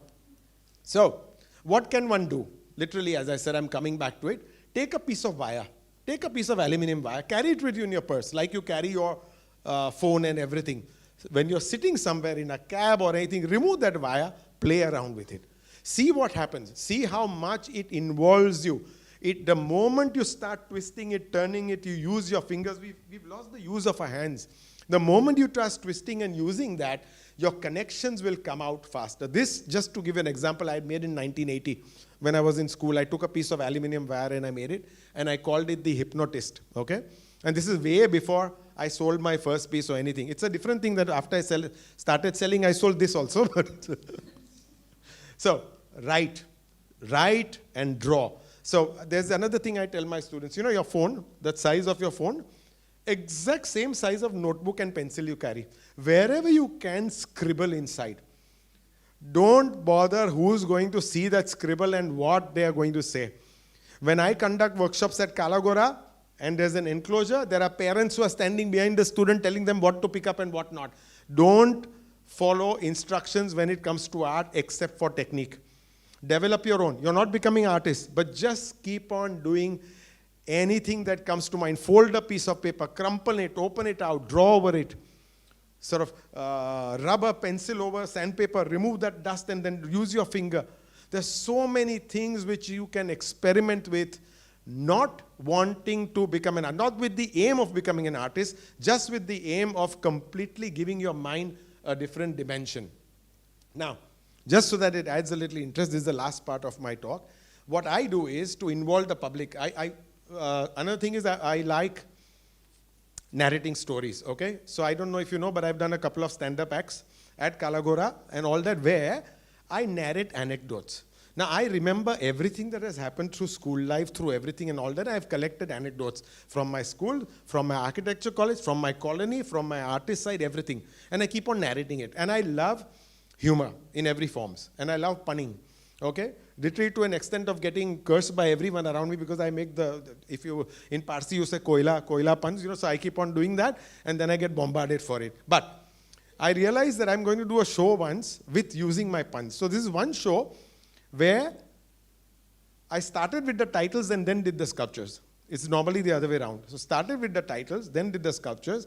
And what I realized was how people would come in a silent gallery, look at it and laugh. I've never seen people laughing at a sculpture, so it would be so wonderful because they would see the piece, then they would read the title, and then they would laugh, okay? So that to me was an additional thing of involving them, without shouting out. It's the title helped the sculpture, and of course, vice versa. So just to give you an idea, this one, if you can see, this man is completely covered with an iPad, an iMac, whatever you call it, headphones and a tablet and whatever, and I call it techno notice of the world around you. Okay, so he's covered by technology, so I call it techno notice of the world around you. So I started playing around with that. This one, I make sculptures of people working. I love how people work. I love hard work. I hate laziness, okay? And a couple of students who come to my studio and all and sort of laze around, I don't like it, so I sort of push them to work a little more. So this one's called moving ahead. So it's actually moving ahead, correct? So it's called moving ahead. So this added one more dimension to the sculptures. This one, it's a self-portrait. If you see, he's welding, and he's got ARZAN. So it's called making a name for yourself. Okay? And he's got a light behind there, so it looks as if he's actually welding. This one's easy. Very easy. Sorry? No. Notice the heads. Fan following. This one, okay, another thing. I never read newspaper. I gave up reading newspapers 15 years back. I don't want to wake up with bloody bad news. Then I started seeing it on the tablet. Now I don't even see that because enough of WhatsApp nonsense comes and gives you news anyway. So I've stopped reading news, and so I call this no news is good news. So they're all cut newspapers and all. Yeah? So it's on, and they're also on a newspaper roll, which is carved out of wood. Okay. Next one. This one, see the poise of the man. He's standing so straight. It's called suit yourself. Okay? So this one's very easy. Yeah, someone said it. Yeah, it's Julius Caesar. Yeah, it is. Julius Caesar. It is Julius Caesar. Yes. I added this more for entertainment than anything. This one, what do you say when you don't know anything? No. You won't believe it, but recently, I mean, like I say, I don't design these things. So I made this sculpture ages back. It's about 3 feet tall, carved from wood. And these eyebrows also look like the angel's wings, okay? And that the halo is actually gold-plated. So what happens is something that I didn't realize, that when the light falls in it, the halo reflects on the wall over there. I recently made a nose, I don't know for who, but for a very big fashion house, for some major fashion event in Milan. And they actually wanted a wooden nose, the size of a wooden nose, which the model could wear on top. So I actually carved it paper thin so that they could wear it. I'm just giving you an idea. So I get assignments like that also. I never say no to anything. I take everything and anything because I love experimenting. And so have you been ever told, have you done this before? Can you do it? I said, because I've not done it before, I want to do it. It's the other way around. Why the hell should I do? And sometimes my men, of course, now they are trained and all that. Previously, when I used to draw some stuff, they used to tell me, "Sahab, ye to bahut difficult hai." I said, if it was not difficult, they would go to any other fabricator and not come to me. So the more difficult it is, the more challenging it is. I'll give you an idea. Right now, there is one table I'm designing like a sculpture. One table, and I drew it out. It's one solid 12 mm sheet of copper which is bent. One sheet which is bent like a table. It's a bar top table for a veranda. After I gave the design, after the client approved, I realized you go and get copper in that length. So it has to be made out of 5 separate pieces. Now, I got the copper, started welding it, didn't work. Such thick copper cannot be welded, soldered or anything. Then the client said, I'll cancel the order. I said, nothing doing. He said, how will you do it? I said, that is my problem. I'll do it.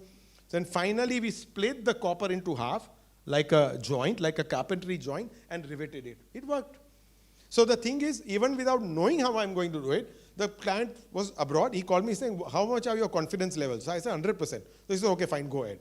Because I knew, I mean, there's one way or the other. It has to be done, you know. This one, very easy. Bookworm, correct. It's a bookworm. This one, it's called listen to your heart. This one is made out of one solid rod. It's called the naughty couple. Okay? This one's very easy. Everyone uses it. Correct. That's it. It's a Facebook. Yeah. Okay, this one drew a lot of. So this one was during one of the Kalagora festivals in an exhibition. Max Muller, once they were giving it out for exam. So it was at this height. And this is inspired by the before and after ads in Midday. You know, that they show that fat fellow and then they thin him down. Same Photoshop, that fellow is made like that. You know. So this was two women before and after. So I called it, and they were in a bathtub, so I called it tub or rub. That's what I called it. A tub or rub. And so the children would come there and they would stand there and say, my mom is somewhere between these two. You know. So they would sort of give me an idea of what is happening. This one's a cantilever. So this is what I specialize in. I normally do large cantilevers when the support system is just this much. And it actually rocks. So if you see, the feet are slightly curved, so if you tip it, it rocks. But the whole 12 feet stands on a pedestal which is 4 inches. You know, so that's the way the support system. And it's called cantilever alone. Okay. Just to give you an idea, there's a matchstick in one hand, and there's a super glue, and it's called match fixing.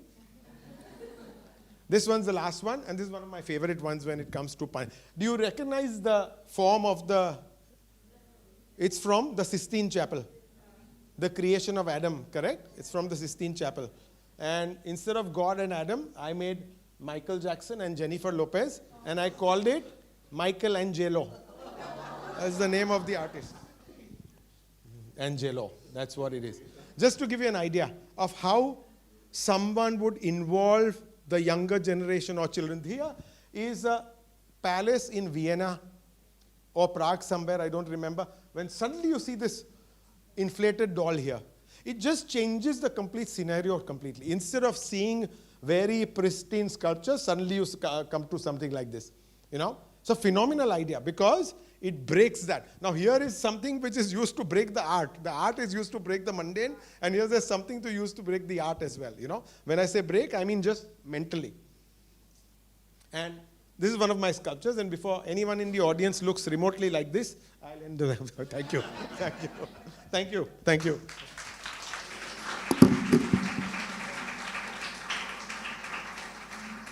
Any questions? Questions? I'll take some water. Yes, I'll take some.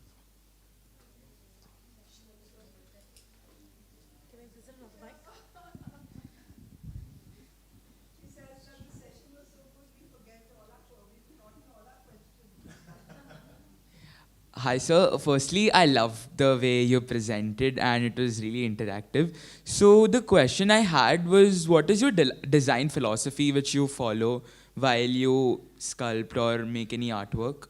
So basically first, is it okay? Yeah, okay. Basically first, now there are two ways.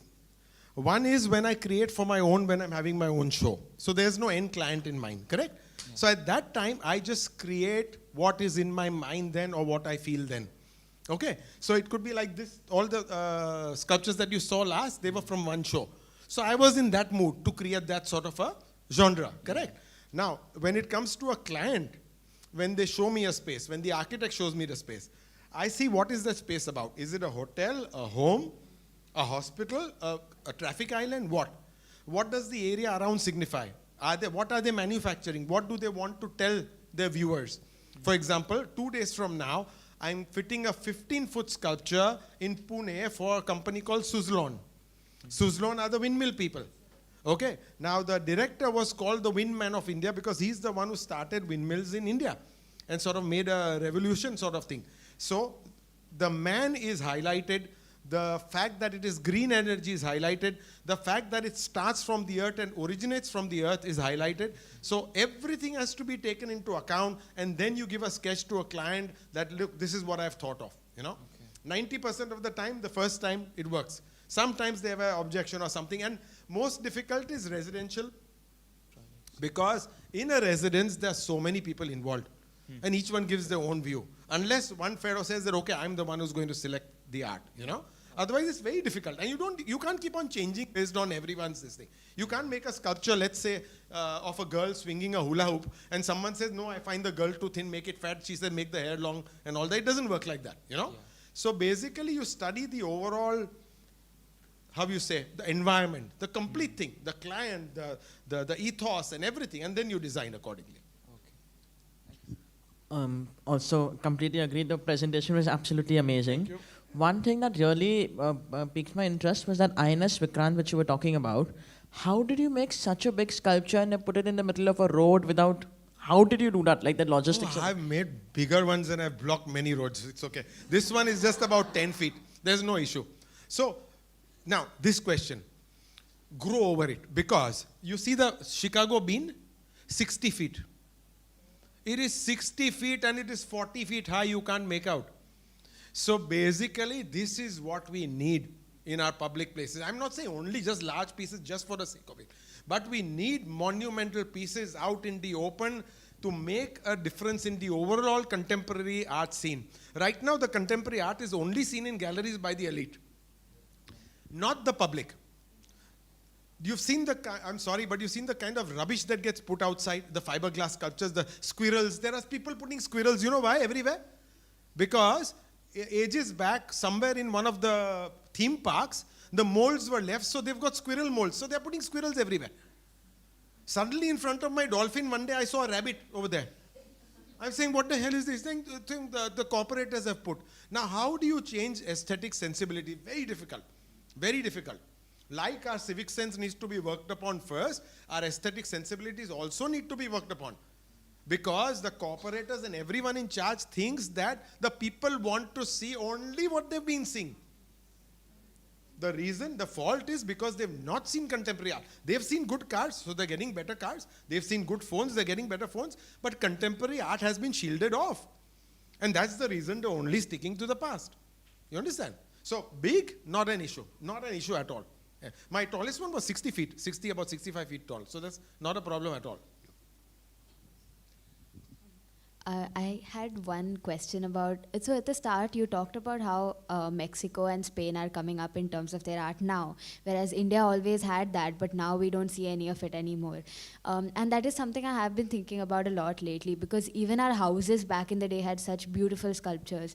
So what do you think, what do you think happened? Was it westernization, or was it just like a disconnect from our roots? I think a complete disconnect from the roots. Complete disconnect from the roots, and then we started aping the West. Okay, now Mexico, the reason why I said Mexico City is, you might not know, but Mexico City has the maximum amount of contemporary art museums in the world than any other city in the world. Maximum amount of contemporary art sculptures out in the public spaces than any other city. And right now, because I know about it, Abu Dhabi, they have decided to make it the art capital of the world in the next 10 years. And they are going all out, and they've already got the Louvre. They are now getting the Guggenheim. Now they'll get the Tate. Already the Sheikh Zayed Museum is up. And now they've got something called a time lap from Japan, which is the most mind-blowing live installations which you can see. And imagine seeing installations which are moving along with music. Okay? So that is the kind of thing. Now, it has to be decided. And say, okay, this is what I'm going to do. You understand? And then you can move on. I mean, if we want to do stuff, we've done it. We've done the coastal road and all that. Forget environmental, this and that and all that, but we've done that. You know? So now, everything has to be taken very strongly. The problem is, right now, no one is paying attention to it, so it's this way. Hopefully, one day, it'll sort of happen, you know? So, hi, sir. Firstly, you're specially here for asking questions, only 4 of you? But no, go ahead. Go ahead. Because you said be fearless. Yes, no, I'm very glad. Please. Right, so firstly, really enjoyed the dad jokes. So I had 2 questions, if you don't mind. One's pretty confusing, the other's pretty straightforward. So you take your pick, which one you want to hear first. I'll decide that. You ask. Okay, so firstly, sir, when it comes to your entire creative process, from ideation to material acquisition to actually constructing the entire thing, on a timeline basis, how long does that take you? So, normally if I go for a job to a client, then they ask me how much time, I say normally 100 days. Okay. That's the average. And that's Average. everything A to Z? Average, A to Z, yeah. No, after I get a confirm order, 100 days. That's what I say. All right. And secondly, so I see myself as a creative individual. Okay. And I have certain days where I feel like I am Michelangelo incarnate, Shakespeare incarnate, etc. And I'm incredibly inspired. Other days where obviously I feel like I'm a bit of a rut. And this is general creativity, not writing or anything like that. And obviously, sir, you are very creative. That's very apparent. But in your case, if there's a day where you're in a rut, so to speak, मतलब आपको खाना नहीं मिलेगा वो दिन. Like it's literally your livelihood. So is there any way that you personally overcome that kind of rut, or do you just live with it? Move away from it. Break away from whatever you're doing. If you find that it's too much, break away from it, come back the next day, fresh. All right. Understand? Works. It works. I remember once I was working and I normally, I'll tell you what, just not to be modest, 9 to 1:30, I work my backside off. Like it's concentrated work and there's 100 things. I'm seeing what is going on. By the way, at one time there are at least 5 to 6 pieces going on. Okay, so I'm doing that on the floor. Then I have to sketch for further clients. Then there is a fabricator who's come who I have to explain certain things. Works which don't happen in the studio, some of it, like 3D printing or laser cutting and all that. Then there is responses which have come, which I have to give estimates for. Okay, then there is lectures which I give, which I have to prepare for. And I don't like going just like that. So I like to doing a little bit of homework. Then there is someone who gets in a few students for mentoring. And there's a workshop happening at Gallery Art and Soul on the 5th, which I have to prepare for. Then there's actually a 15-footer going tomorrow, for which I have to see that everything is okay and it's carried the last way. After 2 days, I have to go and fit it, so I have to look at that. So hundreds of other things. Then I do my black and whites. Okay? I'm doing that. So 9 to 1:30, it's like this.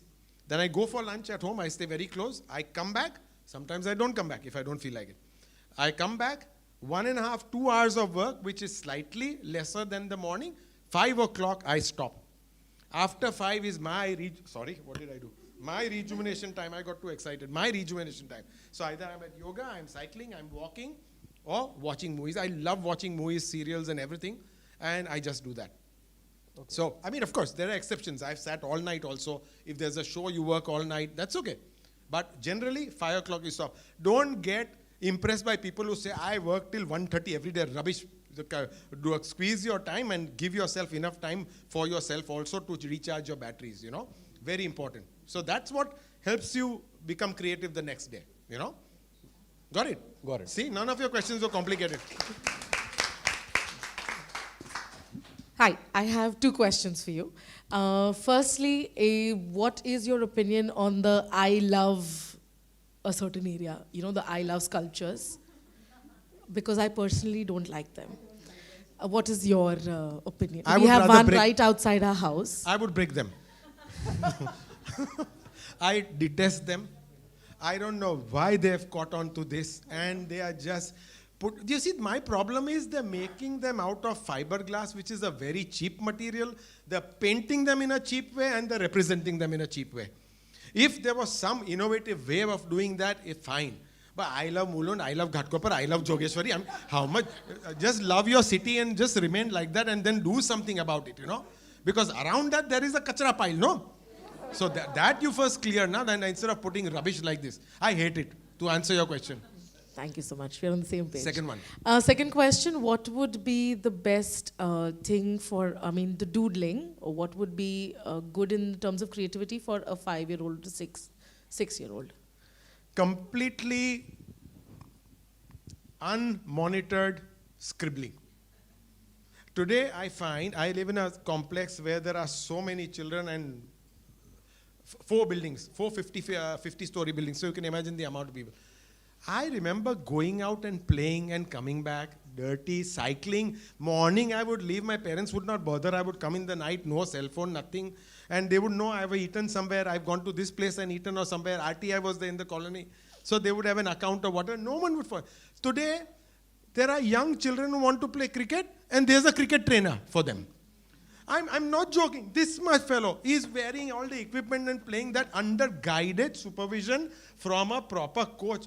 Don't do all that. Not at that age. Just let them sort of be. So give them paper, give them an empty wall for all I care, crayons, paints, and all, and let them do whatever they want. Literally let them. Guide them a little. Try to see how long they can pull a line from here to there on a paper and then keep going like that on. Do spirals. Start from the center. Keep doing a spiral without touching it. See how slowly it goes and see how calm the mind becomes. So when I start doodling, I tell my students, okay, take a pencil, scratch it, scratch. 5 minutes, scratch. You see what happens. And then take another paper, start from the center and do a spiral, making sure that that line doesn't cut the inside. Immediately the mind plateaus and you start coming to a sort of a stable thing, Thank you so much. Welcome. Yes. Thank you. I just happened to visit Statue of Unity recently. Yes. I just wanted to know from an artistic, preview that how difficult is to make, creation of this magnitude. I don't know about who was the creator, Okay. how many people were involved. If you know a little bit more about So I'll tell you. Basically, all you have to do is make a sculpture which is like this, maybe life size. Okay, in clay. Make a sculpture of this in life size in clay. Let's say that person who they made the sculpture of was alive. Then they wouldn't have to do that also. They would make him stand the way they want and take a 5D scan.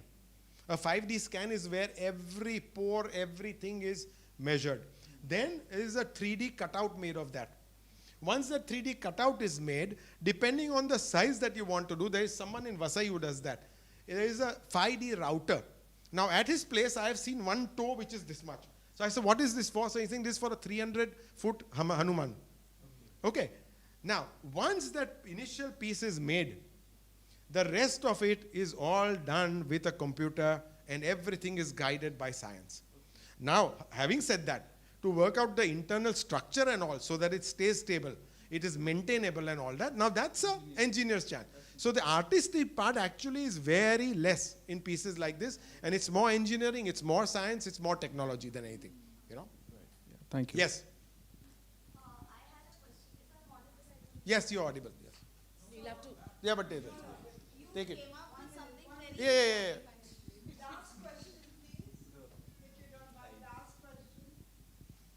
Yes. Hello. Yeah, you came up with something very important where you said that when you are drawing or when you are sculpting, when you're using your hands, there is a connection that you develop with your brain. But today we see a lot of, let's say, education moving towards the digital part of it. So everything is done online, everything is on a computer. Projects are, either in PPT or some on the other form. What would you have to say about people losing that connection with the hand and the brain? They should not. That's what I'm saying. Write one paper a day. I made that PPT, but it's hard. It's one PPT which I made in 3 months maybe, So basically, make it a habit to use your hands. Like, how many times do you sit in a train or a bus and all that and just keep on scrolling on that damn phone? Even I go through reels, but there's a certain amount of limitation to it. It's not completely getting, because that, it also consumes in a loop. So you can argue that drawing also consumes you in a loop. Those videos on WhatsApp also will consume in a loop. But that's not the way to go. You're losing your mind over it. You're not using your mind. You're just seeing something that is already done. What you need to do is do stuff that comes from your mind and goes out. That is the direction to go. And then lose yourself in that. And you'll find that more interesting and more engrossing as you keep going on. Scribbles. No one is judging your scribbles. Scribble on everything. I scribbled everywhere. That's a different thing. I'll give you an example. In Jamnabai Nursery School, my parents every vacation would take me on a holiday somewhere or the other to Hyderabad Salarjung Museum. I remember seeing it. I'm talking of 70s. Okay, and no cameras at that time. You don't have forget your cell phone camera. Only your father would have a film camera which he would use. So I came back and I saw the weapons division, which very excited me as a young boy. So all the spears, the swords, the maces, the armor, everything. And when I came back, I didn't have time, so when school was on, when the Hindi lecture was going on, I was drawing all that in my book. All to the finest detail, I was drawing all that.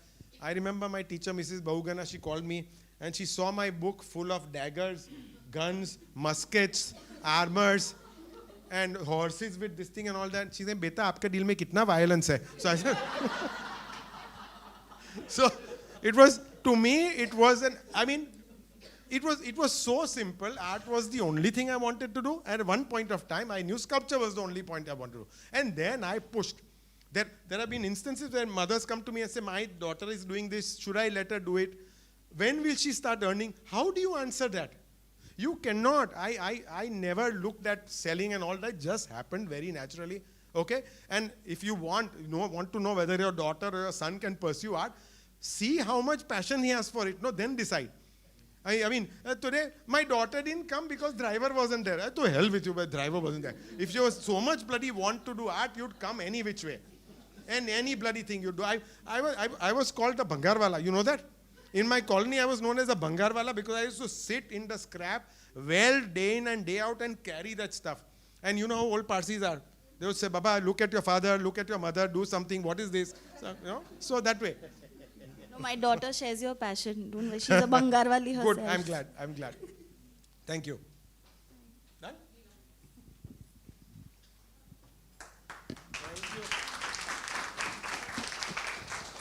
What an enthralling session. Wish it could go on forever. Thank you so much, Arzan. And it's the same message as Zainab's in the morning. We have so much fear when it comes to the word art that we think that only super special people can create art. So when are you having your next workshop for teachers? Because you have an enrollment, roll number 1. I honestly tell you that how liberating can this be?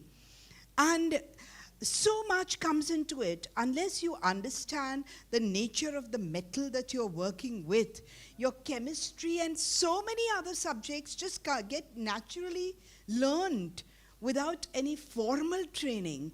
So I think it's so brilliant, and what joy it brings to you. Even just watching all this seemed to be so amazing. Doing it must be enviable. So, and isn't this what I've been also saying when it comes to teaching? That don't be afraid not to go the extra mile, but to go the extra million miles. Experiment with your students. When I was in the J.B. Pettit School, and that's where I began my career, the principal was so innovative and I wanted to be there.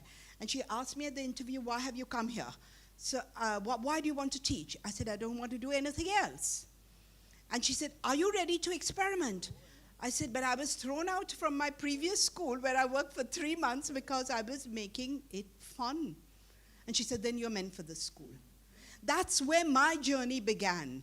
And I have enjoyed myself so much that at the age of 69, despite my family telling me to settle down, calm down, retire, I can't do it. It's my life. So I understand, and thank you so much for your passion, and do come again. Thank you so much.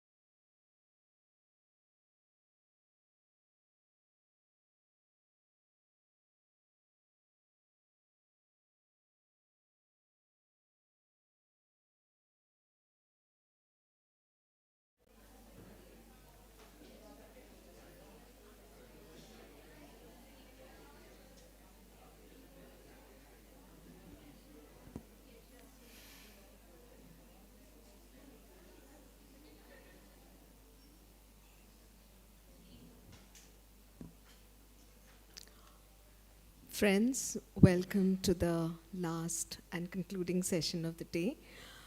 We began with illustration, moved on to photography, sculpture. It's only befitting that we conclude our session on, to quote Arzan sir's words, the lyrical note of words and storytelling. It is my pleasure to welcome our next speaker of the day, Ms. Devaki Bhujang Gajare. She is a storyteller, a trainer, storyful parent of 2 avid readers, and the founder of a story program called Little Reader's Nook. Devaki trains parents and teachers in the art of storytelling and story-based learning, for she believes every child deserves a good story, and that stories are the mirrors and windows that unlock age-old wisdom for children and adults alike. Welcome, storyteller.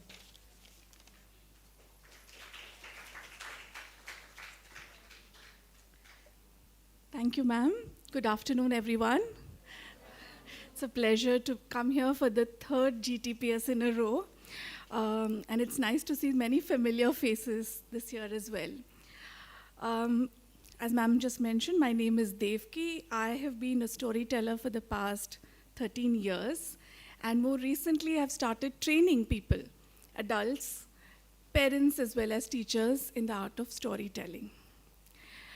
Because what I notice around me is a little frightening, right? I sometimes am called to schools for storytelling sessions. Once I was invited to my own school, the one that I went to as a child, and I remember my love for stories came from this particular school. The librarian used to read stories, tell stories to us, and that's where perhaps the seed of storytelling was planted there for me in school. But when I went back to my school, I will not take names now, so you won't know which school, I was not so happy to see that in the classroom, there was a big TV like this, and a story was going on. Somebody was telling a story on the television, and the children were sitting and listening to that story.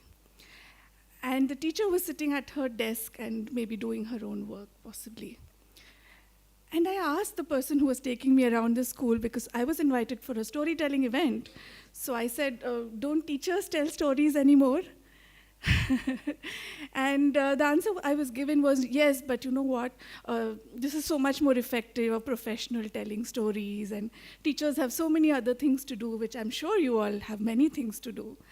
But I think the act of telling a story is something so, it comes from within, right? It's something so natural. Like we all grew up, how many of us grew up listening to stories?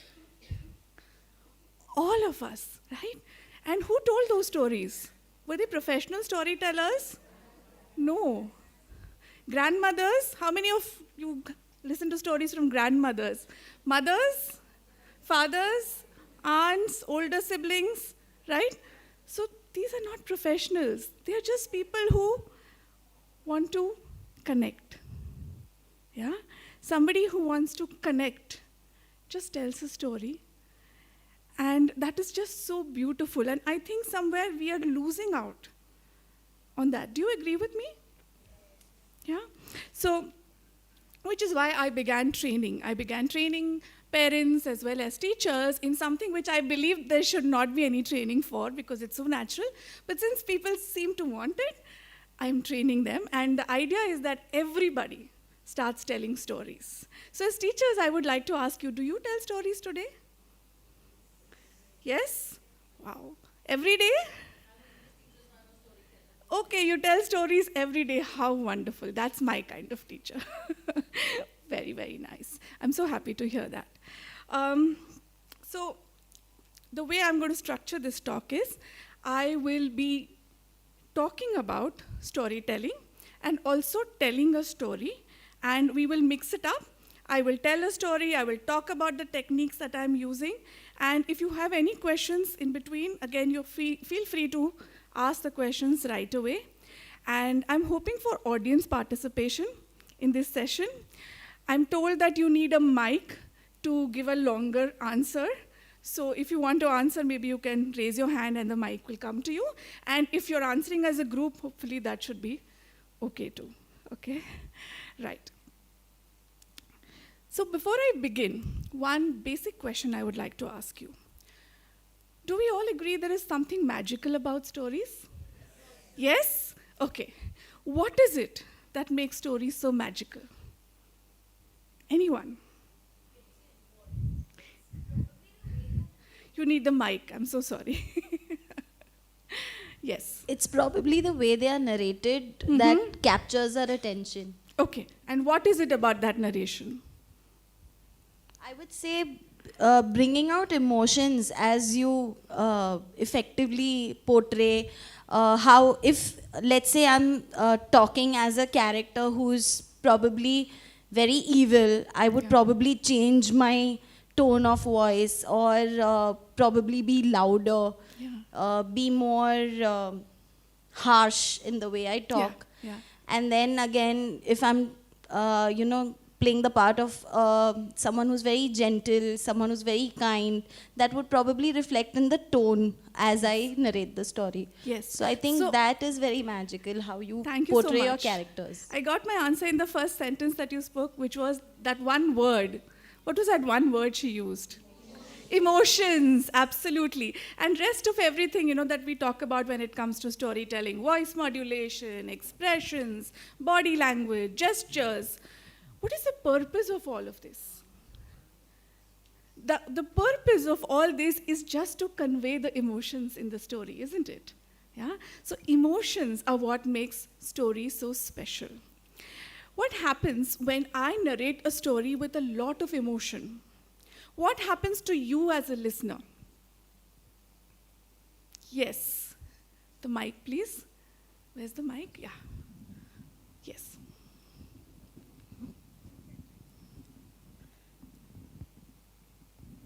I will feel excited to listen to that story. It'll change my emotions according to the way it is being narrated.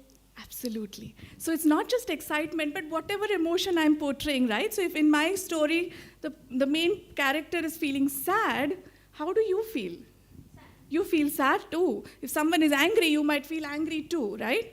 So in storytelling language, we call this effect as mirroring. Okay? There's a mirror effect that happens when you tell a story effectively and you catch that story as a listener. The emotions are an exact mirror image replica of each other. Now, if you have ever sat with a friend and spoken your heart out, shared lots of things about yourself, what you really feel, something that happened to you with a lot of emotion, and your friend really listened and empathized, and you spent all night talking, okay? What happens in the morning if this is a new friendship? Okay? What happens to you in the morning? What happens to your friendship? Yes. Yes, ma'am? On the mic, please, for the YouTube listeners. A bond, a Yeah. strong bond. Yes. Correct. Emotional connect. There is a new connection that New is connection, formed yes. just because you shared those emotions, and as you mentioned, a bond is formed. Yes. You will look forward to every day because you made a new friend and now you're excited to speak to them or share more things. Absolutely. Is there an element of trust which gets built over this bonding? Yes? Okay. Now as teachers, tell me, as teachers, we're all looking to influence children in a certain way, give them certain messages, make sure they focus on some learning. Is that right? Yes. So what better than a story which touches their heart, builds trust, builds that connection. So the child's heart and mind actually open out for you, and then any message that you want to plant there, right? It's a big responsibility, actually, to tell a story in this way, because whatever message you pass on then becomes so powerful. I remember recently, I'll just tell you a quick real life story. I was at a literature festival in Mumbai, and I was called to do a book reading of a book by Tulika Books. It's a beautiful book called Go, Go, Flamingo. It's meant for the 4+ age group.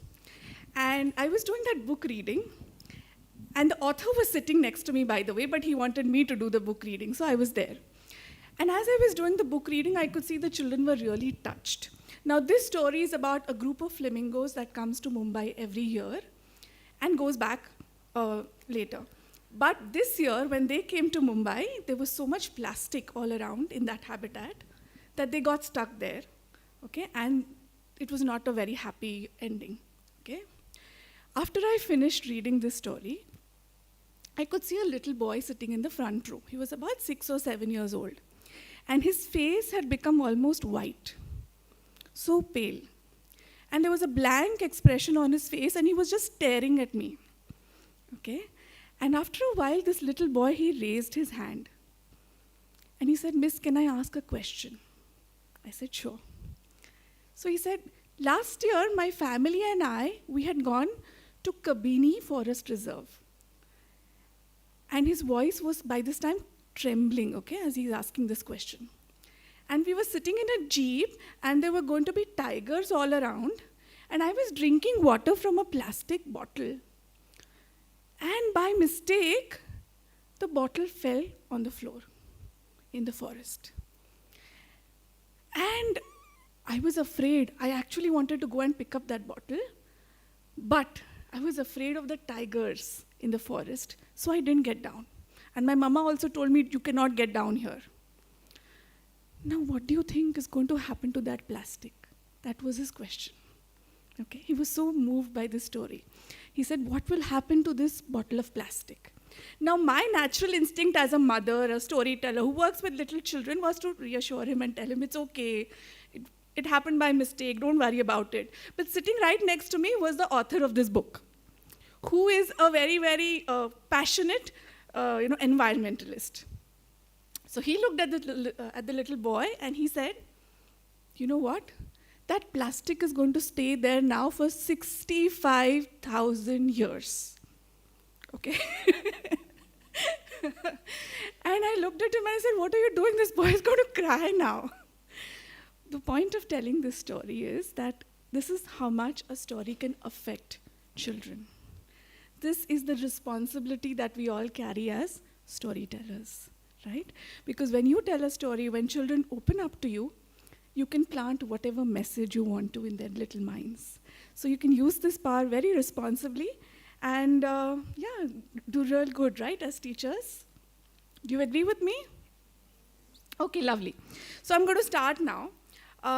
The topic of today's summit is inclusion, right? I believe storytelling is actually an inclusive art in itself.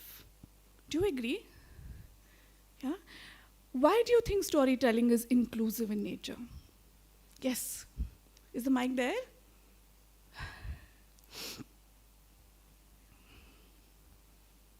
So actually, I think I might be one of the most qualified people to speak on this because I have 80% hearing impairment. Okay. And I'm 100% hearing loss on my right ear. Okay. I think storytelling is an amazing power for inclusivity because I'm telling you my own journey.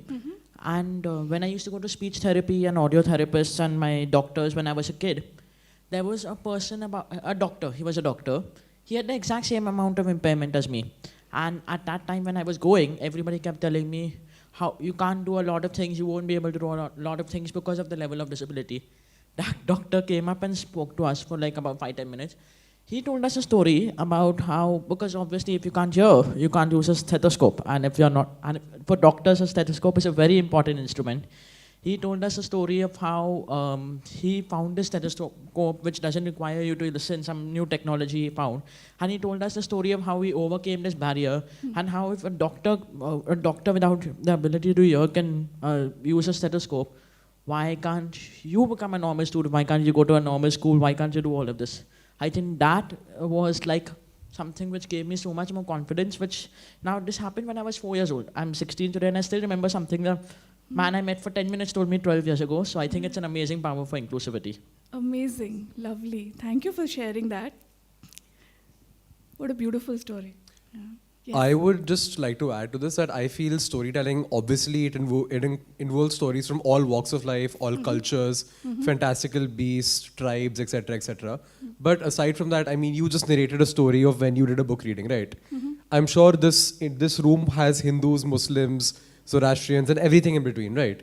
Yet that didn't matter at all. No matter of what our race, culture, or class or creed is, we all sat here as equals and listened to the story, and there was no prejudice in that sense. Absolutely. Beautifully said. Yes. So stories have no boundaries, for sure. Stories don't cost anything. Do you agree with me? Yeah? It doesn't cost anything to tell a story or listen to a story, although today's storytelling sessions are charged. It's become a commercial activity. But in the old days, when people just shared stories, stories were free. Stories belong to all of us. Is that also true? Yeah? There are so many of these stories, mythological stories, folk tales, they belong to all of us. So I think there is nothing as much inclusive as stories, actually. One more very interesting thing. When I am telling you a story, okay, I'll give you a quick tip as a storyteller. One way that I can make all of you feel included in my storytelling. It's something I've been trying to do ever since I started talking here 5 minutes back. Has anyone noticed what I'm doing? Eye contact. Yes, beautiful. I'm trying to look at each person at least for a second. Okay? That is inclusion, isn't it? Everyone feels, oh, she's talking to me. This is a quick tip, not just for storytelling, but for any kind of communication or public speaking. Right? So with that, I'm going to launch into my storytelling framework that I usually teach in my training. I call it the 3 C's. Okay? The first C is connect. The second is control. And the third is co-create. I'll explain all of these. Okay? But let's start with connect. For that, I'll give you a quick demonstration. I'll start with a story. Pay attention and tell me, in the first part of the story, where am I using this first part of the framework for connect? Okay? Once upon a time, but not very long ago, in a tiny village, not very far from here, there lived 2 little girls, not very different from you and me. But there was one difference. Everyone I see around here, we have a lot of hair on our head, right? These little girls, the first girl, her name was Dukki, okay? And this little girl, can you see how many hairs she had on her head? 2, okay? She's the elder sister. And this here is the younger sister. Her name is Ikki. How many hairs does she have? 1. Okay? So Ikki and Dukki were these 2 sisters, one with 1 hair and the older sister with 2 hair. Now, how many of you here have siblings? Okay, a lot of you. How many of you are the older sibling? Okay, and how many of you are the younger sibling? Okay. So all the younger siblings can now tell me, how do your older siblings behave with you when you were children, I remember? Yes. Are they very, very sweet and kind always? No. Yeah. So I'm sure you can all imagine how Dukki was with Ikki, right? So now Dukki had how many hair? 2. Ikki had how many? 1. And 2 is greater than 1. Not just greater, it's double. It's twice as 1. Okay? So whenever Dukki wanted to tease Ikki, she would just raise her 2 fingers like this and go 2, 2, 2, 2, 2, 2, 2, 2. And of course, Ikki would get the message. Now one day it so happened. Okay, before I get into what happened, this was the first part of my story. Remember the framework? I said one word which you had to pay attention to. The connect, yeah. So can someone explain to me, the mic please? How did the word connect come in this first part of the story? Yes. When you asked us about our siblings, Yes. probably that was the moment when you connected with us. Yeah, yeah.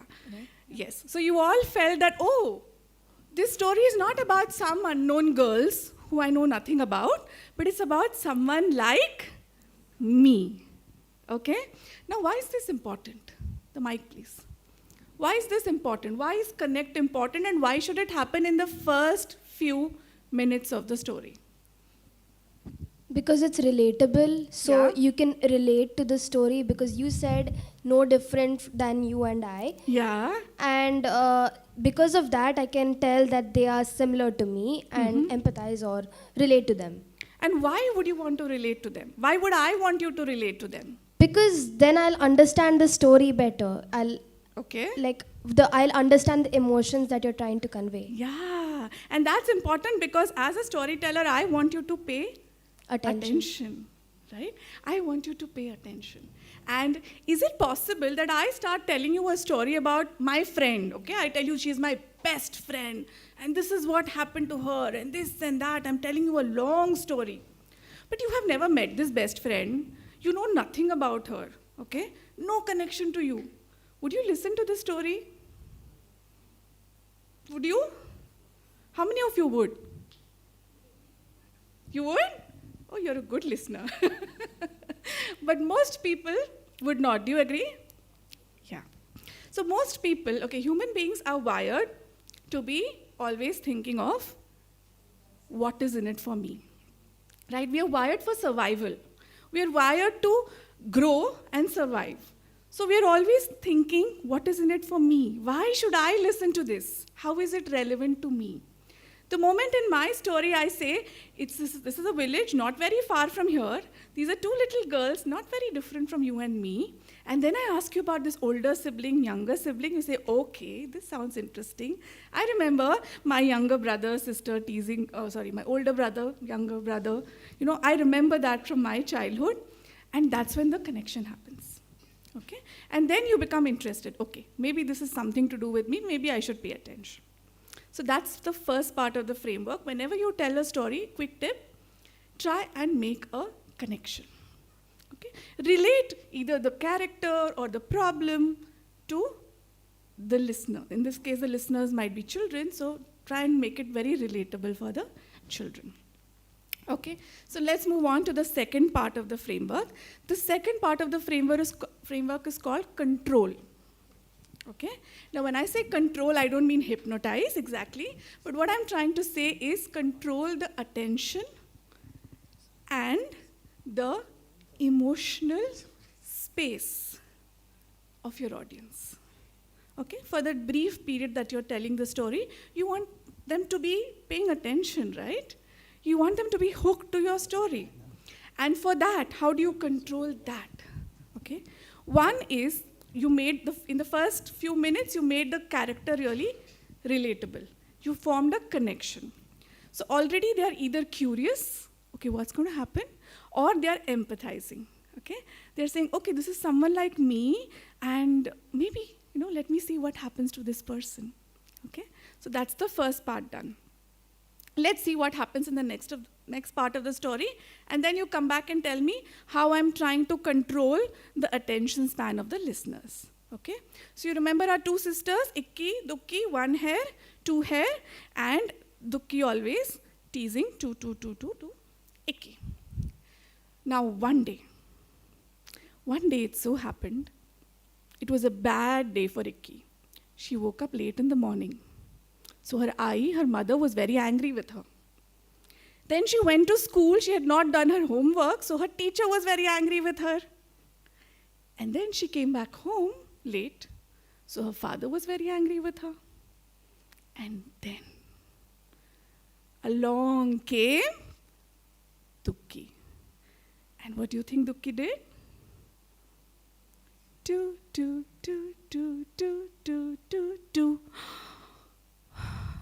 Ikki was so angry. She was so angry with everyone that she ran out of her house. She ran out of her village. She ran into the big forest in the mountains behind her village. And as Ikki ran, her little feet, they made this tapping sound on the floor. Something like this. Tappity tap, tappity tap, tappity tap, tappity tap. Up the hill, down the hill. up the hill, down the hill. Icky kept running. Tappity tap, tappity tap. Suddenly, Icky stopped. Icky stopped because she heard a cry. Ow! Ow!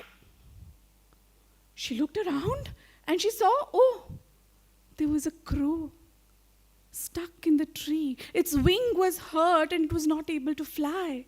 So Icky looked up at the crow and said, wait, I'm coming, I'll help you.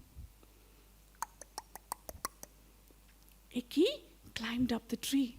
She took the crow on her shoulder. She came down. She bent down. She took a little bit of the wet mud and applied it on the wound. Okay? Soon the crow was okay. Cow, cow. It said thank you to Icky, and off the crow flew. And what about Icky? Icky kept running.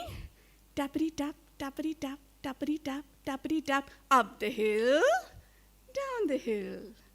Up the hill, down the hill. Tappity tap, tappity tap, tappity tap. Okay, and the story goes on. Okay, I'm going to stop here again. Again, she'll meet someone, and again, she'll help someone, etc., etc. Okay, now tell me what is happening in terms of control here. Yes, Mike, please. So when you showed that she was being angry, when you illustrated her anger in her, I think all of us felt like that. We agreed with her why she was angry. Yeah, it's not fair. So many bad things happening in one day, right? Yeah. Exactly. So then you were able to control our emotional space. That sympathy we felt for the crow, that happiness we felt when the crow flew away, that all of these emotion that we were feeling, that like with the character, that's all because of the way you've narrated the story, you're controlling the emotional mindset. Yes, because I use the voice modulation, the expressions. Yes, she wants to say something, yes. So while narrating the story, you used various forms of onomatopoeia and rhetorical questions to keep us curious and interested in the story, and also made it more engaging. So those various forms like the crow cawing and the girl running, Icky, so that makes us both visually because of the hand actions and through our ears you'll understand the story better and you're able to connect with it. Yeah, sure. So I was using voice, expressions, and questions somewhere to try and keep you in the narrative, absolutely. So I'll continue with the story and we'll see more of this in practice. So I said she kept running and then again she stopped because this time, meh, meh, meh. There was a goat there who needed help, so she helped the goat and we'll quickly move on, okay? And she kept running. How did she run? Tappity tap, tappity tap, tappity tap, tappity tap, up the hill, down the hill, up the hill, down the hill, okay? Children love to do this. Children have very few inhibitions. You guys have a lot of inhibitions, I can see that. But children will participate like this, okay? And that's the third C of my framework. It's called co-create. Co-create means create together. Have children participate in the story along with you. The reason I keep repeating this tappity tap is, the first time, it's a very rhythmic and catchy pattern, okay? And it gets repeated throughout the story. So the first time the children listen, they say, okay. The second time, they will be like, oh, I've heard this before. The third time, there are some teachers here who have told this story in class, so they will tell you later how it worked for them. But usually, the third time, the children start singing with you, okay? They will start doing the actions. And that's when the story becomes really inclusive. Everyone is now telling the story together, okay? So that's the third C of my framework, co-create. So we'll move on. So this little girl, she keeps running and running and running. Again, she stops. The third time, she stops. This time, somebody's not asking her for help, but somebody's offering her help.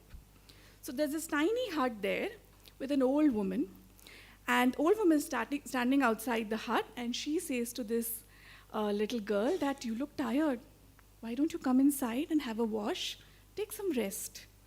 And the old woman looks so kind that Icky looks at her and says, sure, Grandma, thank you so much. Okay? And she goes in. In that tiny hut, there's a tiny bathroom. And in that tiny bathroom, there's a bucket filled with water. There's a little bit of soap kept in a small bowl there. And Ikki is actually feeling very hot. So she takes a little water and splashes it on her face. And then she sees her one hair. It has become all very sticky and wet because she did so much running, right? So she takes a little bit of the soap, a tiny drop, and she very carefully puts it on her one hair, okay? And then she takes again a little bit of water and very carefully she splashes a little on her one hair. And then there's a towel there nearby, so she takes the towel, she puts it on her head, and she carefully rubs that one hair on her head, okay, to dry it. And then she takes off the towel. Okay, you can add some repeated refrain here also. You can say, chuk, chuk, chuk, chuk, chuk, chuk. This also you can add, okay? It's the same rhythm as tappity tap, same rhythm. You can add it here. And then she takes off the towel, okay? And Ikki says, Diva re diva. Because what she sees, sorry, these props are not made by me. They are made by this wonderful NGO called Learning Space Foundation. So they've very kindly let me use it. What she sees here is a head full of hair. Okay? And she's very happy. Again, I'll stop here. There was another thing that I used, a technique that I used here for control. If you noticed, I said, chick, chick, chick, chick, chick. Then I said, she took it off. And, okay, I made some expressions. I paused. Okay, what does this pause do? It creates suspense. You're all in your mind, you're wondering what's going to happen next. Some of you have made predictions already in your mind, right? This is what is going to happen. Okay? Now, any of you have ever bought a lottery ticket? Anyone, maybe some older person has bought a lottery ticket? Okay. So when we were young, they were quite common, you know, the lottery tickets in the newspapers. If you buy a lottery ticket, tell me, is it possible that you won't go and buy the next day's newspaper to check? Is it possible you won't do that? Of course not, right? You are, all night you'll be waiting to go and check, okay? So that's the same thing with prediction in a story. When you give the child a little pause, the child's mind is racing ahead of the story and making some predictions, okay? The moment they have predicted something, now the child is very curious to see, was I right? Yeah? Am I right? Did I think correctly? So is it possible that the child's mind wanders, he looks outside the window, does not pay attention to the story? No. That is control, okay? This is how you control the attention of the child, okay? And then you move on with the story. So, Ikki is super excited. She got a head full of hair, and of course, she wants to show it to her family. So, she runs back to her village. Now, how does she run? No, not tappity tap. She's super excited, remember? So, she goes tappity tap, tappity tap, tappity tap, tappity tap. Up the hill, down the hill, up the hill, down the hill, up the hill, down the hill. Finally, she reaches her village. Okay? And there, who's waiting to meet her? Dukki with her two hair. And Dukki sees Ikki with a head full of hair. And she says, Diva re Diva, what did you do? How did you get all this hair? So, of course, Ikki tells the whole story to Dukki. Now, the moment Dukki hears this story, what do you think Dukki does? Of course, she has to try it for herself, okay? By the way, there was another technique here. I used one more co-create technique here. What was that? I asked a question, okay? So I'm not just talking, I'm making sure you participate too. And that makes it very interactive, okay? So of course, Dukki had to go and try it out for herself. And so Dukki began to run. How did she run? Again, tappity tap, tappity tap, tappity tap, tappity tap, up the hill, down the hill, up the hill, down the hill. Do you think Dukki heard any voices while she was running? Well, were there any voices? Yes, of course. There was the crow, which was asking for help. And there was that meh, meh, the goat that was asking for help. But do you think Dukki stopped to help anyone? Of course not. She reached the hut. She saw the old woman. Do you think she greeted her? Said thank you? Of course not. Dukki pushed this old lady away. She ran into the bathroom. Do you think she used a little bit of the soap? Of course not. She poured all the soap on her two hair. And do you think she used just a tiny drop of water? Of course not. She splashed all the water that she could on her two hair. Then she put the towel on her head. And she went, chick-chick, chick-chick, chick-chick, chick-chick. And then, okay, you can all guess what happened, right? Okay, lovely, lovely puppet. Where's the puppet? Okay, so sorry. Yeah. So when she took out the towel, this is what happened. Okay? Okay, so this was the story. And this is what actually I wanted to share. The 3 C's framework that I usually use to teach storytelling. Much more, than this, but this was kind of the brief idea. And now, what I said in the beginning is there's this beautiful NGO called Learning Space Foundation, which works in various areas of Palghar.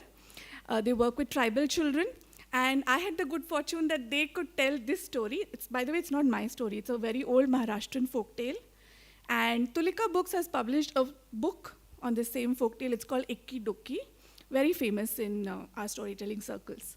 So they told this story. They used a video of mine as a reference. They told this story in class.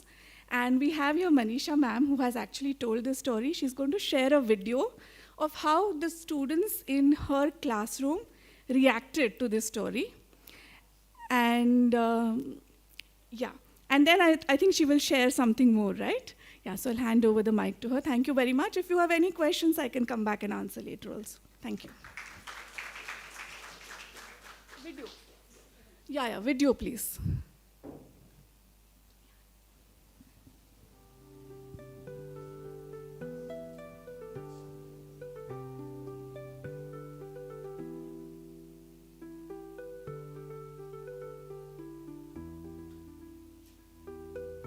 आणखीन पप्पा आणखीन आणि छोटे छोटे कोण असतात तुमच्या सोबत भाऊ आणि बहीण तुला जशा बहिणी आहेत ना 2 तशाच या दोघी जणी बहिणी आहेत एकीचं नाव असतं इक्की आणि दुसरीचं नाव असतं दुक्की चला तर आपण आता स्टोरी सुरू करू बघा काय आहे ही इक्की कोण आहे का बरेला इक्की नाव दिलं असेल मुलगी आहे ना आणि ही आहे दुक्की की एक होती दुक्की त्या दोघी बहिणी होत्या त्या एका छोट्या घरात राहत होत्या दुक्कीचे आई बाबा खूप लाड करायचे दुक्कीला 2 केस होते म्हणून एकीला 1 केस होता म्हणून एकीच्या लाकी धावत धावत जंगलात गेली तिथे तिला रडण्याचा एक आवाज आला ती जाऊन बघते तर एक झाड बिचारा असा पानाबिना त्याच्या पानाबिना सुकलेली होती म्हणून ती तो पाणी ती पाणी घेऊन पाणी घेते आणि त्याच्यावर टाकते तो त्याला नंतर ती धावत धावत दुसऱ्याकडे जाते तेव्हा तिला हुमा हुमा असा आवाज येतो तेव्हा ती त्याला चारा घेऊन देते ती तेव्हा चारा खाते ना तिला धन्यवाद करते आणि परत ती धावत धावत जाते तेव्हा तिला एक म्हातारी आवाज देते ए मुली माझ्याजवळ चल झोपडी ती जाते ती खूप घाबरते सांगते मी नाही ते चल एकदा सांगितलं ना तर ती घाबरत जाते तिला एक बादलीत पाणी ठेवलेलं होतं ना एक शॅम्पू ती सांगते अंघोळ कर ती अंघोळीला जाते ती शॅम्पू लावते ना केस या करून आपले तिला खूप केस येतात आणि ती खूप खुश होते आणि धावत जाते दुःखी बघते, अरे हिला एवढे केस आलेत ना, ती परत धावत धावत जाते. ती कोणाची मदत नाही करत ना, ती आजीबाई तिला आवाज देते, ए मुली माझ्यासोबत चल. आज आपण पाहिलेल्या स्टोरी टेलिंगमध्ये मुलांची अनेक कौशल्य विकसित झालेली दिसून आली, जसे की कम्युनिकेशन स्किल. शिक्षकांनी काही प्रश्न विचारले, मुलांनी उत्तरे दिली. यामध्ये शिक्षक आणि विद्यार्थी यांचा संवाद घडलेला दिसून आला. तसेच मुलांनी स्टोरीमध्ये सहभाग घेतला, एकमेकांना सहकार्य केले. शैक्षणिक साहित्यांचा वापर करून मुलांनी रोल प्ले सादर केला. यामध्ये त्यांनी एकमेकांना मदत केली, त्यांची क्रिएटिव्हिटी दिसून आली. या सर्व स्टोरी टेलिंगमधून मुलांची अनेक कौशल्य विकसित होताना दिसून आली, जसे की communication skill, social emotional skill, participation, creativity. या सर्व गोष्टी या स्टोरी टेलिंगमधून विकसित होताना दिसून आल्या.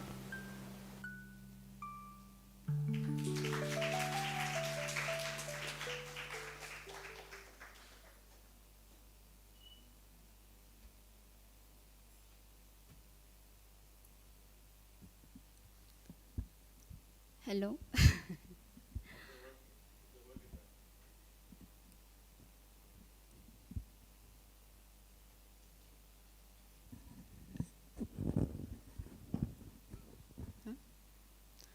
मी ही स्टोरी आमच्या ग्रामीण भागातील मुलांसोबत घेतली आहे. ग्रामीण भागातील मुलांसोबत घेताना ह्या स्टोरीबद्दलचा आनंद आणि एक अनुभव आपण म्हणतो ना, तो अनुभव वेगळाच होता. ज्यावेळेस मी ही स्टोरी घेत होती त्यावेळेस प्रत्येक मुलाला पार्टिसिपेशन करण्याचा हा माझा प्रयत्न होता. ज्यावेळेस मी स्टोरी घेत होती त्यावेळेस ते मुलांना विचारत होती की आता पुढे काय होणार. ज्यावेळेस ती मुलगी एकटी धावत धावत जात होती, धावत धावत जाताना मी मुलांना प्रश्न विचारला की आता पुढे काय होणार. तर मुले तर टीचर ती ना आता पडणार, खाली पडणार, मग ती रडायला लागणार. मग इथे तिचं इमोशन दिसून येतं की बाबा ती रडते आपल्यासोबत. मग मुलं सगळे मुलं मग त्यांचे अनुभव शेअर करतात की मी कधी रडलो, मला कधी रडू आलं. म्हणजे इथं त्यांचा अनुभव ते प्रत्यक्षपणे सादर करतात. त्याचप्रमाणे प्रत्येक मुलाला पार्टिसिपेशन करून घेण्याचा आमचा प्रयत्न असतो. आता तुम्ही बघितलं असेल तर पपेट्स, आम्ही या स्टोरीमध्ये पपेट्स यूज केले. का तर प्रत्येक मुलाचा त्याच्यामध्ये सहभाग दिसला पाहिजे.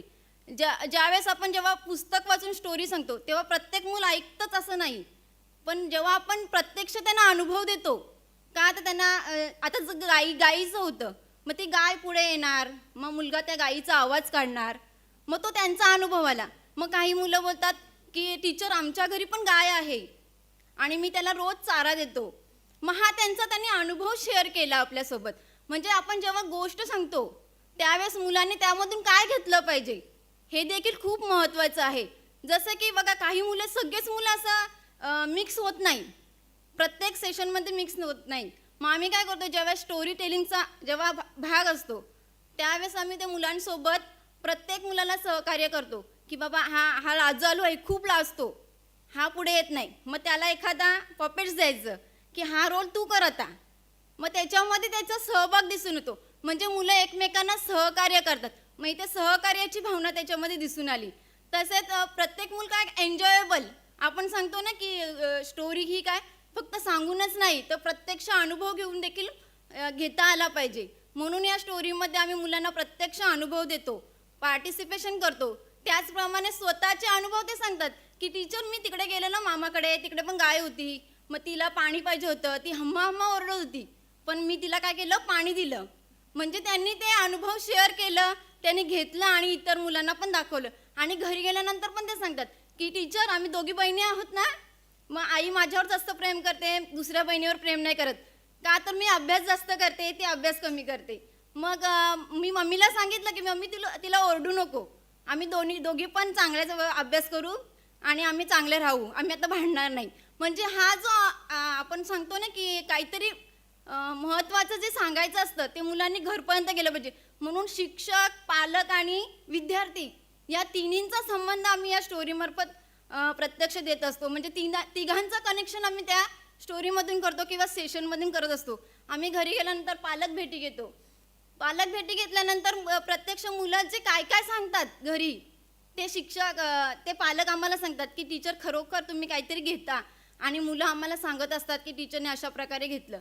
म्हणजे अशा प्रकारे आम्ही नवनवीन काहीतरी करण्याचा प्रयत्न करत असतो आणि या सगळ्या गोष्टींमधून मुलांचा एकूण सर्वांगीण विकास कशा प्रकारे करता येईल याकडे आमचे लक्ष जास्तीत जास्त असते. Thank you.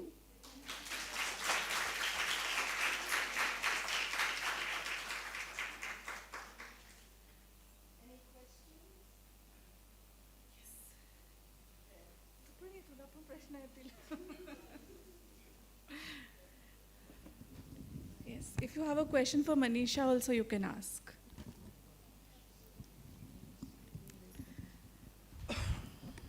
Yeah, so hi ma'am. Firstly, thank you for the session. I think as someone who's been doing public speaking since the age of 4, I still learned some things that I didn't know after all these years. But this is one genuine doubt that I had, this, even though as stupid as this might be. Now, as per my understanding of the human body, you lose around 20 to 30 pieces of hair every single day. So what kind of shampoo are these two people using? Genuinely. My dear, do you know when we start a story for children, we say, once upon a time, long, long ago, in a faraway land, anything can happen. Yes, I changed it a little bit, but usually to be safe, we start like that, so we don't get these kind of questions. Yeah. Actually, in the book, it is shikakai, actually. It's not even shampoo, it's Okay, shikakai. okay. Yeah. Thank you so much.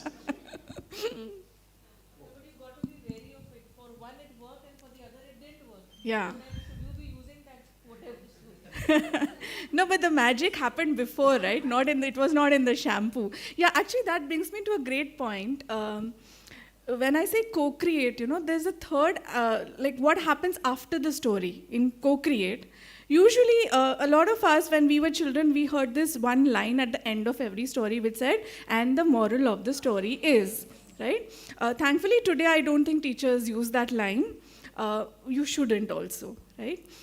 Because it's a question of, it's a journey, right? You put that meaning with the children. When the story itself makes it so obvious that the kinder girl got a lot of hair and the other one didn't, I think the moral is obvious to every thinking child, right? It's just a question of reinforcing it by asking the right questions so that the lesson comes out. And you don't force it down the child. Yeah, that's a good point I wanted to. Thank you, ma'am. Yes. So in our school, we have a program where the seniors, typically from the literary section, we have a student council. For example, I'm the literary head in there. So we are 11th graders, 10th graders. We go down to first grade, second grade, third grade. We tell them stories, we do fun skits, we stage dramas for them. The one issue we've been facing, which we've honestly not been able to find a solution for, is how do you assess the reading level of the audience? Because let's say we're told it's a 5th grade reading level. Sometimes we try to, do a little research to make sure our scripts are fitting the 5th grade, the stories are fitting the 5th grade. But then a lot of times the students are still not able to grasp what we're saying. They don't understand the words we're using, even when we try to make it as simple as possible. What solutions do you have for that in the storytelling process? So are we talking about the listening or the reading? Because you are telling the story, right? You're telling the story. You're staging a play or something like that. Just a question of the vocabulary, whether they understand it or not, right? Okay. So, well, actually, if you start using voice modulation, expressions, stuff like that, it should be very obvious what meaning you're trying to convey, even if the meaning of the word itself is not known. But through your expressions, your body language, your voice modulation, you can also convey the meaning of the word. I'll give you a small example. There's a very famous children's book called The Gruffalo. Has everyone heard of this? Yeah? Okay.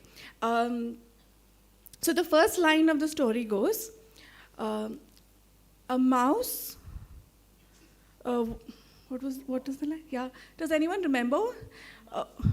A mouse took a walk through the deep, dark wood. A fox saw the mouse, and the mouse looked good. Okay?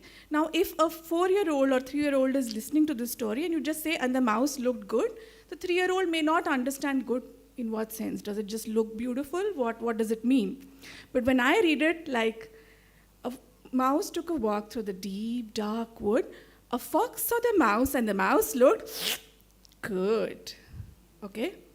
So I am conveying meaning through voice and expression, where the actual meaning of the word doesn't then matter so much, whether they know it or not. Make sense? Thank you So so much, maybe you ma'am. can try that. Thank you so much. Sure. Yeah. Anyone else? No? Okay, thank you very much. Any questions for Manisha? Okay. So on behalf of Manisha and myself, thank you very much. Nitinji, would you like to say something? Yeah?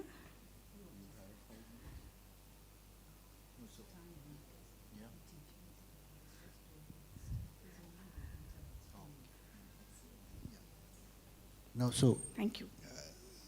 I'd just like to add to what Devaki madam has put out. And, you know, Learning Space Foundation actually grew from stories, you know, way back in 2005-06 when I had a chance to gather children.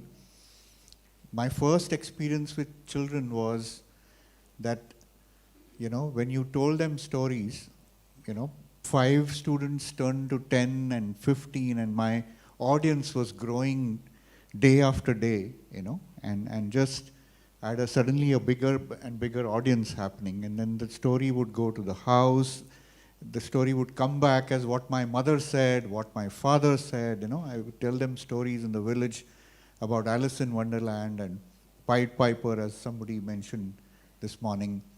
And I think the essence of learning, you know, comes from a story that anything and everything can be made of, you know. So I don't think storytelling should be only for literature or this or that. You know, in fact, mathematics can be taught with stories, or chemistry can be taught with stories, because there is some equation happening, there is something that is transforming from one thing, connecting with the other, and so on. So I just like to add to what ma'am did here, and you know, what we have recognized in our journey of Learning Space, going into so many villages and doing what it's doing, is that we, you know, don't stop storytelling in terms of age or subject or this or that, because stories somehow is for small children, not for older children, or stories is for English or Hindi or Marathi and not for this. That barrier needs to be broken, because if, you know, each of us as teachers and educators can come out saying that, what's the story here, you know? Like in the advertising world, jo dikhta hai wahi bikta hai, you know? Now this is a story, you know. We recently had Piyush Pandey, he passed away, the advertising guru, and his fundamental understanding was that, you know, life lives through a story. We all living out a story, each one of us. And if we are able to put that story out in anything and everything that we want to communicate with our audience, I think it would be a wonderful way of learning. And that's what I think Kumi also has been, you know, inspiring us to do. So thank you, you know, and we had a great chance to work with Devaki ma'am, and, you know, I would like to invite anyone and everyone here to come and join us in the villages. There's so much that is happening, you know, in remote villages, not so remote villages. You can come, stay back, come in groups and do wonderful work. So on behalf of Kumi and the GTPS, I'd like to thank you. Sorry, I took some time. Thank you very much, Nitin, and thank you, Devki. That was a delightful session. Thank you, Manisha, for working with the teachers. The Learning Space Foundation is very close to my heart. Once upon a time,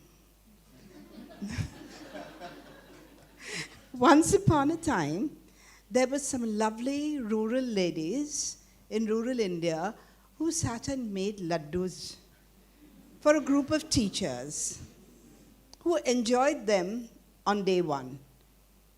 End of story? No, you'll enjoy them on day 2, all right? Okay, so very, very quickly, storytelling is very basic to us because there is a part in the left hemisphere of the brain which is actually a part for storytelling. So whatever, as Nitin said, we want to teach as teachers, if we do it through stories, it becomes extremely powerful. And let me tell you that I know of a Bhabha research scientist who has taught all the 108 elements with stories that he has written. And none of his students dislike chemistry. They love chemistry and they remember it all because of the power of stories. Whatever we want to do, but of course, like everything that we humans create, there can be good stories, there can be bad stories. There can be dark stories, like everything. But again, we don't ask what the moral of the story is because that kills the story. But we can balance things out. Now, I'll be very quick because I know the staff is waiting to leave. But today there is a lot of hype that we shouldn't be telling the traditional stories of Cinderella and Snow White because they teach the wrong values. I don't do that. As a storyteller, I have my own storytelling association called Wordfully Yours, but we don't have time now that we are into education. We never do that. We encourage them to come out, to do their storytelling, make it very, very interactive, make it fun, and teach the different literacies in a very, very subtle and fun way. And the children, even little 3-year-olds at the British Council and all, their parents would be sitting there, and Charlene will bear me out. Little ones run out of the room to do susu, and they don't go to their parents, they run back to us. That is the power of storytelling. So teachers use a lot of storytelling, and we're going to have one more very, very interesting session on the third day with Marguerite here and our 2 friends abroad on the power of children's literature. Keep thinking about it and come with all your questions. And be more interactive. Huh? The children have their exams tomorrow, so there'll be no questions unless you open your mouths and talk. Okay, so thank you very much. Let's conclude here. It was a wonderful day 1. And may I please give a small token of appreciation to Devaki and to Manisha. Thank you so much, Devaki. Thank you. God bless. Manisha. Thank you. Oh, photo. I like your height. We match. Thank you so much, Manisha. Thank you. Right. Sleep well. Go home. See you tomorrow. And please come tomorrow.